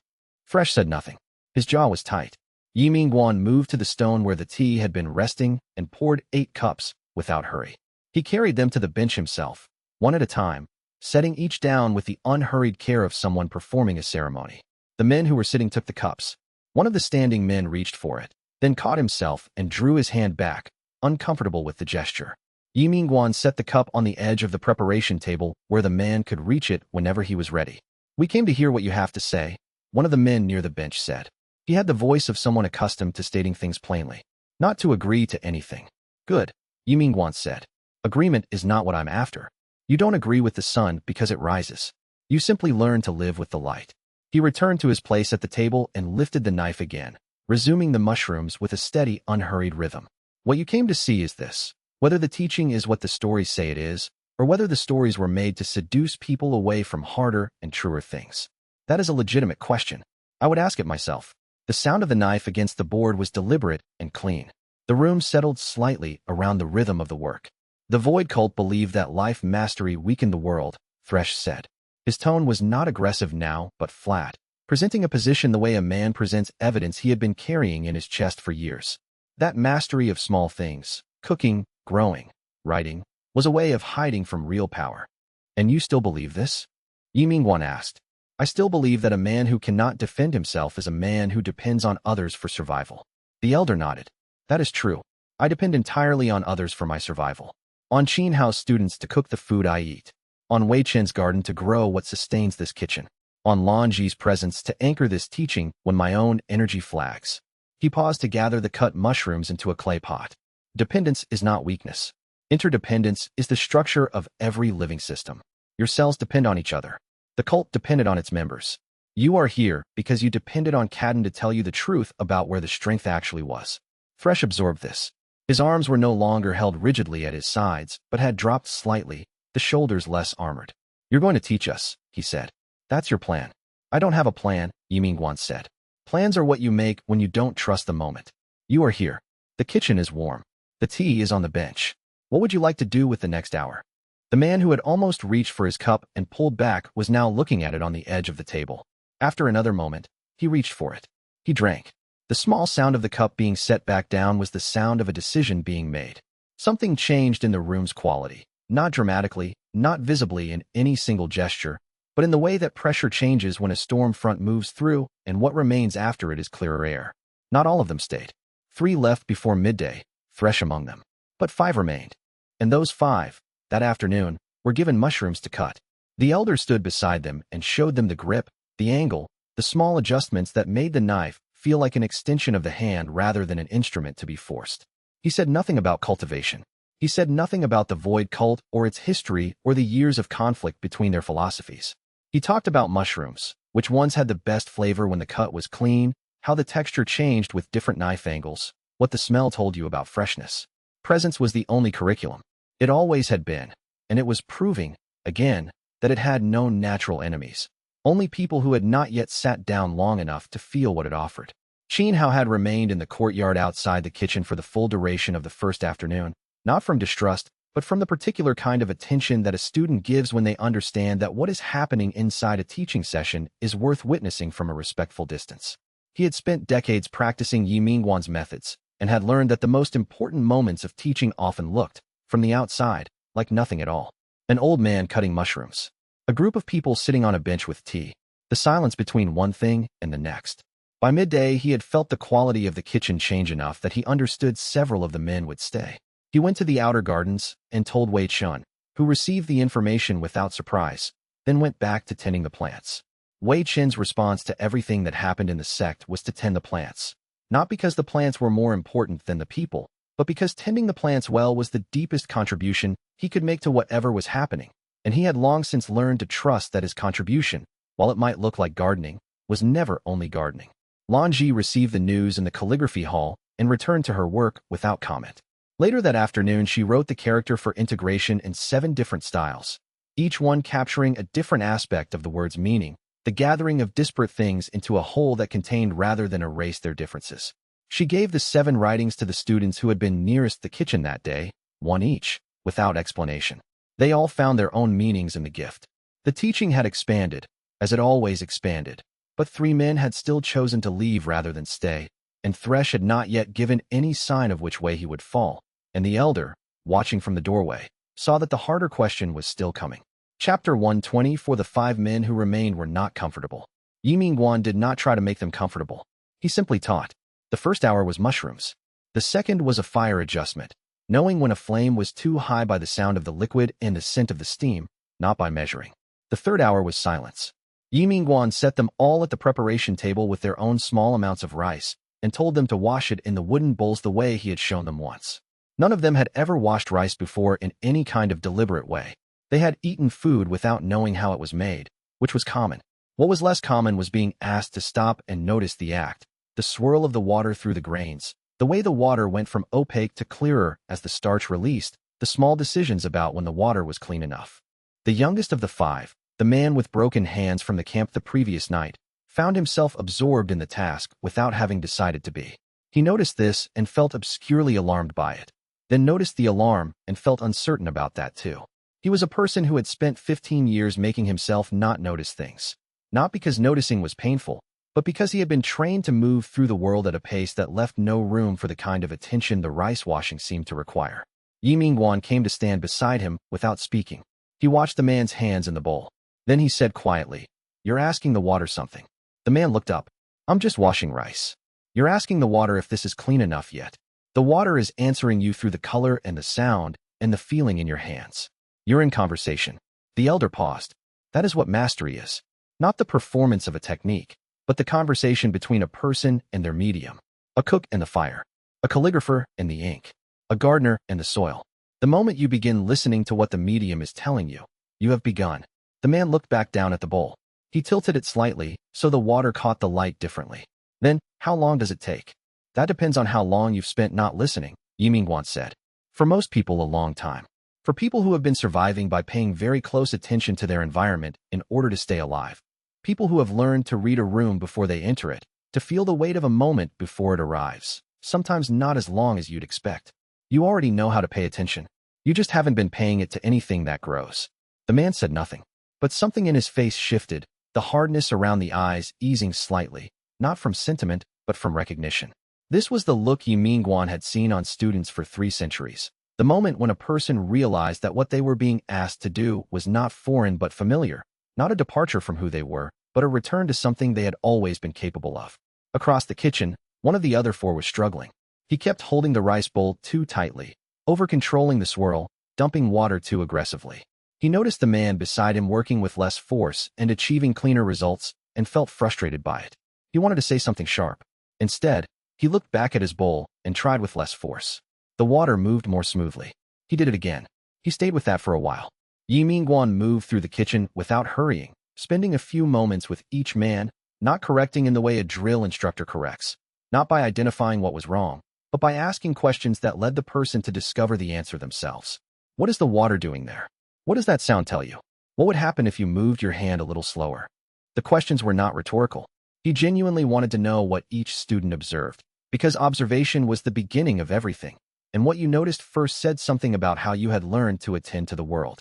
By early afternoon, the 5 men had cleaned rice, prepared a simple stock, and were watching the elder demonstrate the adjustment of flavor, not by measuring, but by tasting and asking what the broth needed rather than deciding in advance what to add.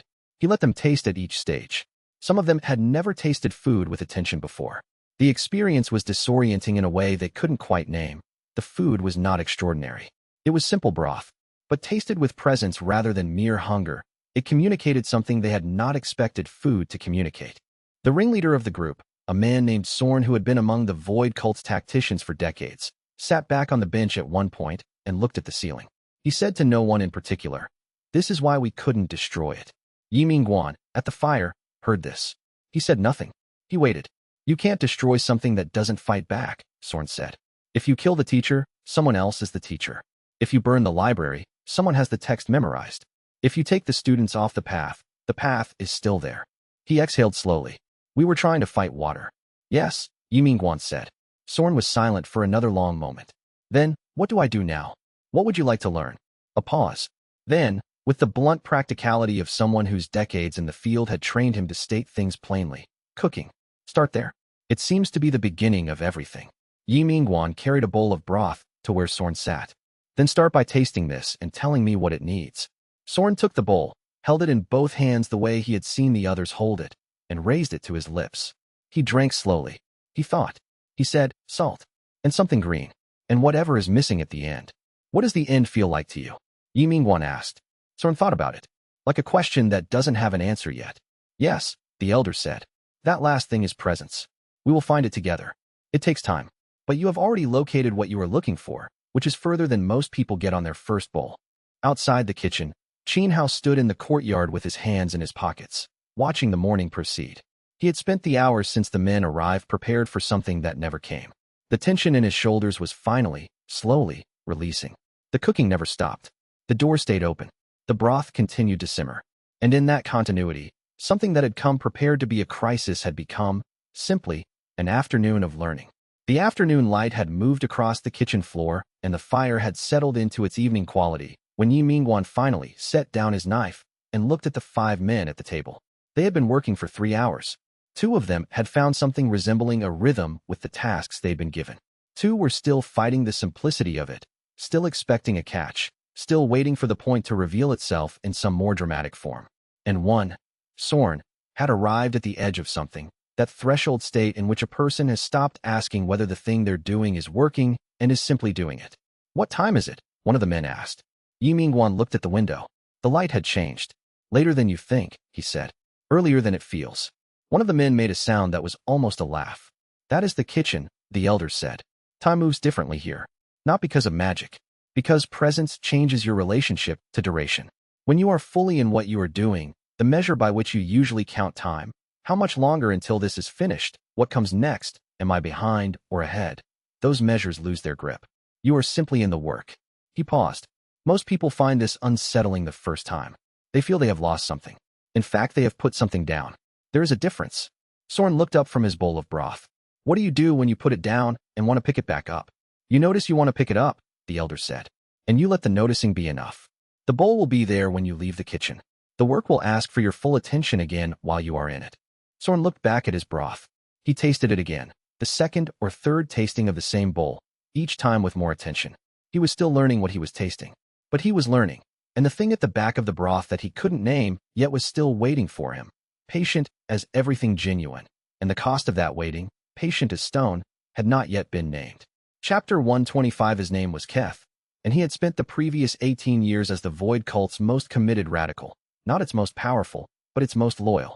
He was 34 years old and had been following the cult's doctrine since before he was old enough to understand what doctrine was. It had been given to him the way language was given to him, as the basic structure of the world. What Keth had never been given was a moment of stillness long enough to examine whether the structure was true. He sat in the kitchen on the third day after the men from the mountains had arrived, his hands wrapped around a warm cup, watching Ye Minguan demonstrate to the others how to bring dried mushrooms back from their dormant state. Not by forcing heat, but by adding them to water at the right temperature and waiting, letting the mushroom remember its living form in its own time. Something in the image lodged in Keth's chest. A person who had spent 18 years trying to force change through pressure, watching an old man demonstrate that patience and the right conditions produced what force could not. He stared at the mushrooms in the water without speaking. That evening, the elder sat with him alone at the kitchen table after the others had gone to their sleeping quarters. The lamp was low. The smell of the day's cooking had settled into the wood and stone of the room with the comfortable permanence of a place that had been doing the same work for generations. Ye Minguan had a piece of parchment and a brush, and he was writing practice characters with the slow, deliberate precision of someone with nowhere else to be and nothing left to hurry toward. Keth watched the characters appear on the parchment. Then, may I ask you something? Yes. When you were young, when you first started teaching this way, did you doubt it? Ye Minguan did not look up from the parchment. Every day? For the first 100 years. Keth was quiet with that. He thought about 100 years of daily doubt, and continuing anyway. What made you continue? The food tasted true, the elder said. Even when no one believed me, and no one watched, and the mockery was loud. The dish tasted true when I made it with presence. That was enough. Not much, but enough. Truth is a very small flame. It doesn't illuminate everything at once. It only shows you the next step. I have never made anything that felt true, Keth said. His voice was flat with the admission, neither self-pitying nor self-excusing. Everything I made, every plan, every operation, felt necessary. But not true. Ye Minguan set down the brush.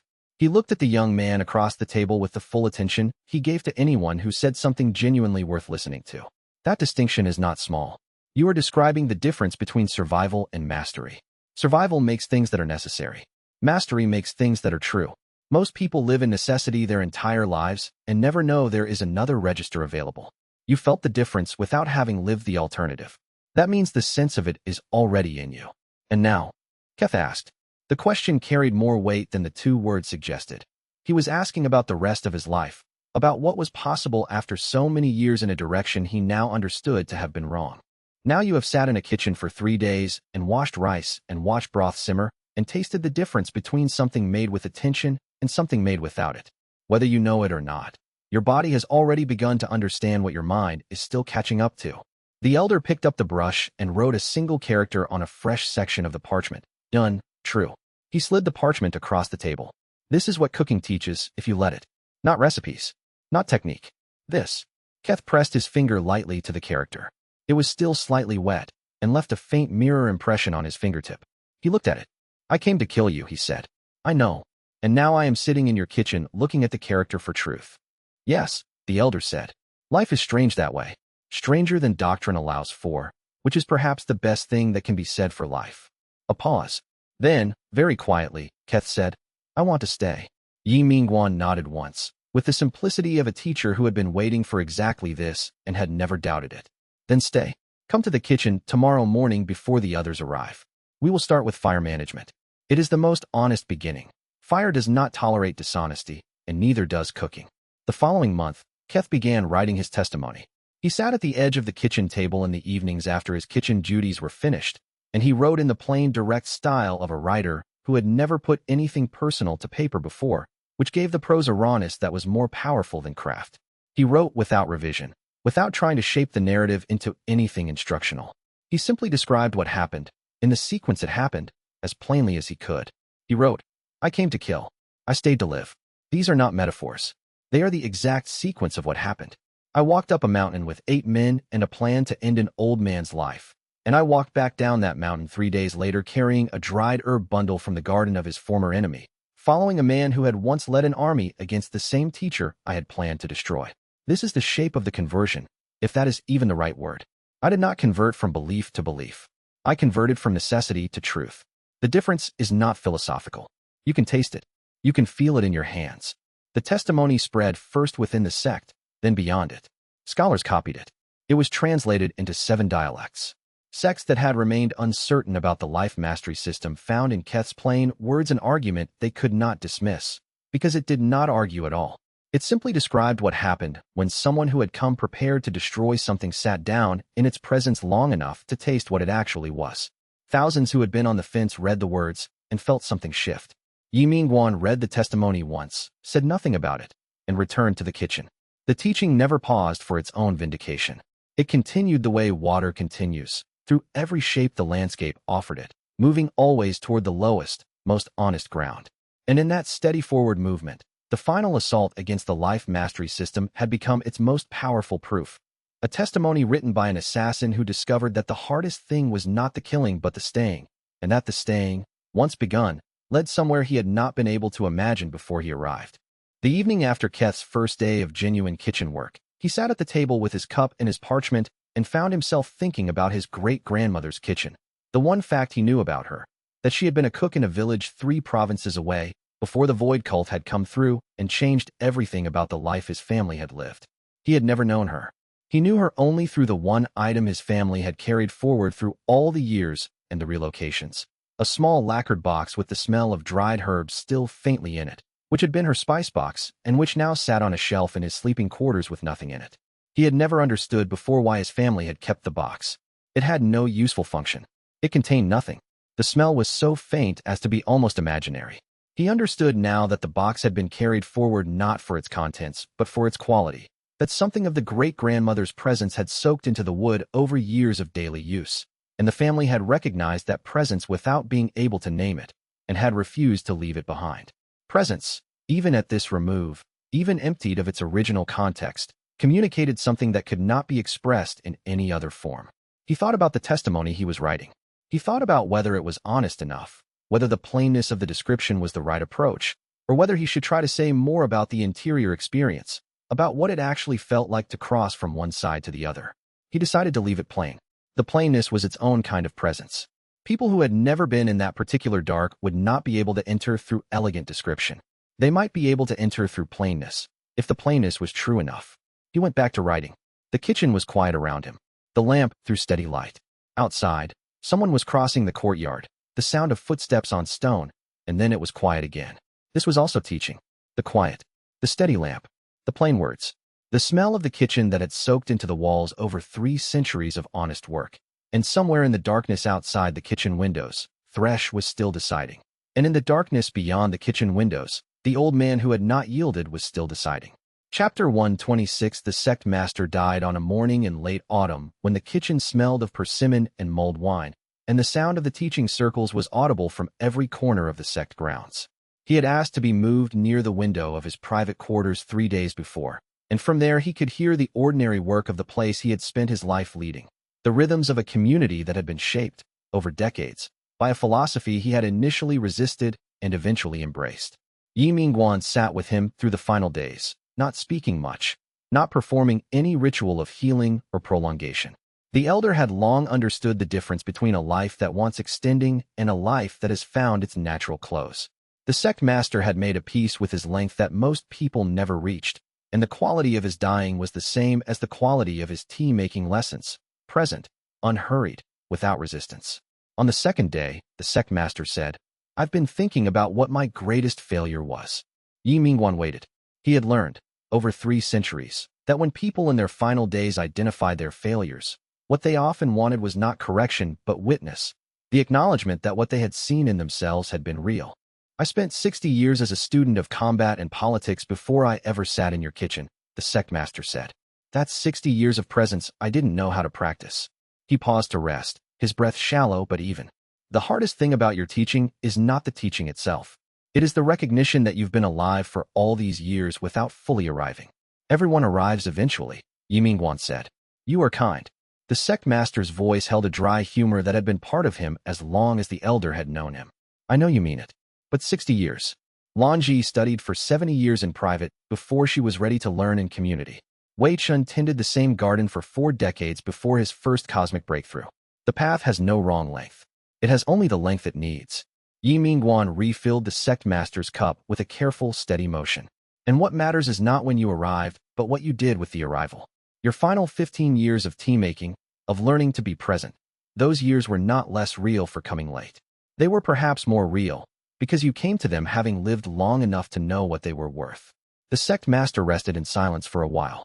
Outside, the teaching circle was working through a session on architectural presence, how to read a structure's relationship to the land before attempting to build. The voices of the teachers carried in the clear autumn air, the sound of knowledge being passed forward in the way Ye Minguan had always hoped it would be, not from authority downward but from understanding outward. I was a warrior, the sect master said finally. I became a student. The second was the greater victory. These were the last words he spoke. He closed his eyes and did not open them again. The breathing continued for some time after that, slow and deepening, and then it did not. Ye Minguan sat with the body for an hour before calling anyone. He found himself thinking about the first time the sect master had refused to retire him. The meeting in the office where the elder had asked, simply, whether any of his students had caused problems, and the sect master had paused and admitted, no. That pause had been the beginning of everything that followed. A small crack in certainty, and the light had come through. The sect came together for 3 days of mourning. Not the performance of grief, but the genuine sitting with what had been lost and what had been given. Former combat disciples who had mocked Ye Minguan's students 30 years earlier stood in the teaching garden and wept, and what they wept for was not only the sect master's death, but the long years of an elder's influence slowly becoming visible to them.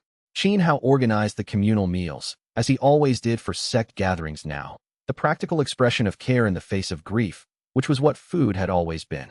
Lanji prepared a calligraphy scroll as a memorial. 3 lines of characters that captured something so essential about the sect master's final decade of learning that anyone who saw it and had known him felt seen through it, as if she had written not just a memorial, but a recognition. At the conclusion of the 3 days, when the mourning period ended and the sect turned toward the work of succession, Ye Minguan returned to his kitchen. He did not sit with the grief in any visible way.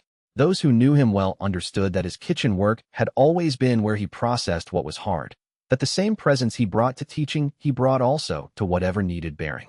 The dish he made that afternoon was a soup he had made for students in their first weeks, a beginner's broth, the simplest possible thing. He made it with the kind of attention you would give a formal ceremony. Qin Hao came to stand at the kitchen doorway in the late afternoon. He watched the elder work. He watched in silence. Then he said, he was a good man. He was a man who became good, Ye Minguan said, which is harder and rarer and means more. Do you think he knew how much he mattered to you? I poured tea for him once a week for the last 15 years of his life, the elder said. He knew. The succession council was called the following morning, and Ye Minguan attended as an observer rather than a participant, as he had always preferred. He watched the council present their deliberations and saw the young woman he had recommended all those years ago, now 95, calm, having spent 35 years as a student of cooking and life mastery, receive the title without ceremony or apparent emotion. Only the settled recognition of a woman who had long since stopped needing external arrival to know where she stood. The new sect master caught Ye Minguan's eye across the hall. She bowed, a small precise movement. He returned it. The sect continued. The teaching continued. The old man who had outlasted everything through sheer presence and patience, and the willingness to cook the same dish one more time, moved toward the quiet close of one era and the opening of another. Carrying the broth in both hands, unhurried, with the small smile of someone who knew exactly what they were doing and was not in any particular hurry to finish. The communal meals that Qin Hao organized during the 3 days of mourning were the most carefully made food the sect had eaten in many years. This was not a conscious decision on Qin Hao's part, or not fully conscious. It was the response of a cook who had learned that the best way to be present to grief was to make something real and good and offer it without commentary. The meals were simple: soup, rice, vegetables from Wei Chen's garden, prepared with the kind of attention that took ordinary ingredients and made them into something that felt like acknowledgement of what had been lost.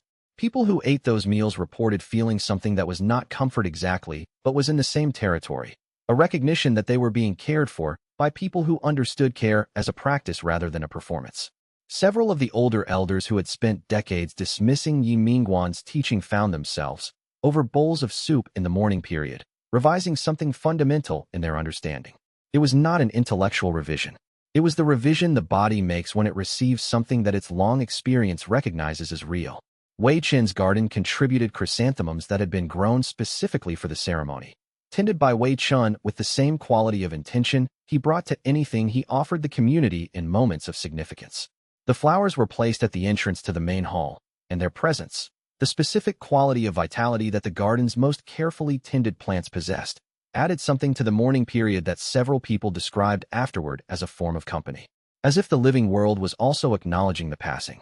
Jiang Tao, who had spent his life refusing to be publicly moved by anything, stood in the teaching garden on the second day of mourning and looked at the flowers in silence. Then he went to find Lan Ji and asked her to make a copy of the memorial scroll for him. She made it without asking why. He carried it back to his quarters and placed it above his calligraphy practice table, where it remained for the rest of his life. The first sign, though none of them knew it yet, that the hardest man in the sect's history had begun to crack open. And what cracking open in a man like Vex Cadden would release, none of them could yet say. Chapter 127. Mei Lin had been 37 years old when she first entered Ye Minguan's kitchen class, 11 years past her combat trial failures. Carrying the particular weight of a woman who had spent a decade trying to believe her shame was just a character flaw rather than a message about direction. She had come to cooking not from enthusiasm, but from exhaustion. Every other door had been tried, and this was the one still unlocked. That was 58 years ago. Now, at 95, she stood in the center of the sect's main hall with the stillness of a woman who had spent decades learning to stand exactly where she was. The succession council had completed its deliberations. The elders had spoken.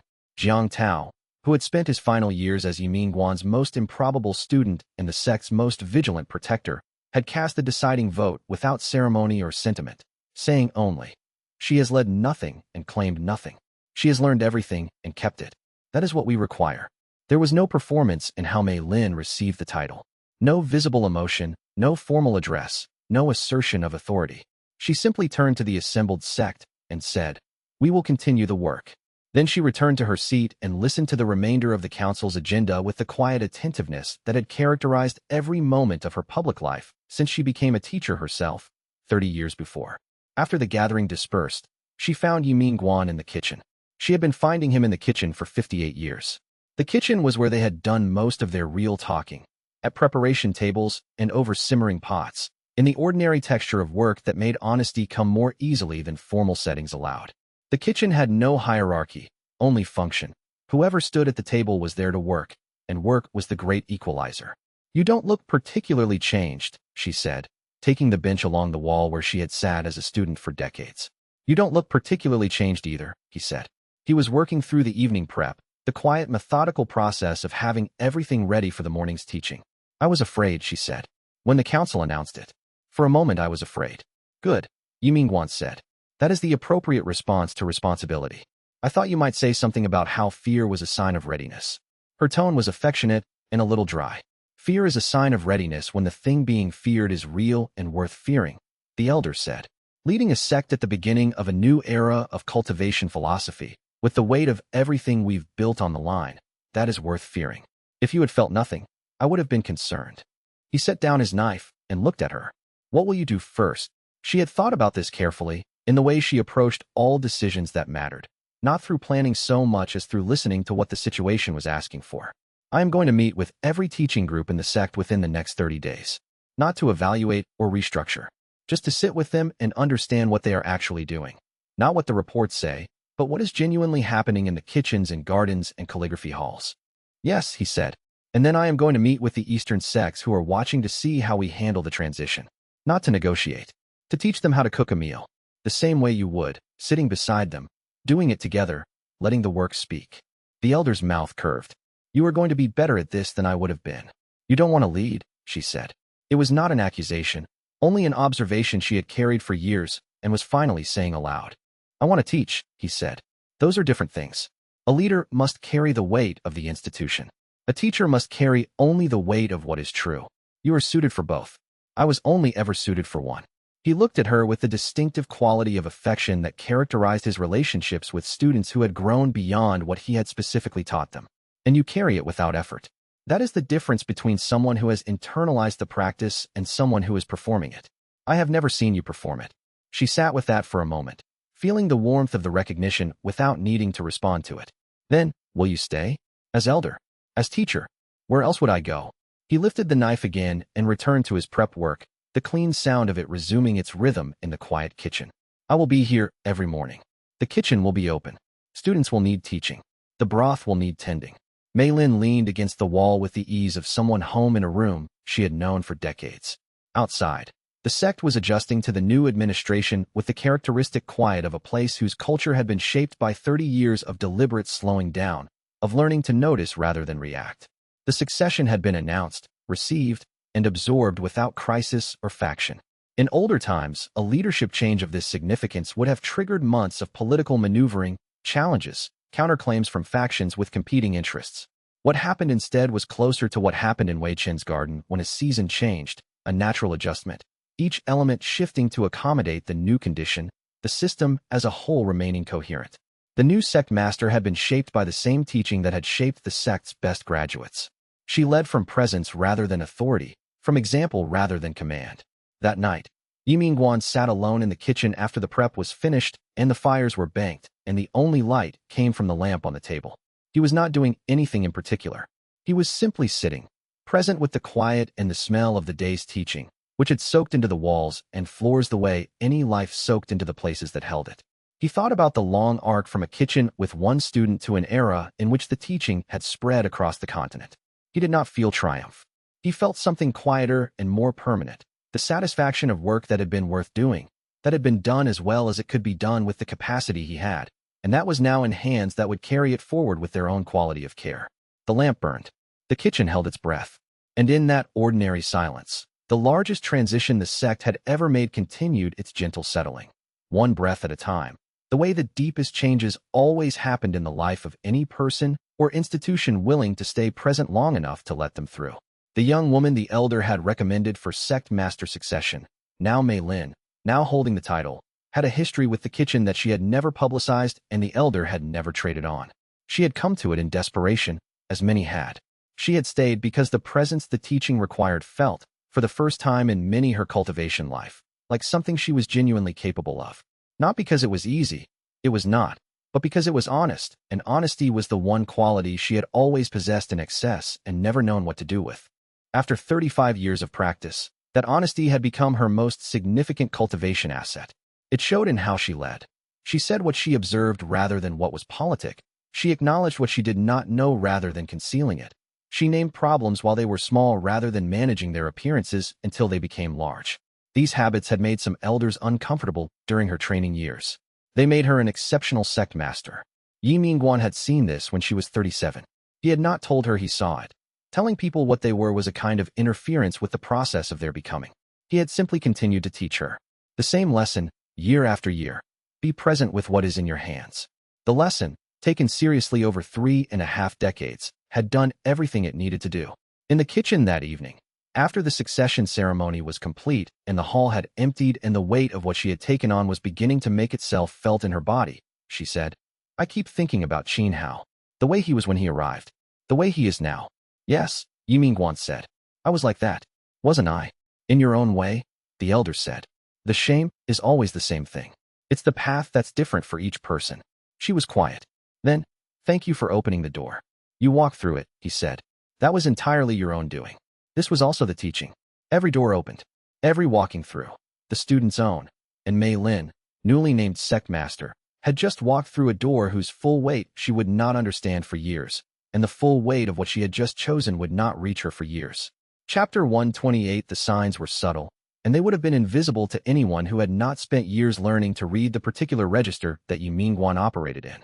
But to his students, who had been reading him for decades, they were unmistakable. He moved with less resistance, not less energy. The teaching remained sharp, the presence remained deep, but less of the small friction that accompanies the boundary between a self and the world. He had always been unusually free of that friction, which was what made him remarkable. Now the last remnants of it were thinning, the way ice thins towards spring, not dramatically but in the grain, in the deep structure. Lanji noticed first. She came to Qin Hao on a morning in early spring and said only, "Watch him today." Qin Hao spent the day watching, and by mid-afternoon he understood.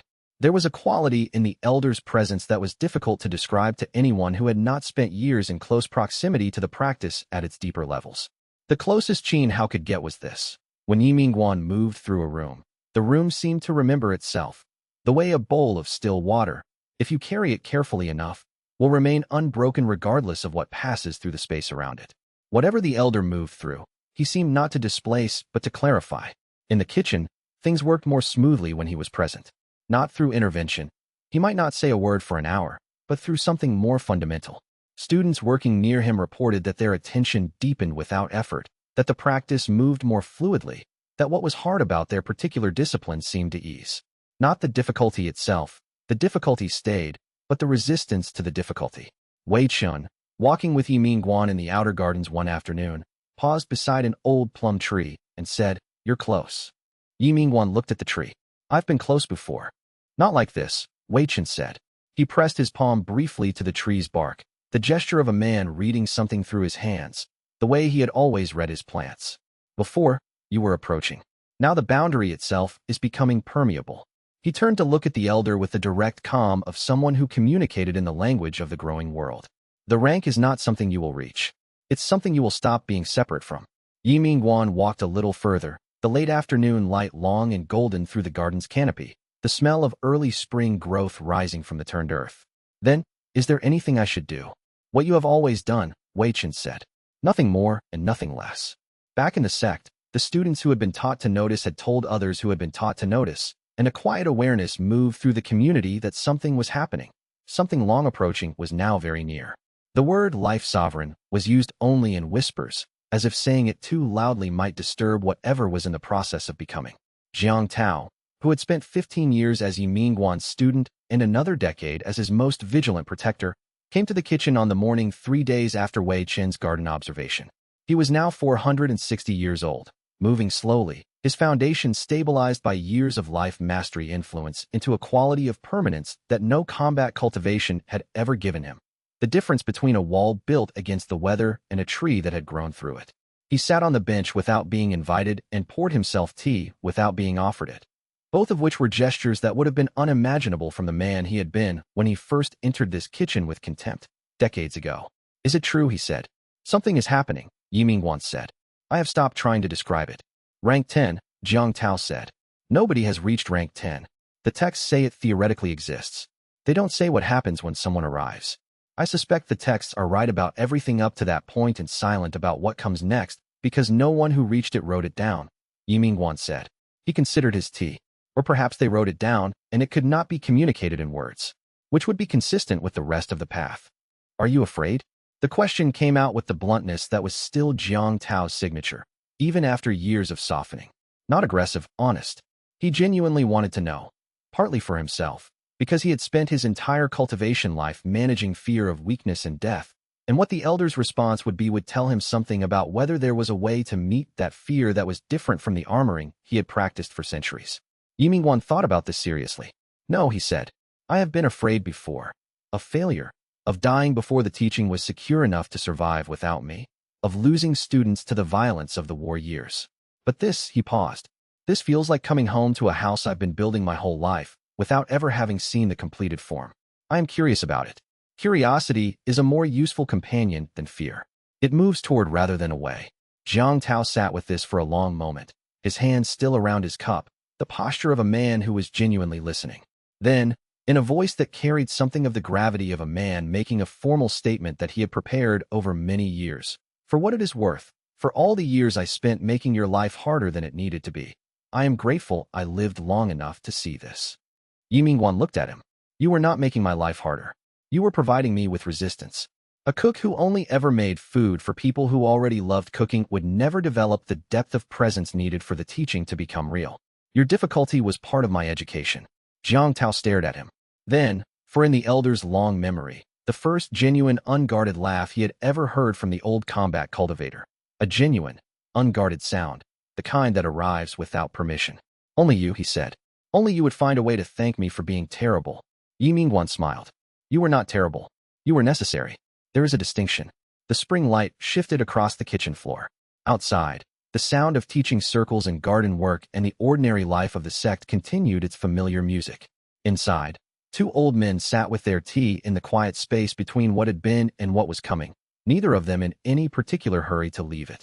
Something immense was approaching. It moved the way tides move, too large and too fundamental to be urgent, carrying everything with it in the slow sweep of its arrival, indifferent to haste.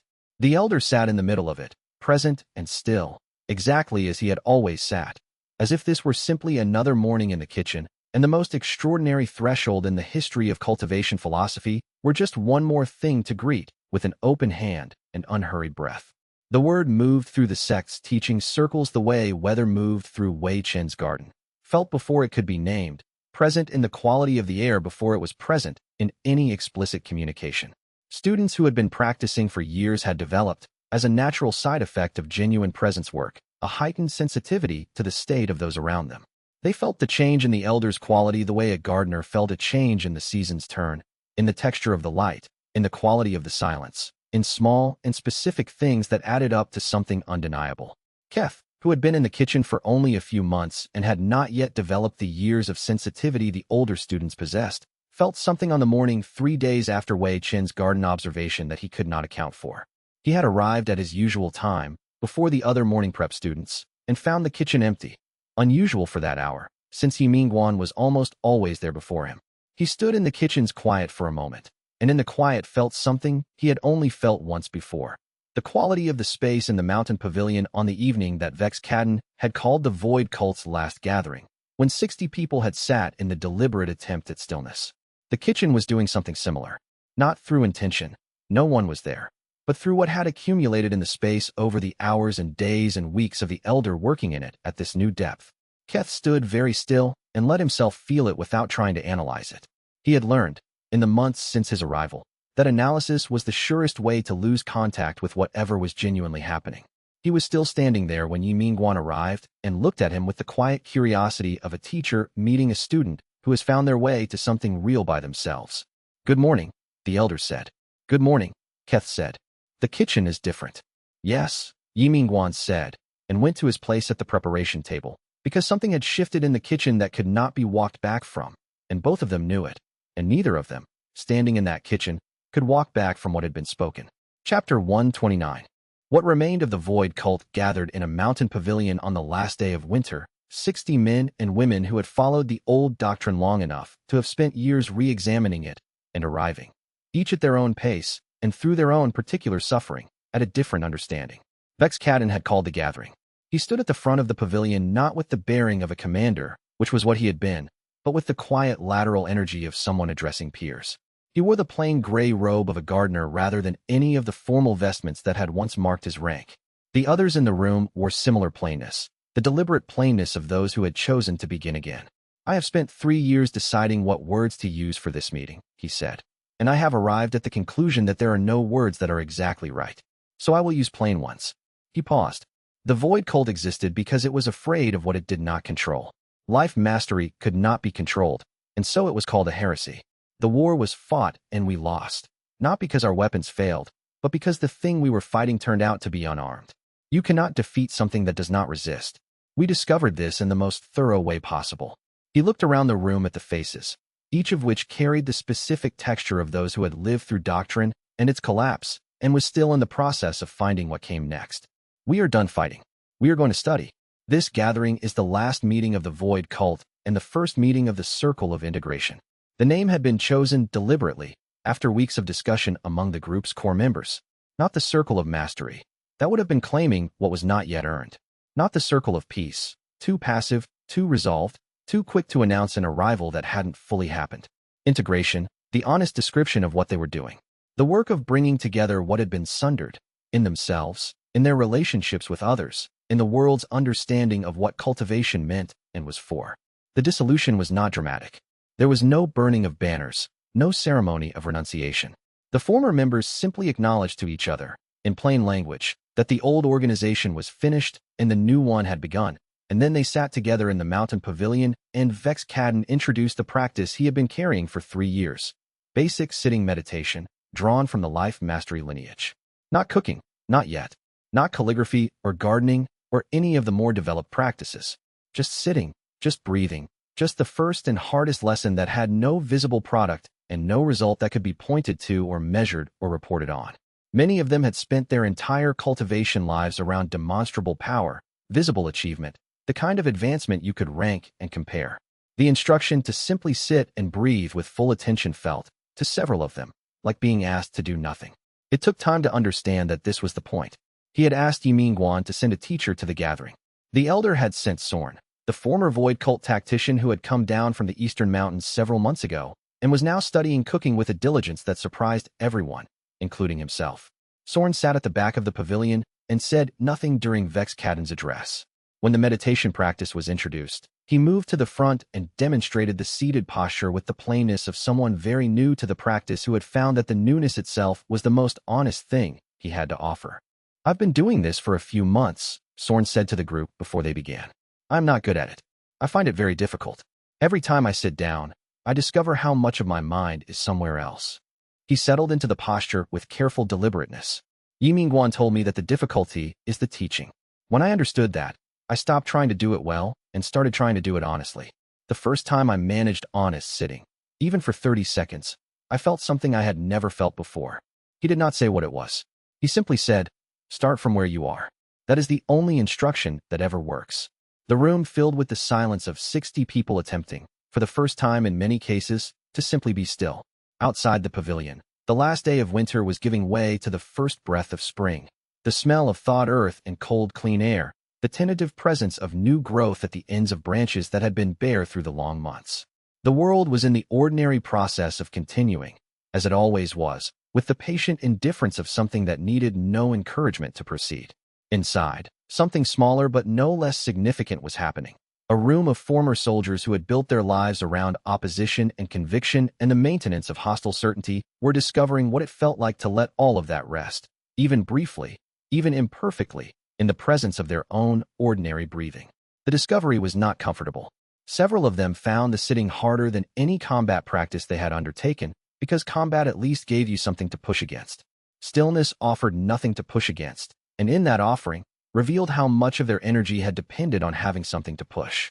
The war had ended through a process of accumulation, not a single decisive battle, but 1,000 small moments of dissolution, each barely visible on its own, the sum of them reshaping the landscape of an entire philosophical conflict.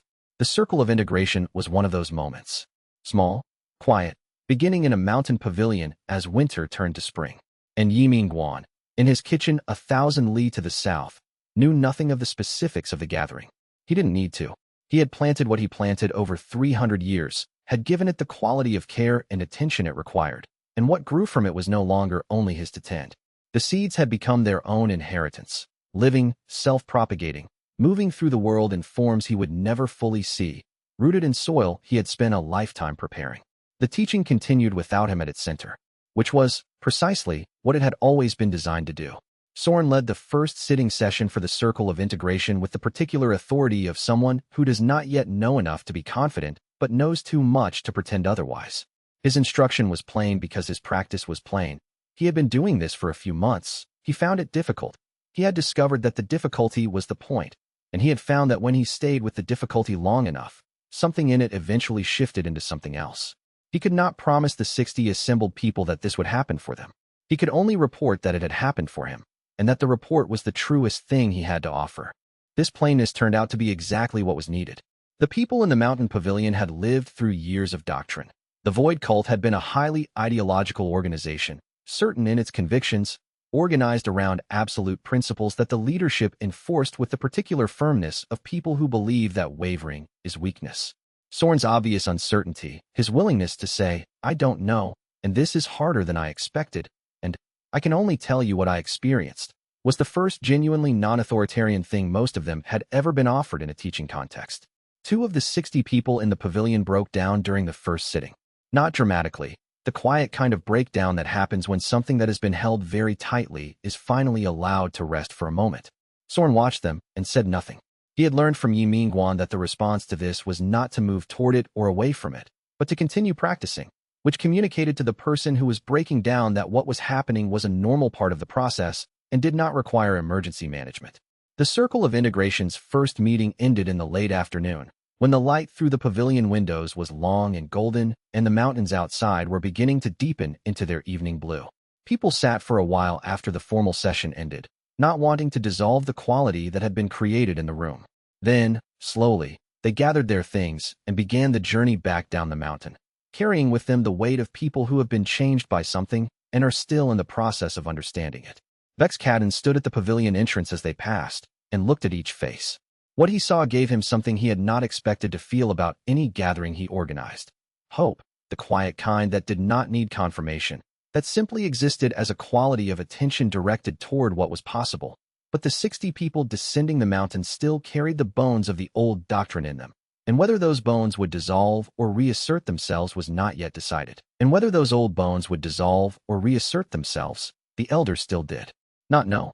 Chapter 130, he called them to the courtyard on a morning that held the particular quality of early summer. The light sharp and golden, the garden at its full expression, the smell of stone and blossoming, and the aliveness the sect had come to associate with moments the elder chose to mark. The word had gone out through Lan Ji to Qin Hao, through Qin Hao to the kitchen students, through Wei Chun to the garden practitioners, and through all of them to whoever was nearby and available. Within the hour, hundreds had gathered in the main courtyard and the passages around it. More had positioned themselves in the calligraphy halls and garden paths within earshot. The new sect master, Mei Lin, sat in the second row with the focused calm of someone who understood she was witnessing something that would be recorded and spoken about for a very long time. Ye Minguan stood at the center of the courtyard. He did not call for attention. He did not begin formally. He simply stood until the movement in the crowd had stilled to the quality of gathered attention that was itself a form of readiness. Then he said, "I am going to teach one last time. This lesson is for everyone who is here, and for everyone who will hear about it afterward, and for everyone who will learn it from the students who are present today. Pay attention, not with your eyes, but with whatever in you has learned, over the course of your practice, to pay the real kind of attention." He paused. The courtyard was silent. "The lesson is this," he said. "Everything you have been taught here, every technique, every understanding, every breakthrough, points toward one thing. Not a state you reach and maintain. Not a rank or a title or a recognized level of mastery. One thing." He was silent for a long moment, and in the silence the words he was about to speak seemed to take up space in the air before he said them. "The practice is the destination. There is no other destination. The cooking is the point. The calligraphy is the point. The gardening is the point.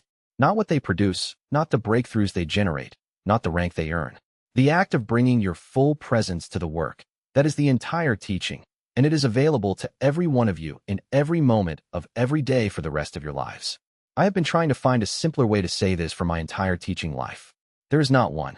He looked around the courtyard at the faces, thousands of them, old and young, new students, and people who had been practicing for longer than most families lasted. "The lesson is finished," he said. "The work is not." Then he sat down, not on a dais or a formal platform. He sat on the courtyard stones the way he sat in the kitchen, upright but without rigidity, the weight settling naturally, the hands open on the knees. And he entered a quality of stillness so complete that the hundreds of people watching him felt it as a physical thing. A change in the air's texture, a deepening in the quality of the silence. He was not performing stillness. He was simply still.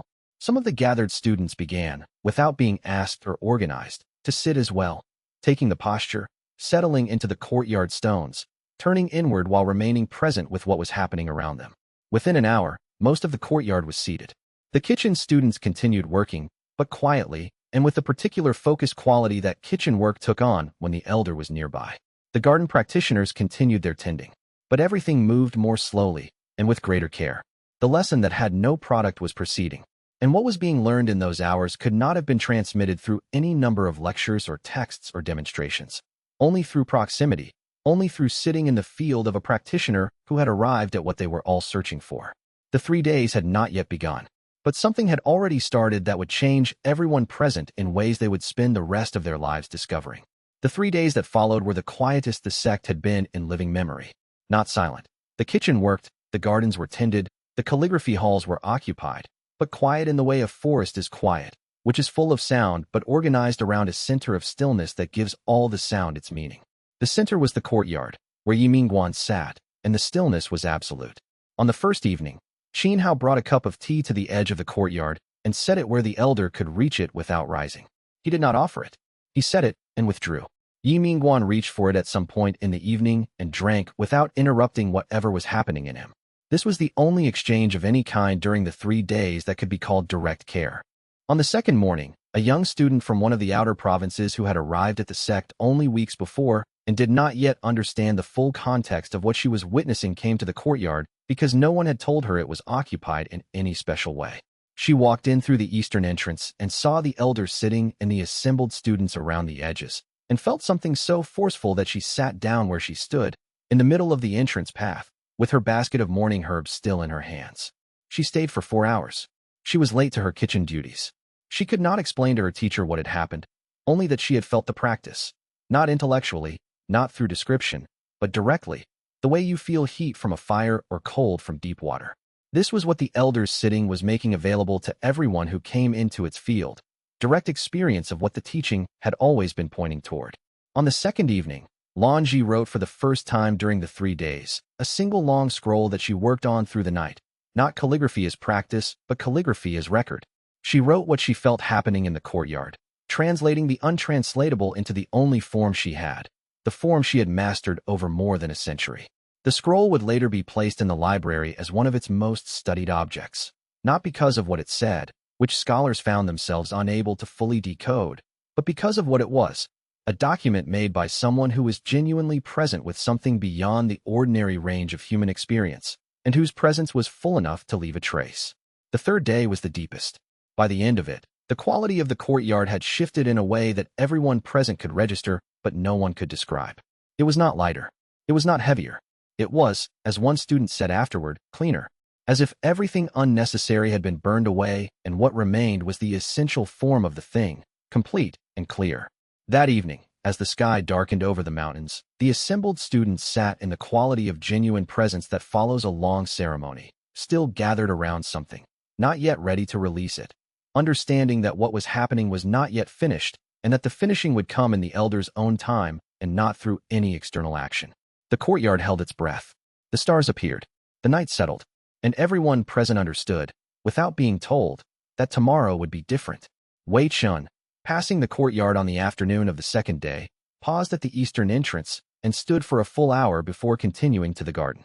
He did not sit. He stood with the quality of attention he brought to plants that were at a critical juncture in their development, fully present, non-interventionist, bearing witness to something that needed no assistance.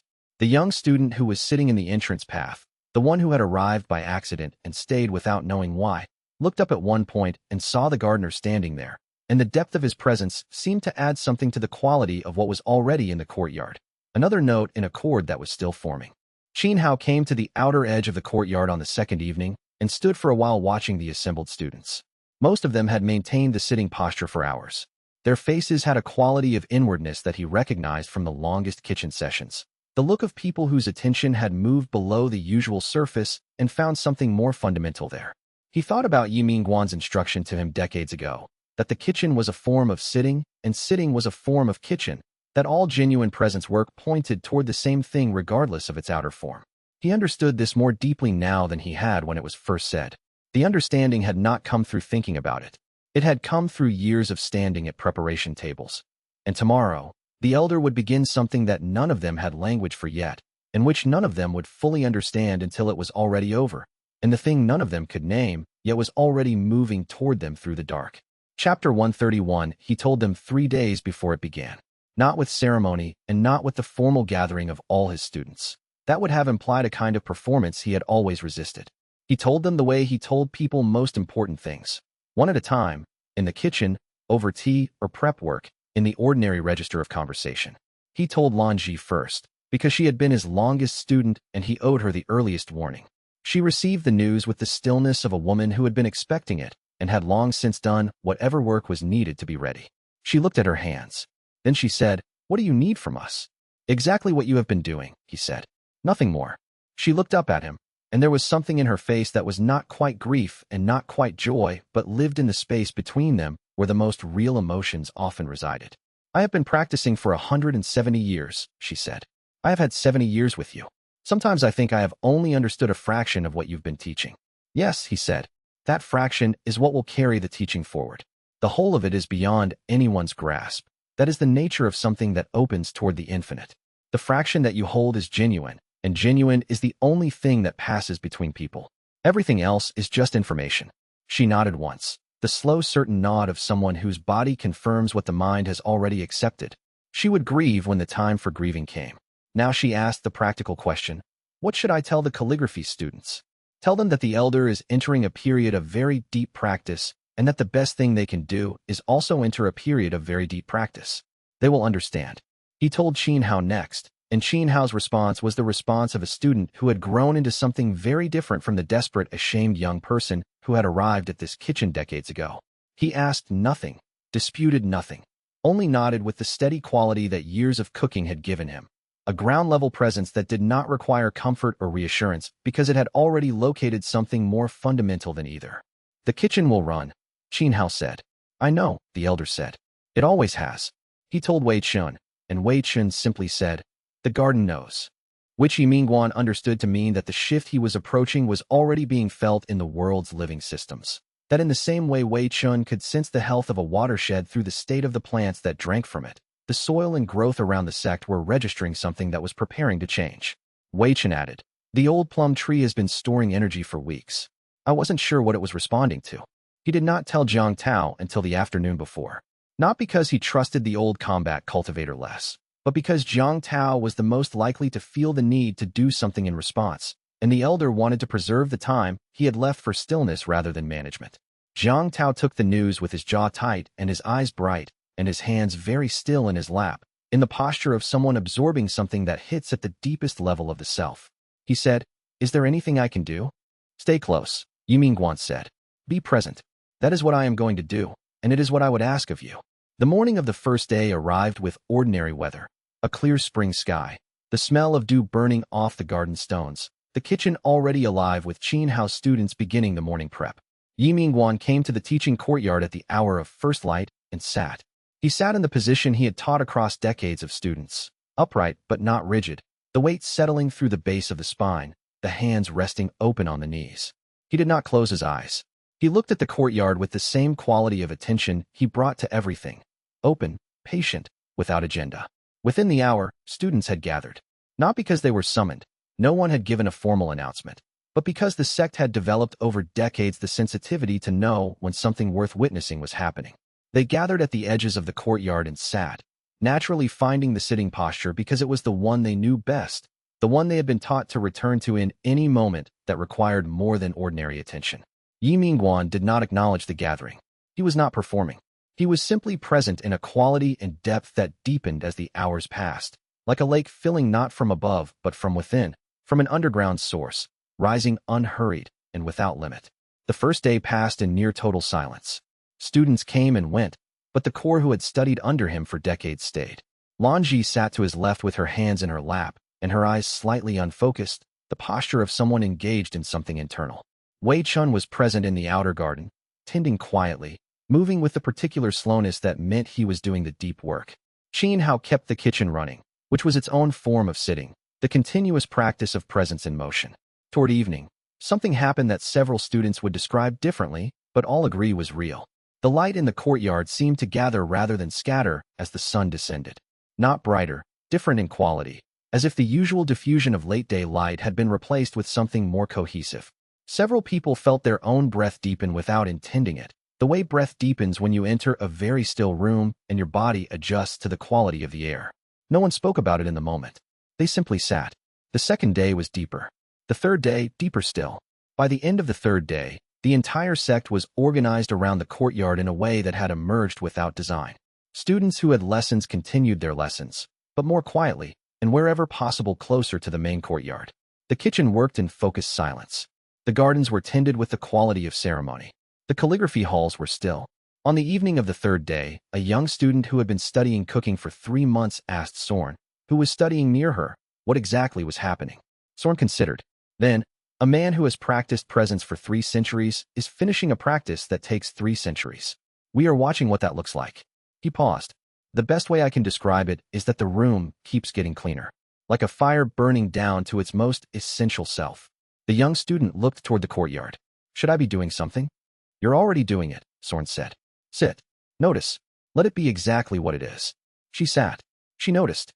And in the center of it all, Ye Minguan continued, present with everything and attached to nothing, the long arc of 3 centuries of practice finding its way, in complete stillness, toward whatever waited on the other side of the final threshold. The last of the telling, the visit to Su Kong, had its own quality. Su Kong was the most complicated of the elder's major students, the one who had left, who had chosen the other path and paid the full price for it, whose return had been the most painful kind of arrival because it came with the understanding of everything that had been lost in the years away.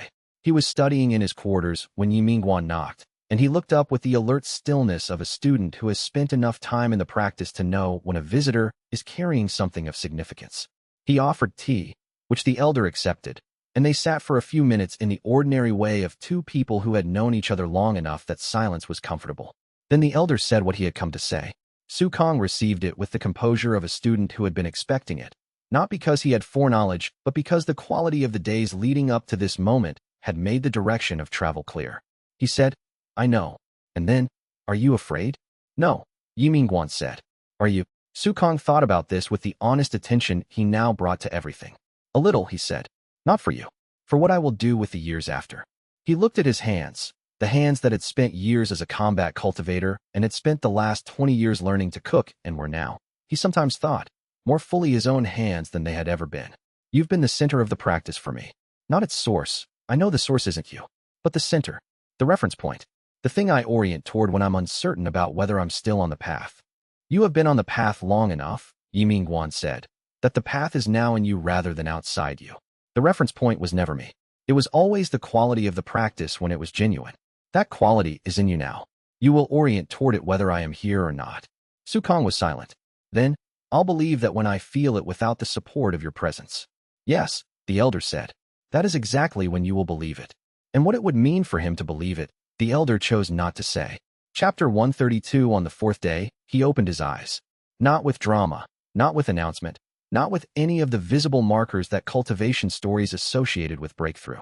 He simply opened his eyes as if he had been asleep and was now awake, or as if he had been in another room and had returned.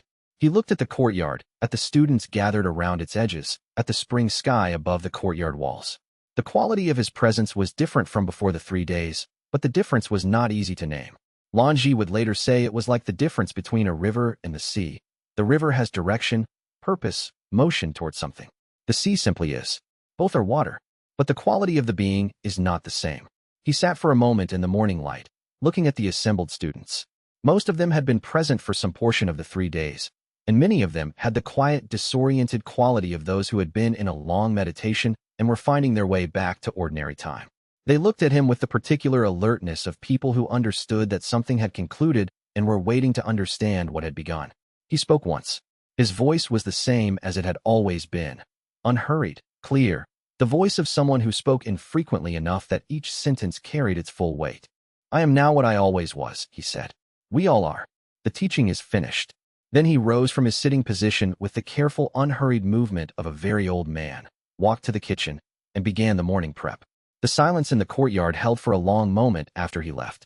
Then, slowly, people began to move, not with the released energy of a crowd that has been suppressed, but with the gradual resumption of ordinary life that happens after a long ceremony when the ceremony has been complete and the completeness has been allowed to settle. Qin Hao followed the elder to the kitchen.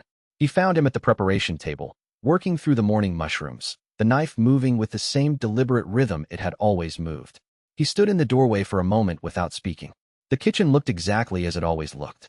The elder looked exactly as he always looked, old, quiet, focused on what was in his hands. Except that he didn't. There was a difference that Qin Hao had trouble placing. It was not in the elder's appearance. It was in the room around him. The room had a quality of clarity that Qin Hao associated with Wei Chen's garden in deep summer, the heightened aliveness of a space in which something fundamental to life was fully present and expressing itself without reservation. You said the teaching is finished, Qin Hao said. The elder said. He moved a mushroom aside and began on the next. Does that mean you're not going to teach anymore?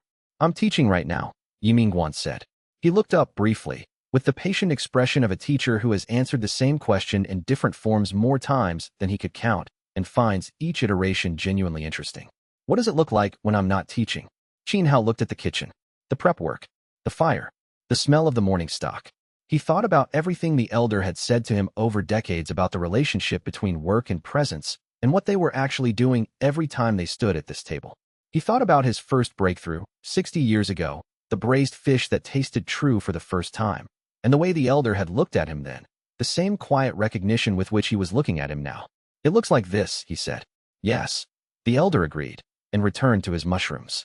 Wei Chen arrived from the garden an hour later, walking with a lightness that was unusual even for him.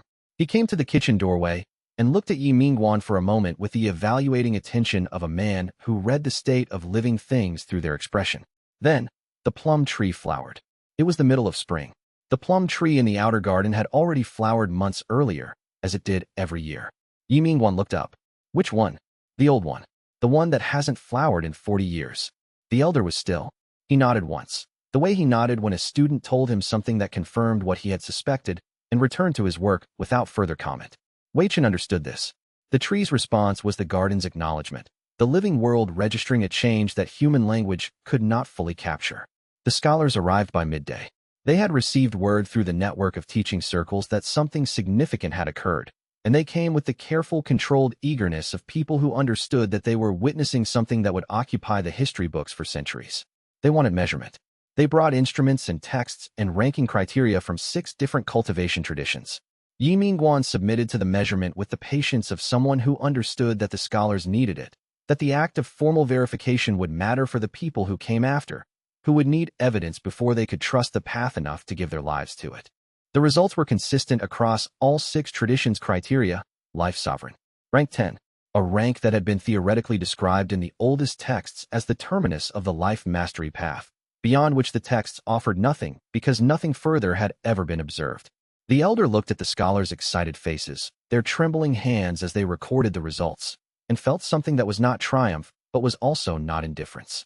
It was closer to gratitude, for the fact that he had lived long enough and practiced deeply enough that this moment was real rather than theoretical, and that the verification would now stand as evidence for everyone who came after who needed evidence before they could trust the path. What does it feel like? One of the scholars asked. He was barely 20 years old, burning with the kind of academic curiosity that the elder had always found touching in its intensity. Ye Minguan thought about this seriously. Then, it feels like I have stopped asking whether I am doing this correctly and started simply doing it. The questioning was not wrong. The questioning was what got me here. But here, the question is gone because there is no more separation between the questioner and what the questioner was seeking. The scholar wrote this down rapidly. Ye Minguan watched him write and felt, as he often did when observing people genuinely engaged in learning, something warm and simple. Ask Lanji about the calligraphy aspects, he said. She has been where I am for some years already, in her own tradition. She will say it more clearly. He returned to his kitchen. The teaching, as he had said, was finished, and the teaching, as it always had, continued. The students who had been closest to the elder through the 3 days, the ones who had remained in the courtyard for long stretches, who had felt the deepening they could not describe, found in the days following his emergence from the sitting a quality in their own practice that had not been there before. Not in the dramatic way of a breakthrough, which arrived with the particular resonance of a personal discovery. This was different, a settling, a greater stability, as if the practice they had been doing for years had found a new and deeper floor. Qin Hao noticed it in his cooking first. He had been working at a high level for decades, but in the week after the elder's emergence, the food he made had a quality that his students remarked on and that he himself found hard to account for. Not better exactly. He had been making excellent food for years. More present. The distinction was small and significant. Food made with excellent technique versus food made with the kind of attention that comes when the distance between the maker and the making has been reduced to nearly nothing. He brought this to the elder and described it as plainly as he could. Ye Minguan listened and said, "Proximity to deep practice deepens the practice of those nearby. This is not magic. It is the natural effect of genuine presence on the people who share space with it. You were present through the 3 days. Something of what was available, there is now more available in you." He paused. "This is not a gift from me to you. It is what your own practice opened to receive. Do not mistake the channel for the source." Lanji, describing the same experience through the lens of calligraphy, said, "It's as if the brush knows more than I told it. As if the practice has acquired a depth that I did not put there myself, but that I find when I reach for it." She had been writing for 170 years. The sense of something newly available, this late in the practice, was not alarming but affirming. evidence that the system had no ceiling, that the path continued opening regardless of how far you traveled on it. This was the teaching that could not be taught through instruction, that genuine practice, sustained long enough, created conditions in which further practice could deepen in ways that no planning or effort could produce. What arrived through the preparation was not predictable or controllable. It simply arrived. But what arrived in those who had witnessed those 3 days was not something that would show itself quickly, and the full measure of it would take years to surface, and the full measure of what had shifted in him would take years yet to become visible. Chapter 133. The verification happened in the main hall 3 days after the courtyard sitting, formally, with scholars from 7 sects attending. The sect's new sect master presided with the calm authority that had characterized her approach to every challenge since taking the role, neither exaggerating nor minimizing, simply present to what was actually happening and ensuring the record reflected it accurately. The process took most of the morning. When it was complete, the senior scholar from the library under the mountain stood and read the conclusion aloud in the plain factual language of academic record. Ye Minguan, elder of the Sunlit Valley sect, has achieved rank 10, life sovereign, the terminus of the life mastery cultivation path, through the practice of perfect presence sustained over 3 centuries. He is the first cultivator in recorded history to achieve this rank. The life mastery system, as described in the first teaching and all subsequent lineage texts, has been validated in its fullest form. The hall was silent for a moment after the reading. Not the silence of shock. The people present had been building toward this understanding for years, but the silence of a room in which something that had been held as theoretical had just become permanent record. What the silence held was not surprise, but recognition. The acknowledgement of something that had always been true, now said aloud in a form that the world could hold on to. Ye Minguan sat in the witness chair and listened to the conclusion with his hands resting on his knees. He looked the same as he always looked. That was, perhaps, the thing about him that would be hardest to convey in the histories, that the achievement of the highest cultivation rank in the system's recorded history produced no visible change in the elder's appearance or manner. He still needed his tea in the morning. He still moved with the careful deliberateness of a very old man whose body had centuries of accumulated use. He still laughed at small things in the kitchen and fell silent when someone was genuinely suffering, and said less than his students always wanted him to say. What the verification made official was something his students had been living with for years. The quality of his presence was not the product of technique or training or accumulated power in the conventional sense. It was what happened when a person spent enough time genuinely mastering one thing. Not performing mastery, not approaching mastery, but achieving the real and irreversible form of it, that the mastery became their nature rather than their practice. The distinction was not theoretical. Anyone who had spent time near him felt it. After the hall emptied, Lanji remained. She and the elder sat together in the quiet of the empty room, which had the particular stillness of a formal space after its ceremony is complete. The chairs of the scholars were still arranged in their careful arcs. The verification record sat on the central table, sealed. The room smelled of incense and paper. They'll write about this for centuries, she said. They'll misunderstand it for centuries, he said. That's all right. Understanding takes time. Especially the kind of understanding that cannot be approached through the mind alone. Will you mind? The misunderstanding. He considered this with the genuine attention he gave to questions that were genuinely asked. I haven't minded the misunderstanding through all these long years. I find I am not going to begin minding it now. He looked at the records on the table. What matters is not how this day is remembered or described.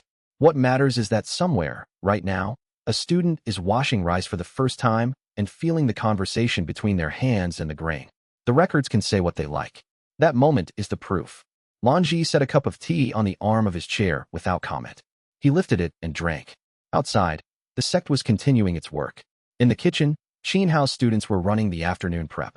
In the outer gardens, Wei Chun was teaching a group of new students the difference between watering a plant and attending to a plant. In the calligraphy halls, Lanji senior students were leading circles of 40 students each. The verification was complete. The record was made. The world's understanding of what was possible had changed. And within an hour, the elder was back in his kitchen, teaching a 17-year-old student from the outer grounds how to manage the temperature of a steaming basket, a lesson that required precision and attention and the willingness to fail repeatedly before succeeding, which was, in the end, the lesson underneath every lesson he had ever given. The teaching continued exactly as it always had, unconcerned with its own status, interested only in whether the next student had found the quality of attention needed to let the work teach what the work was always trying to teach. The junior scholar who had asked Ye Minguan about rank 10 found Lan Ji in the calligraphy hall the following afternoon and asked the same question. She received it with the patience that was her hallmark. What does it feel like? She repeated. It's a good question. Let me try to answer it honestly rather than beautifully. She was still for a moment. You know how when you've been very cold for a long time and you come into warmth, there is a moment where you feel the cold leaving your body from the inside? Not the warmth entering, the cold releasing? It's like that, not the arrival of something new. The release of something that had always been there, blocking what was already present. The scholar wrote this down. And was there a moment? He asked. A single moment when it shifted?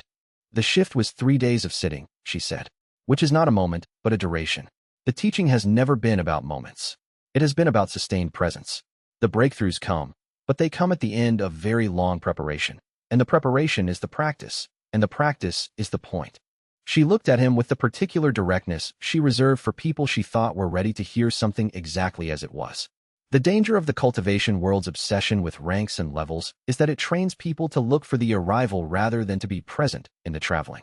Ye Minguan has been traveling across 3 centuries. The arrival was the result of the traveling. It cannot be separated from it and pursued directly. The scholar considered this. The prophecy suggests a single person arrives, that the anchor is a specific individual. The prophecy is a tool for the people who need prophecies, Lan Ji said, with the calm of someone who had been sitting with this question for years. It is not wrong. But the elder is right that the anchor is the practice, not the person. The practice exists wherever someone is genuinely present. The elder is the clearest example of it at this moment. He will not always be here. The practice will be. She returned to her calligraphy. Write that down too. The prophecy section and this one. They belong together. The scholar wrote it down. And in the library, later, the 2 notes would be preserved alongside each other. The formal verification and the elder's correction of its terms, and the calligrapher's illumination of the distinction, a composite document that scholars would use for centuries as a model for how to understand the life mastery system without reducing it to what it was not. The junior scholar returned to the library that evening and did something he had not planned to do. He sought out the simplest passage in the entire first teaching corpus, the one the elder had pointed to on the 3rd scroll, and read it again with the attention he had been trained, over years of scholarly work, to bring to the most arcane and difficult texts. The practice is available to anyone willing to begin. 15 words. He had cataloged this passage years ago and assigned it a minor classification tag, general encouragement. Reading it now, after the day he had spent in the main hall, he felt with the particular embarrassment of someone confronting their own systematic error over a long period that he had fundamentally misread it. It was not general encouragement. It was the most radical claim in the entire system, that the foundation of the highest cultivation was identical to its beginning, and that beginning was available to everyone, and that availability was not a partial truth or an aspirational statement, but the most literal description of how the system worked. He changed the classification tag. Core principle, first order. He added a note. See also, verification record of rank 10. The arrival confirms the beginning. The beginning was the arrival. He sat back and looked at what he had written. Then he began to draft the commentary that would become the most cited piece of life mastery scholarship in the next 3 centuries, though he did not know that yet, and had he known, it would not have changed what he wrote, and had he known what that writing would eventually cost him, it is uncertain whether he would have stopped. Chapter 134. The library scholars had the prophecy prepared before the verification was complete. They had been expecting this day for years, had been carrying the relevant scroll for the last decade, certain in their bones that it was approaching even when the timing remained unspecified. When the formal record was sealed, the senior scholar from the library carried the scroll to the main hall and unrolled it before the assembled witnesses. The text was in the script of the first era, a hand that had not been written by anyone alive, a language that required specialized translation but whose meaning, in this passage, was unambiguous. One will arise who masters life so thoroughly that they become the anchor between chaos and order. They will teach the final lesson that remakes the world. The hall became very quiet as the translation was read aloud. The scholars were careful in their presentation. They named this a fulfillment rather than a proof, noting that the nature of prophecy was always retrospective, that its coherence as prediction was only visible after the event it described. There was genuine scholarly caution in how they framed it. Prophecy was not evidence. Evidence was evidence. But a prophecy that aligned so precisely with what had occurred was, at minimum, worth recording alongside the verification. Ye Minguan listened from the chair where he had been asked to return for this portion of the ceremony. When the reading was complete, he said, The prophecy was about all of us. The senior scholar paused. Elder. The prophecy was about all of us, he repeated, in the same tone he used when correcting a student's understanding of a recipe, not dismissive, but precise. Not as a diplomatic gesture. Literally, the anchor between chaos and order is not a person. It is a practice. The practice exists wherever someone is genuinely present with what they are doing. I have been practicing this presence for the length of my cultivation life, which makes me the clearest example at this moment. But the practice itself is not located in me. It is located in every student who ever sat in this kitchen and learned to let the work teach them. He looked around the hall with the unhurried attention of someone who wanted to be clearly understood. I am not the prophecy's fulfillment. I am its evidence. The fulfillment is ongoing. The world is still remaking itself. Every person in every kitchen and garden and calligraphy hall is the fulfillment, and it will continue long after my specific evidence is no longer present to point to. The scholars were quiet. Some of them were writing quickly. The junior scholar at the back, the one who had asked him, after the verification, what rank 10 felt like, was looking at the elder with the particular expression of someone for whom a long-held intellectual structure has just shifted and who is not sure yet whether the new shape is better or only different. Ye Minguan looked at him. Ask your question, he said. The junior scholar glanced at the senior, then back at the elder. The text described the life sovereign as the final form. Does that mean the path is complete? Is there nothing beyond rank 10? In the system as the text describe it, rank 10 is the terminus, the elder said. But I have noticed that every time I reach what I thought was the edge of something, the edge turns out to be a threshold. He considered his hands in his lap, the hands of someone who had worked in a kitchen for 3 centuries, whose relationship with every tool was the relationship of a craftsman who had learned to listen to what the tool was asking rather than to impose on it. Rank 10 does not feel like an ending. It feels like a clearing, as if the work of 3 long centuries was preparing a space, and now the space is prepared, and the question is what is to be done in a space this clear. I expect I will find out. I will report if I learn anything worth reporting. The senior scholar cleared his throat. The records will note the elder's interpretation alongside the verification. Good, Ye Minguan said. He looked at the scroll lying open on the table. Though I would ask that the record also notes, the most important prophecy in the first teaching is not this one. It is the simpler passage on the 3rd scroll, the one that says the practice is available to anyone willing to begin. That is the part that remakes the world. This is only one person's demonstration of where beginning leads. He rose from the chair and bowed to the assembly. I am going to the kitchen now. Qin Hao will be expecting help with the afternoon prep. He left the hall at the unhurried pace of a man with somewhere ordinary to be, and the door closed behind him, and in the hall the witnesses sat for a moment in the after-presence of what had happened. The prophecy was fulfilled, and the elder went to peel vegetables, which was also fulfillment, and which the prophecy, if it had been written with sufficient precision, would have known was the same thing. The prophecy scroll was returned to the library that evening in the hands of the senior scholar, who had the careful bearing of someone carrying something of extraordinary fragility, even though the scroll was actually quite durable and had survived 400 years in the library's conditions. What he was being careful with was not the physical object, but the understanding. The recognition that the document he was returning to its shelf was now a different kind of document than it had been when he removed it. Before today, it was a potential description of a future event. Now it was an account of something that had happened, which meant every word of it would be read differently, interpreted differently, argued about in ways that could not yet be anticipated. He placed it back on its pedestal and stood for a moment in the library's particular quiet. The library under the mountains had always had a quality of time that differed from the time in the world outside. Denser, more layered, as if centuries of knowledge accumulation had changed the texture of the air itself. He had spent years in this space and had never fully adjusted to it. Today it felt more present than usual. He thought about what the elder had said, that the most important prophecy was the simpler one on the 3rd scroll.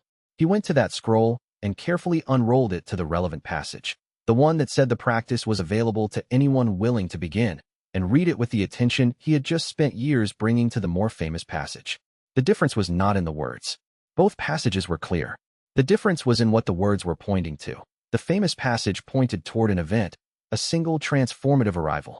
The simpler passage pointed toward an ongoing condition, available in every moment to every person. He stood in the library in the settling silence. Then he went to his writing desk and began a new document. A commentary on both passages, written with the specific purpose of ensuring that the simpler passage received, in the library's catalog, equal prominence to the famous one. It was the most important scholarly work of his career. he would be cited for it for centuries. He dedicated it to Ye Minguan, with the dedication note, who taught that the obvious is not simple, and the simple is not small. The junior scholar who had asked the question about what comes beyond rank 10 spent the next several days thinking about the elder's answer. Not to analyze it, but to let it settle, which was a habit he had developed from his studies of the life mastery texts, and which he understood, now, to be the same practice described in those texts expressed through the medium of academic work. He was a scholar in the way that Lan Zhi was a calligrapher. The discipline was the path, not merely its container. What he kept returning to was the image of the clearing. He had spent his scholarly life in a library, which was itself a kind of clearing, a space prepared for encounter with knowledge, organized so that what had been accumulated over centuries was available to the present moment. The library did not itself learn. It made learning available. Perhaps rank 10 was like the library, not the end of the path, but the preparation of a space through which the path continued in ways that the texts, written by people who had not yet been in that space, could not describe. He went to Qin Hao with this thought, because Qin Hao was the student who had been closest to the elder over the longest time and might have a practitioner's perspective that would either confirm or complicate the idea. Qin Hao listened, considered, then said, "Ask the elder when he comes back to the kitchen tomorrow. He will answer directly. He always answers when the question is genuine." The scholar went to the kitchen the next morning and asked. Ye Minguan listened and said, "The clearing is already true. It has been true since before the practice began." The practice was the process of discovering that it was true. He returned to his work. The scholar wrote this down with the feeling of someone who has been handed something they will spend years unfolding, which was the feeling the best teaching produced. And the scholar, leaving the kitchen with his notes, had no idea that what he was carrying in those pages would outlast both him and the elder by 1,000 years. And the elder, who had given those pages freely, would not live to see the full harvest. Chapter 135. It did not happen all at once, and it did not announce itself. In the weeks following the courtyard sitting and the verification, students near Ye Minguan began to notice patterns that individually seemed like coincidence, but accumulated into something unmistakable. A student with a chronic stiffness in her hands that had persisted through 20 years of calligraphy practice found it gone the morning after sitting with the elder for an afternoon lesson. A young man who had arrived at the sect with a deep and unnamed grief that had settled in his chest like sediment found, after 3 days in the kitchen under the elder's quiet direction, that the grief had not disappeared but had been metabolized. It had become part of him rather than something lodged against him, available as depth rather than present as obstruction. The healing was not dramatic. It did not look like the miracles described in cultivation texts. No visible light, no ritual, no moment anyone could point to and name. It happened the way plants grew in Wei Chen's garden, through proximity to something that had its life in full expression, the natural effect of genuine vitality on anything that shared its space. Wei Chen himself noticed it first in the garden's outer section, where visitors from other sects sometimes came to sit and rest during long journeys. The garden had always been healthful. This was known and documented.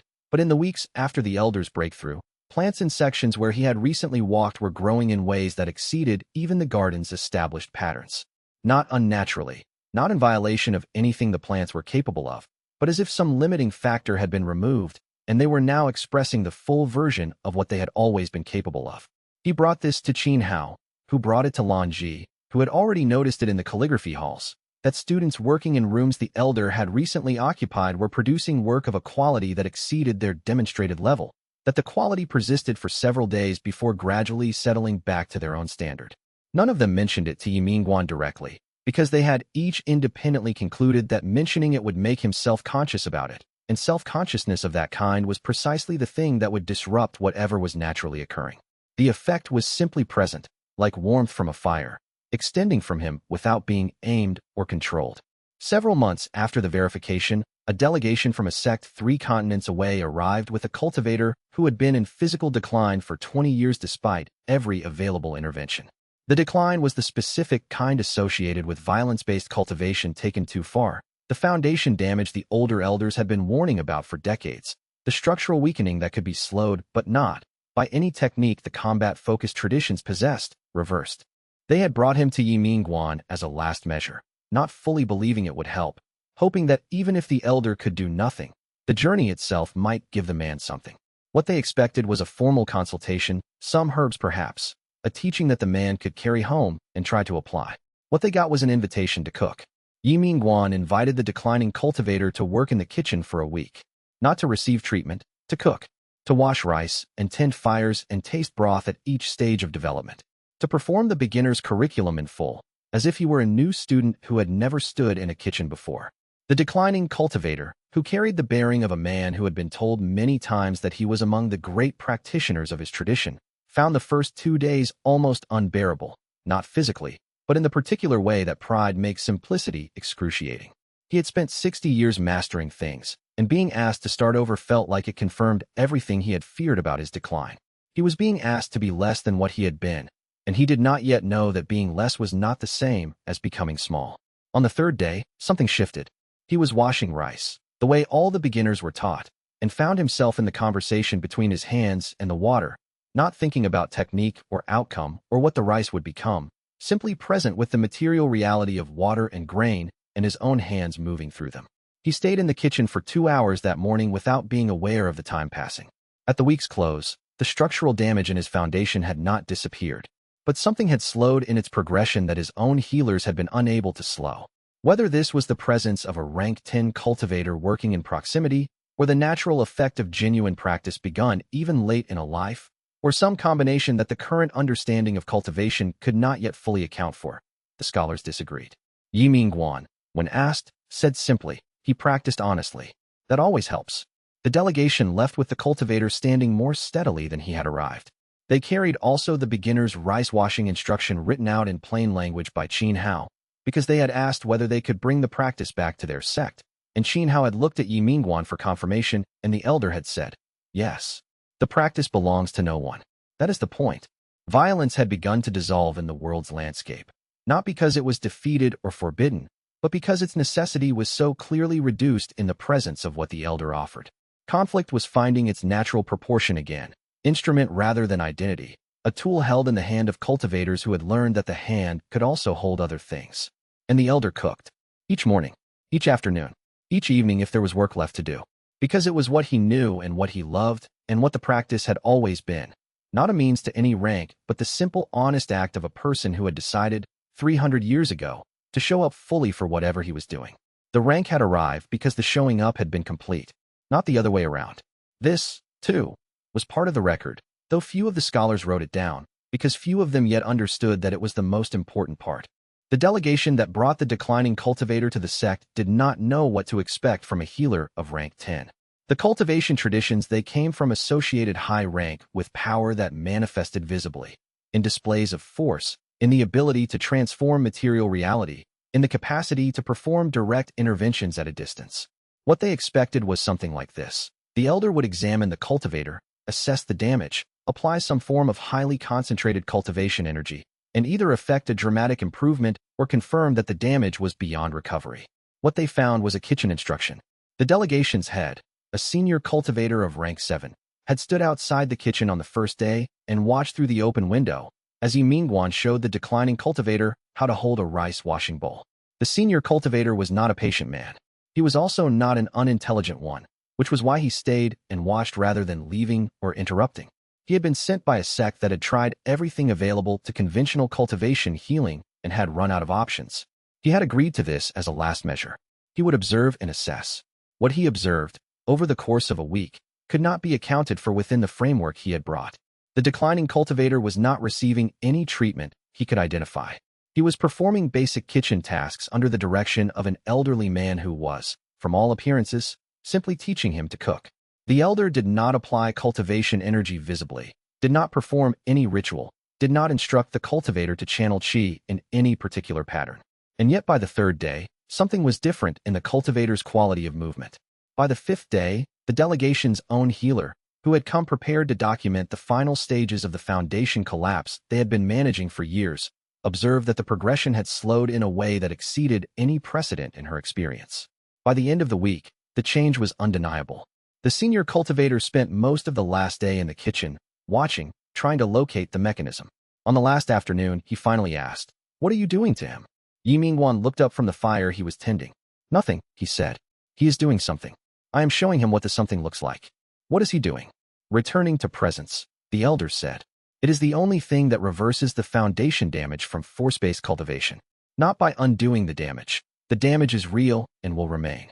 but by re-establishing the foundation that the damage disrupted.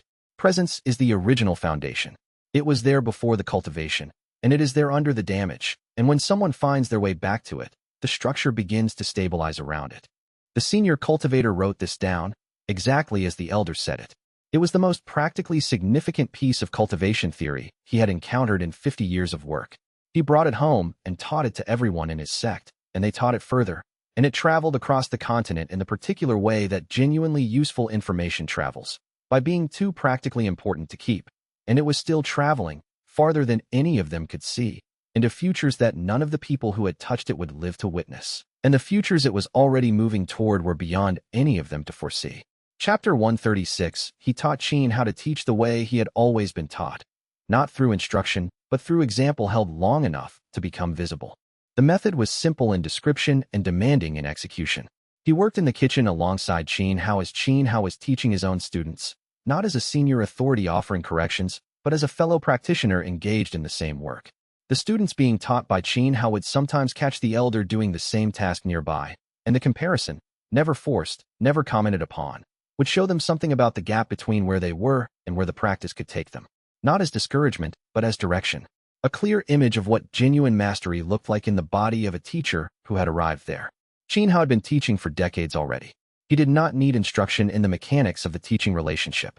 What the elder was giving him now was something different, a framework for thinking about what happened when a teacher advanced beyond the level of the students enough that the teacher's presence itself became the teaching.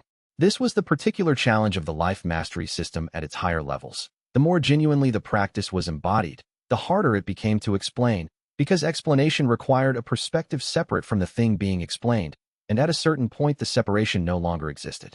The greatest risk, Ye Minguan told him one afternoon, is that you'll try to explain what can only be demonstrated. The students will ask you to put the presence into words, and you'll be tempted to try, because giving them words feels like giving them something. But the words will not be what they need. They need to sit next to you while you cook, for long enough that their own practice deepens in the proximity of yours. But they ask, Qin Hao said. He was at the fire, managing a reduction with the unhurried attentiveness that was now so natural to him, it was indistinguishable from how he moved through the rest of his life. They want explanations. They want to understand what is happening before they trust the process. Yes, give them explanations. The explanations are useful. They orient the mind toward the right territory. But be clear with yourself that the explanation points at the thing rather than being the thing. Don't mistake the finger for the moon. The elder adjusted his own pot without looking at it, the small unconscious precision of 300 years of kitchen practice. And remember, your uncertainty is part of the teaching. When a student asks you something you don't know how to explain, the honest response, I don't know how to say this in words, come stand here and watch, teaches them more about where the practice lives than the most elegant explanation you could construct. Lan Ji received similar teaching, adapted for calligraphy. The challenge in her practice was different in texture, but identical in structure. How did you transmit to 1,000 students what had taken you 170 years to embody? She had been grappling with this question for years, approaching it from different angles, finding partial answers that satisfied some students and left others with the frustrating sense that the most important thing was being deliberately withheld from them. The elder's contribution was not a solution, but a reorientation. You cannot transmit the destination, he told her. You can only transmit the quality of the journey. When your students sit next to you and watch you write, they are not learning your technique.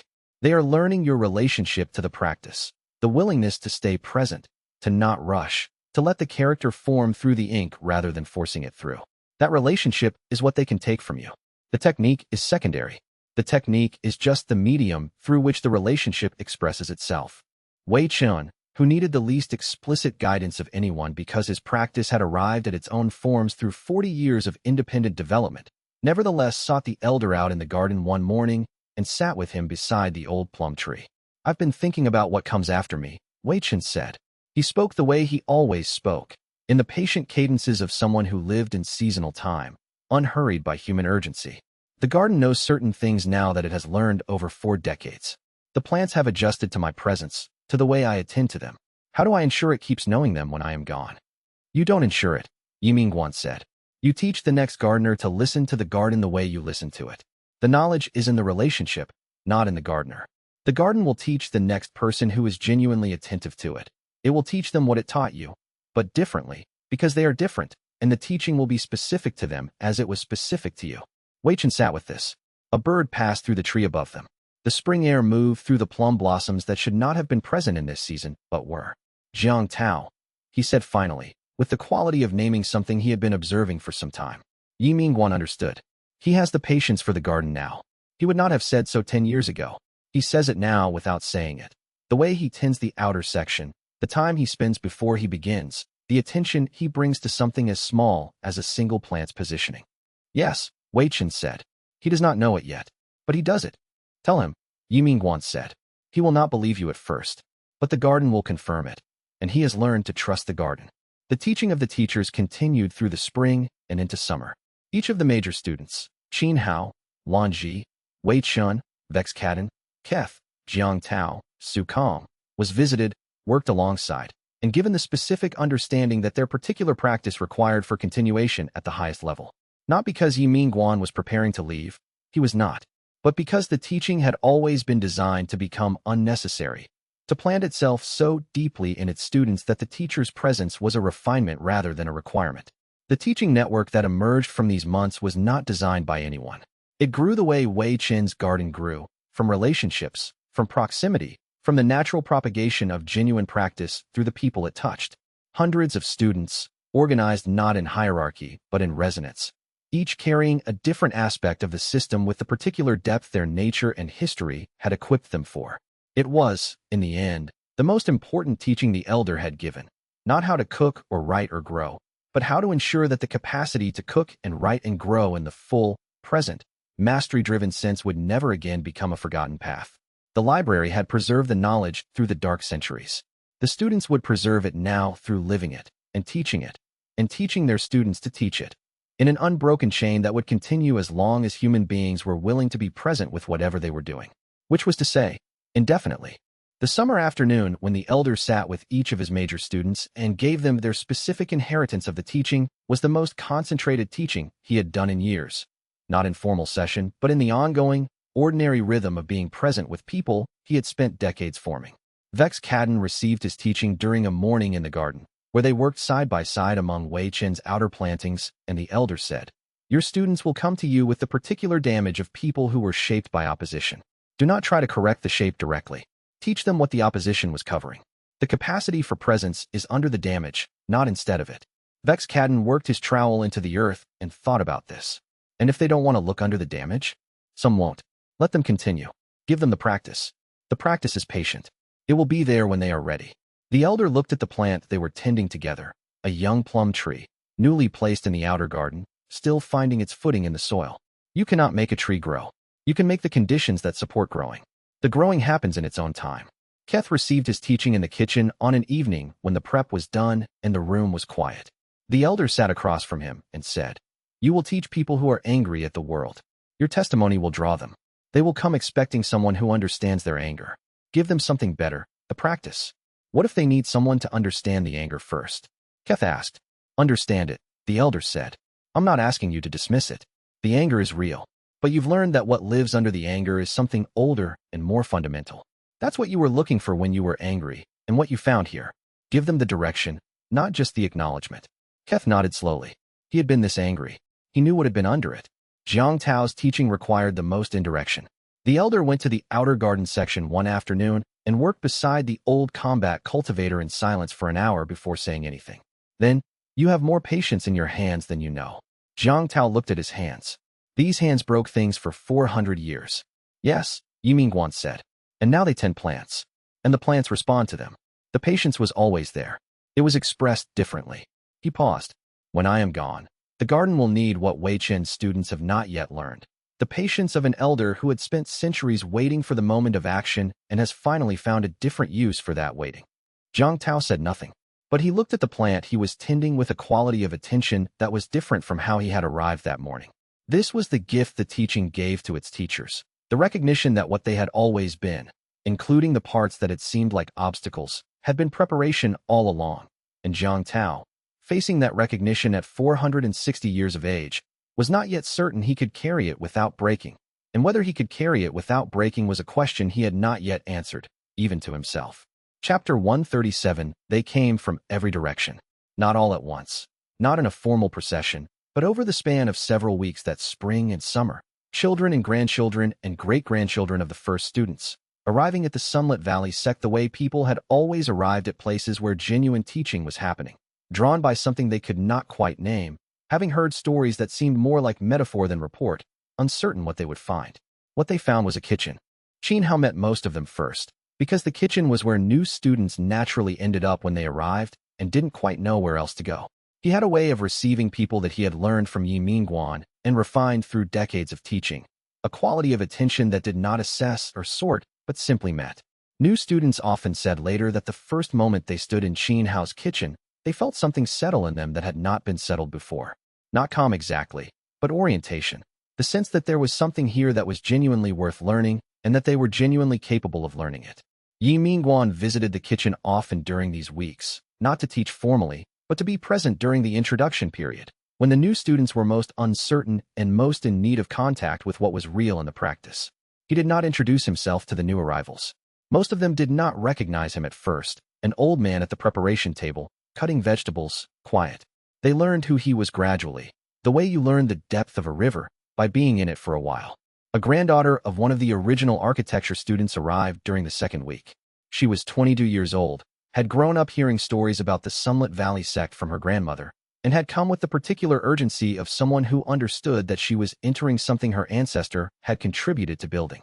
She spent her first day watching everything with the focused attention of someone making a long-term assessment, taking in the way people moved through the spaces, the quality of attention that characterized the ordinary work, the texture of a community that had been shaped by a specific practice for long enough that the practice was now indistinguishable from the culture. On the second day, she found herself in the garden with Wei Chun, who was tending the outer section. She watched him work for an hour without speaking. Then, "My grandmother said you never changed." Wei Chun did not look up from the plant he was attending. "Your grandmother was right that I am the same person," he said. "She was wrong about the not changing. Everything that practices genuinely changes. The change is not visible from the outside because it goes deeper rather than broader, but it is constant." He turned a leaf to show her the underside, the intricate pattern of veins, carrying life through a structure so small and so complete that it could be studied for a lifetime without exhausting what it had to teach. A plant that looks the same every season is not the same plant.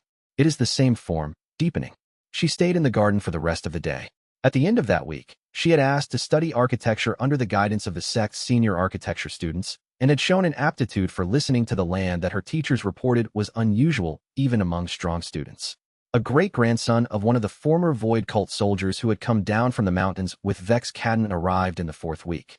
He was 17, uncertain, carrying the particular weight of a family story that included both an attempted assassination and a conversion. He had not been sure whether to come at all. He came because his father had told him, "Keth says to go. Whatever you feel about the history, go." He was the youngest and the most anxious of the new arrivals. He found his way to the kitchen the first morning out of sheer hunger, stood uncertainly in the doorway, and was met by Keth himself, who was still in the kitchen each morning, who had never left, who was now one of the steadiest and most skilled of the cooking teachers. Keth looked at the young man for a moment, reading what was visible in the posture and the eyes. Then he said, "Your great-grandfather came here once to do something he ended up not doing. You came here to do something he couldn't begin. That's the right direction." He handed him a bowl of rice and a wooden washing vessel. "Start here. Ask me anything." The young man started. He asked many things, over many weeks, and Keth answered them all with the plainness of a teacher who had learned that honesty about the path, including its hardest and most uncomfortable parts, was more useful than inspiration, and that inspiration without honesty led only to disillusionment. Ye Minguan watched this family of arrivals settle into the teaching and felt what he had been feeling for months now with increasing clarity. Not the satisfaction of a builder seeing the building complete, because the building was never complete, but the recognition that it was now capable of building itself. The cycle had become self-propagating. The students taught the next students, who taught the next, and the quality of the original practice, the genuine presence, the real mastery, the understanding that doing something fully and without division was the path, traveled through the chain without dilution because each link was genuine. He had been afraid, in the years of the war and the years before, that without his personal presence the practice would become rote, a set of techniques taught as techniques, stripped of the interior quality that made them transformative. He had been wrong, not because the risk was not real, but because his students had understood, had genuinely understood, not just intellectually but in their practice, that the quality was the point, and that anything less than the quality was not actually the teaching. He sat in the kitchen one evening in midsummer, after most of the students had gone to their quarters, with the old lamp and the smell of the day's work settled into the walls, and he allowed himself a moment of acknowledgement that he rarely permitted. He had done what he had set out to do. Not finished. The work was not finished and never would be. But done. The arc was complete. Everything that remained was continuation, and the continuation was in hands that would carry it further than he could see. The granddaughter of the architecture student stayed for 3 years before returning to her home province. When she left, she carried with her 3 things: the technical knowledge of life mastery architecture that she had studied under the sect's senior teachers, a quality of attentiveness she had developed through years of practice in the kitchen and garden, and a conversation with Ye Minguan that she would reproduce, in slightly different words, to every class of students she taught for the rest of her life. The conversation had happened on a morning near the end of her 2nd year, when she had been working on a design for a small teaching hall in the outer grounds, and had brought it to the elder for his perspective. He had looked at the plans in silence. Then, "What does the land want here?" "The land wants," she stopped. She had been about to say what the land would allow, structurally. She understood that this was not what he had asked. She went back to the site. She spent 3 days sitting in different positions around the proposed building footprint at different times of day, watching the light and the wind and the way the existing plants organized themselves around the drainage patterns. On the 4th day, she returned with revised plans that placed the building 40 paces to the east of where she had originally proposed it. "Yes," Ye Minguan said, when he saw the revision. "I don't know exactly why this is right," she said. "You will," he said. "When the building is built and you sit in it through all 4 seasons. The rightness will explain itself over time." He handed the plans back to her. "This is the difference between technique and mastery. Technique tells you what you can build. Mastery teaches you what wants to be built. The second produces structures that feel like they were always supposed to be there." The building she designed was still standing 100 years later, which was longer than anything else built on the sect grounds during that period. The architecture students used photographs of it as a primary teaching example. The quality they pointed to in the photographs was difficult to articulate and immediately recognizable. The building looked as if it had grown there rather than been placed. This was the inheritance of the teaching, not the technique. The quality of attention that made technique into mastery, and mastery into something that left a mark on the world it touched, not by force or permanence or assertion of presence, but by fitting so exactly into what was actually there that it seemed like a completion rather than an addition. The great-grandson of the former Void Cult soldier left the sect at the end of his 1st year to return to his family and share what he had learned with his father, who had also wanted to come but had not been able to leave his responsibilities. He planned to return. He did return, 2 years later, with his father beside him. Keth met them both at the kitchen door and handed them each a bowl of rice and a washing vessel. "Again," the young man said. "Always again," Keth said. "That's the practice." And what it would mean to begin again, truly begin, was something neither of them was prepared for. Chapter 138, he told them in the autumn, on a morning when the maple in the outer courtyard had turned the particular deep red that meant the year was completing itself, when the air carried the smell of wet stone and fallen leaves, and the particular clean quality of cold that arrived before winter set in. He called them together, not formally, not with announcement, but by word passed through the kitchen and the garden and the calligraphy halls, the way word always traveled in the sect, from person to person, unhurried, arriving where it needed to arrive. They came to the main courtyard. Not thousands, the inner circle, the people who had been closest to him longest. Qin Hao and Lan Ji and Wei Chun. Jiang Tao, who moved slowly now, but moved. His foundation so stable after years of life mastery practice that his body had simply stopped the cracking that had threatened to end him decades earlier. Vex Cadden and Keth and Sorn, the teachers who had come from the other direction.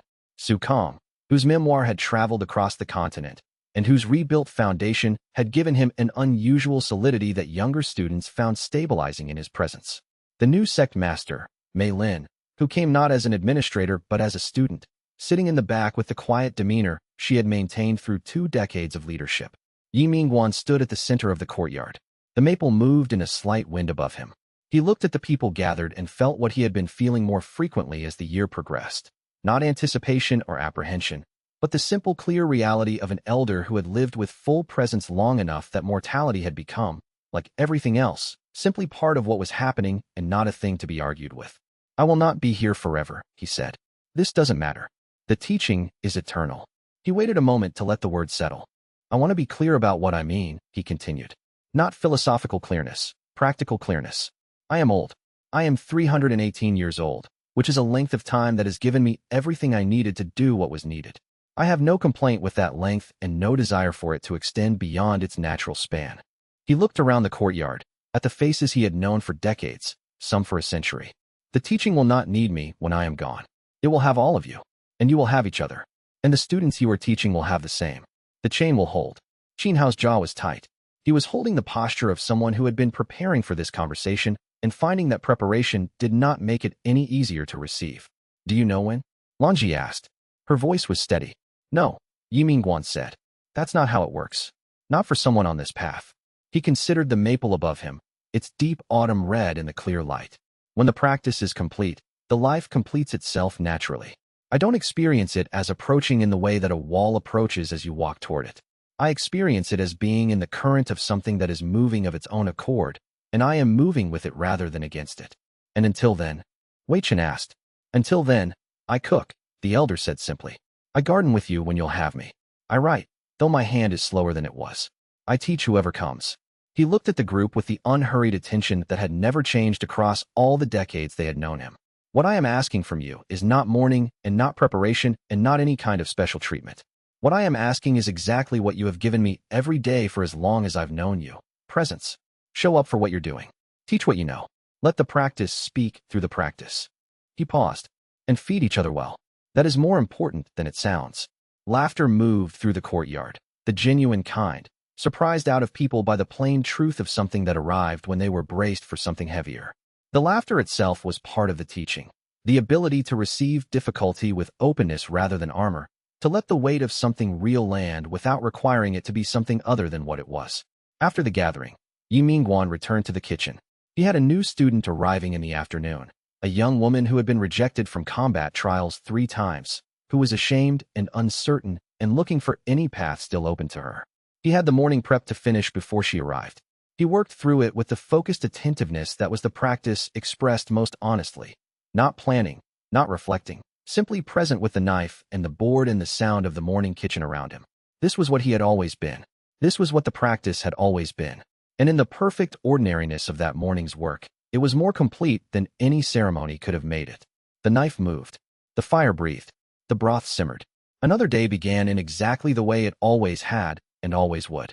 The young woman who arrived the afternoon after the elders' gathering with his closest students was one of the most recent rejections the combat trials had produced, turned away not for lack of potential, but for a quality that the trial examiners described as unsuitable temperament, by which they meant she asked too many questions and seemed constitutionally incapable of simply accepting an instruction without first understanding its purpose. This was, in the kitchen, a considerable advantage.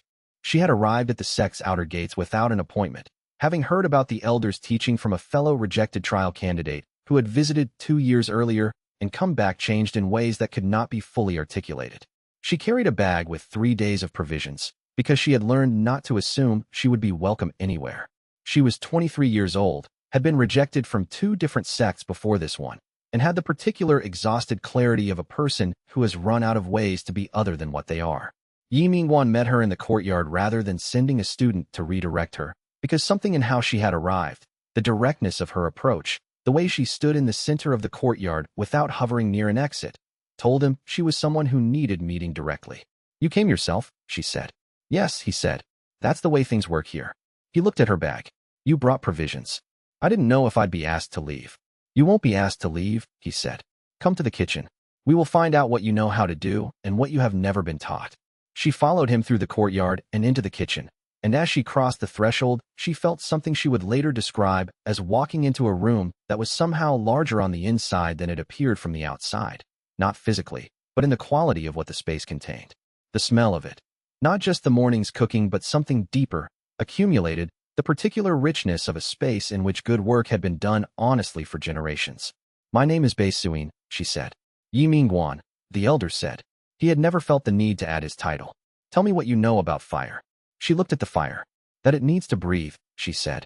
That if you close it in too tight it goes out. That it burns cleanest when there's enough air above it and below. Good, he said. He handed her a small set of tools for adjusting the fire grate.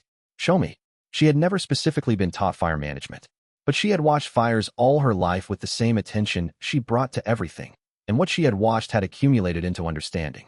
She adjusted the grate with the uncertain confidence of someone working from genuine observation rather than instruction. The fire improved. Ye Minguan watched. He said nothing, but in the silence of his watching there was the quality of recognition that his students had learned to read. The look of a teacher who has just seen something that confirms a direction the practice will take for a very long time. This was also the teaching, that the path found people who were ready for it, sometimes through the mechanism of every other door closing, which was not punishment but precision. The teaching needed people who could bring genuine attention to what they were doing. It did not need people who had already been shaped into the right forms. It needed people who were still willing to learn, and who had been made, by the difficulty of their path, willing in a way that comfort had not produced. The fire burned. The afternoon light moved through the kitchen windows. And another story began, in exactly the way the best stories always began, with a person who had been turned away from every obvious door and had arrived, finally, at the one that was always open. Though Bei Suyin did not yet know that the door she had walked through would cost her everything she had previously understood about what she was capable of becoming, and what she was becoming was not yet visible to anyone, including herself. Chapter 139. She arrived the way Qin Hao had arrived, more than 80 years before, with shame worn visibly on the face and held in the body's particular posture of someone who expects to be assessed and found insufficient. She was 20 years old, with the specific heaviness of a person who has failed the same test 3 times and is no longer sure whether the failure is about the test or about themselves. Her name was Lin Wu. She had heard about the kitchen class from a grandmother who had studied there decades ago, and who spoke of it in the careful way people spoke of something that had changed them in ways they still could not fully account for. The grandmother had not pushed. She had simply said, "If you ever find yourself with every door closed, try that one." It was the only one left open for me, and it turned out to be the only one that mattered. Lin Wu had come expecting nothing in particular and braced against disappointment. She arrived at the kitchen doorway in the middle of the afternoon and looked in. There were 2 people at the preparation table. A younger woman, perhaps 40, moving with the focused ease of someone deep in a practice, and an old man. The old man looked up. Lin Wu said, uncertainly, "I was told to come here. I'm looking for. I was told there's a class." Ye Minguan set down his knife. He looked at her with the attention he had given every new student for 3 centuries, full, unhurried, neither assessing her for potential nor performing welcome, simply present to the person who had arrived. In that attention, there was nothing to interpret or decode. It simply was what it was, a person being seen. "Come in," he said. She came in. She sat on the bench along the wall where thousands of students before her had sat. "Tell me something you're good at," the elder said. She paused for a moment, caught off guard by the question. She had expected to be asked about her failures, the trials, the rejections, the specific nature of what had been found wanting. She stopped. Thought. "I can read people. I know when someone is lying or afraid before they've said anything. My grandmother says it's because I pay very close attention." "Good," Ye Minguan said. "That is the same skill." He turned to take a bowl from the shelf and set it in front of her with a pile of dry rice and the wooden washing vessel. "Tell me what this needs." She looked at the bowl and the rice with the expression of someone who is not sure whether they are being tested and is trying to determine what the right answer would be. "The water doesn't know if you're shameful or triumphant," the elder said. "It only knows if you're present." She looked up at him. The words landed differently than she expected, not as reassurance, not as philosophy, but as something more practical. A direction. "Start with water," he said. "Fill the vessel. Add the rice. Wash it the way you would wash something you care about. Tell me what the rice tells you as you go." She filled the vessel. She added the rice. She began to wash it, tentatively at first, with the self-consciousness of someone performing in front of a person they have not yet understood. The self-consciousness was visible in the over-controlled swirl of her hands, the way she glanced up once, twice, to check whether she was doing it correctly. The elder said nothing. He returned to his own prep work. The kitchen continued its ordinary work around her. After a few minutes, something changed in her. The self-consciousness eased, not because she forgot anyone was watching, but because the rice and the water became genuinely interesting. The sensation of the grains beneath her hands, the slow clearing of the water from opaque to transparent, the small sounds of the process, the way the grain felt different at the beginning of a wash than at the end. These things were real and present and required her attention, and her attention, when she gave it, was exactly what her grandmother had said it was. Sharp, patient, precise. She tilted the bowl slightly to catch the light differently. She watched the way the starch released. She listened to the change in sound as the water cleared. She stayed in the kitchen for 2 hours that afternoon. She washed rice and stirred broth and watched the elder tend a fire with the specific kind of attention she was already recognizing as characteristic of this place and this practice. When she left, she felt something she could not have named before she arrived. The closest word was arrived. Not at the sect, not at the kitchen, at herself, at the simple, precise reality of being fully in whatever she was doing rather than somewhere adjacent to it, watching from a slight remove. She came back the next morning before anyone else arrived. She found the elder already at work. She took her place at the bench without being told to. She picked up the washing vessel and began. Outside, the world continued its ordinary turning. The sun rising over the mountains, the garden beginning its seasonal shift, the calligraphy halls filling with students, the library cataloging new texts from distant schools that had adopted the teaching. And in the kitchen, the beginning of a new story was already underway. The story of a 20-year-old who had come ashamed and uncertain and had been met by an old man who looked up from a preparation table and simply said, "Come in." The cycle that had begun with Qin Hao, 80 years before, was beginning again. As it would begin again after her, and after the students she would eventually teach, and after those students in their own time, without end, without completion, without any moment at which the teaching would need to declare itself finished and retreat to an archive. She came back the third morning and the fourth and the fifth, which was when the other students began to notice her. They noticed first that she arrived early, before Qin Hao senior students began their own prep, before most of the kitchen was occupied, and that she used the empty kitchen with a quality of focused quiet that the space seemed to recognize and respond to. The fire was always better after she had tended it for an hour. The stock she had been learning to prepare had, by the close of the first week, a clarity that took some students months to achieve. This was the natural attentiveness working through the practice. She was not performing precision. She was applying to the kitchen the same quality of observation she had always had and had never before found a place to put. On the sixth day, Ye Minguan set her a task he did not set most first-week students. He asked her to taste the morning stock at 5 different stages of development and describe what she noticed at each stage, in plain language, without using the word better or worse, or any comparative that implied a judgment about the quality rather than an observation of the state. She did this with intense concentration. At the first stage, she said, "It's mostly water still. The ingredients are there, but the conversation hasn't started." At the second, "Something is releasing. The onion is letting go of something it was holding." At the third, "The different things are starting to know about each other." At the fourth, "There's something underneath everything else. I can't name it yet." At the fifth, "It's arrived." Ye Minguan listened to each description without comment. When she had given the fifth, he said, "The thing you couldn't name at the fourth stage is what you were looking for. It was already there, but not yet fully expressed. The fifth stage is when it becomes audible." He looked at her. "You have a very good ear. What you call the conversation, that is what I have spent 300 years learning to hear." She received this without obvious emotion, which was one of the things about her that he had already begun to notice. She processed praise the same way she processed instruction, as information to be absorbed and applied, not as currency to accumulate. "How do I get better at hearing it?" she asked. "Keep cooking," he said. "The hearing develops through the listening, and the listening develops through the cooking. There is no shortcut, but the rate at which your listening develops will probably surprise you." She nodded once. She returned to the stock. On the seventh day, something happened in her practice that she would later describe as the first real understanding she had ever had about what she was doing. She was stirring a pot with her full attention, having been in the kitchen for 2 hours already, and the boundary between her and the pot dissolved. Not permanently, not dramatically, but for perhaps 30 seconds, she was not Lin Wu stirring a pot. There was just stirring, just the heat and the motion and the smell, without a self observing it from a slight distance. When the moment passed, she stood still. Then she went to find the elder, who was in the garden with Wei Chun, and said simply, "Something happened." He looked at her. "Yes," he said. "Come back to the kitchen tomorrow, and it will happen again. And then again. And after a while, when it happens, you will not need to come find me, because you will know what it is." She came back to the kitchen the next morning, and the morning after that, and the morning after that, each time finding that the practice had gone deeper in her than she had expected, and that depth, once found, could not be unfound, and that depth, once found, was not the kind that could be covered over again. Chapter 140. The autumn passed into winter. The winter passed into another spring.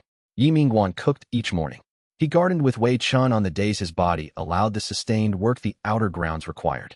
He sat with Lan Ji in the calligraphy hall occasionally, not writing but present with the students as they wrote, the quality of his attention itself a form of teaching that needed no words to function. He taught Lin Wu, who was advancing faster than most, not because she was rushing, but because her natural attentiveness had always been the precondition for the practice, and the practice was now the channel through which that attentiveness could move into the world and do something with itself. He was not hurrying toward anything, and not retreating from anything. He was living, in the full and deliberate sense of that word, present with each day as the day it actually was, not as a preparation for a future day or a diminished echo of a past one.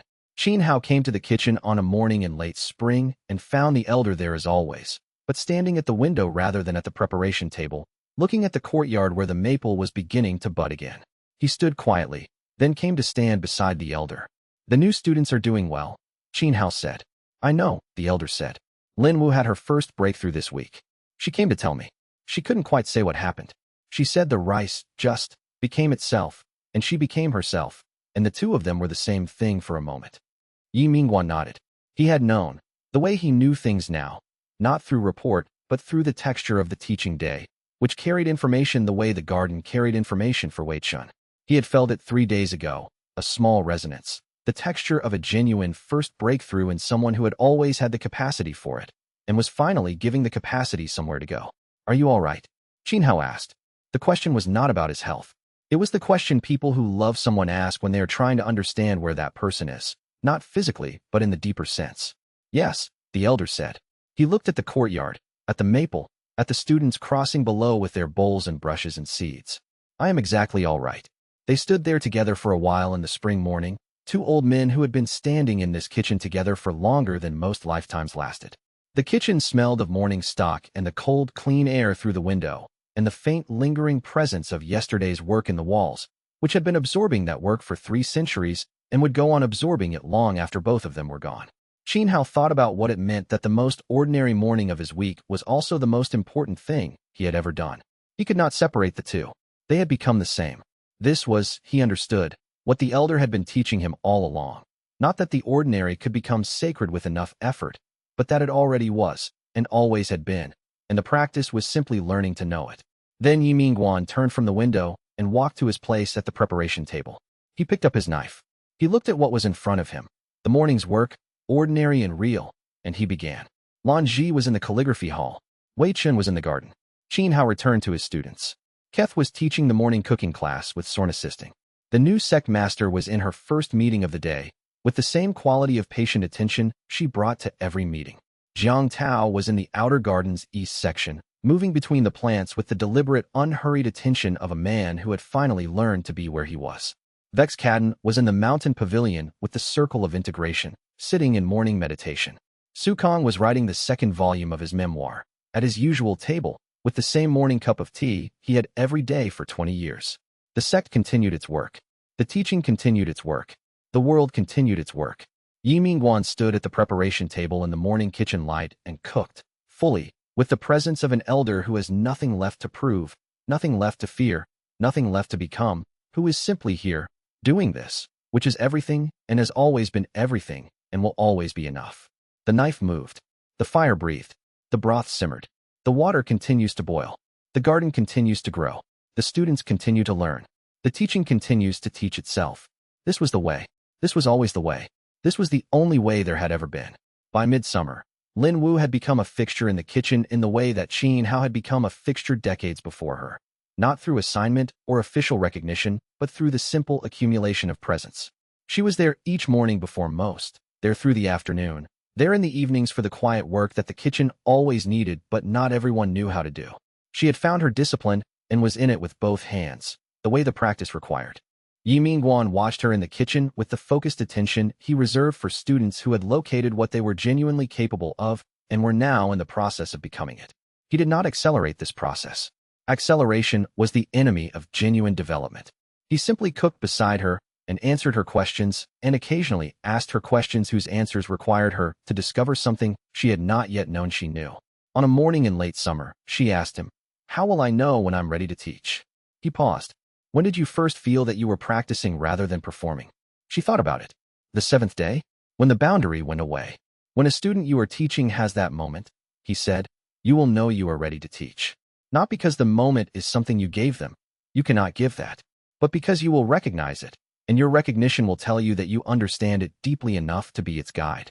She thought about this for a while. That could take years. Yes, he said.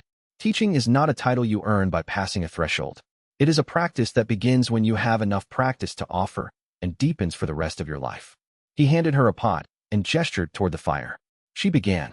Outside, in the courtyard, new students were arriving from the morning's outer gates. 2 from a province 2 weeks' travel away, 1 from a mountain town who had heard the teaching circles described by a traveling merchant and had come to see for herself. They looked uncertain, the way all new arrivals looked uncertain. Qin Hao was already moving toward them with the specific quality of welcome that made the kitchen doors the most important threshold in the sect. In the garden, Wei Chun was teaching a class of 12 students the difference between a plant that was growing and a plant that was thriving. The 2 states that looked identical from a distance and were entirely different in kind. Zhang Tao was in the outer section, working alone as he preferred, the deliberate, unhurried motion of an elder who had found, at 460 years of age, that patience was a practice that had been available to him all along and that he had spent most of his life misapplying. Lanji's calligraphy halls were full, as they always were. The sound of brushes moving across paper was continuous and specific. Not the uniformity of a practiced exercise, but the particular sound of many people working at their own pace and from their own depth, which produced a texture that was never quite the same twice. The sect breathed. The teaching breathed. The world continued its patient, indifferent, infinitely generative turning. And Ye Minguan stood at the preparation table in the morning kitchen light, an old man with a knife and a pile of vegetables and 3 centuries of practice in his hands, fully present, fully at work, exactly where he had always been and exactly where he would always be, until the moment he would not, which was also fine, and which was also part of the practice, and which the teaching had always prepared for. The knife moved. The fire breathed. The broth simmered. The water continues to boil. The garden continues to grow. The students continue to learn. The teaching continues to teach itself. This was the way. This was always the way. This was the only way there had ever been. And so the Tao continues. If this journey moved you, leave a like and share your thoughts in the comments below. Subscribe and ring the bell. More stories await on the path ahead. Until next time, fellow cultivators.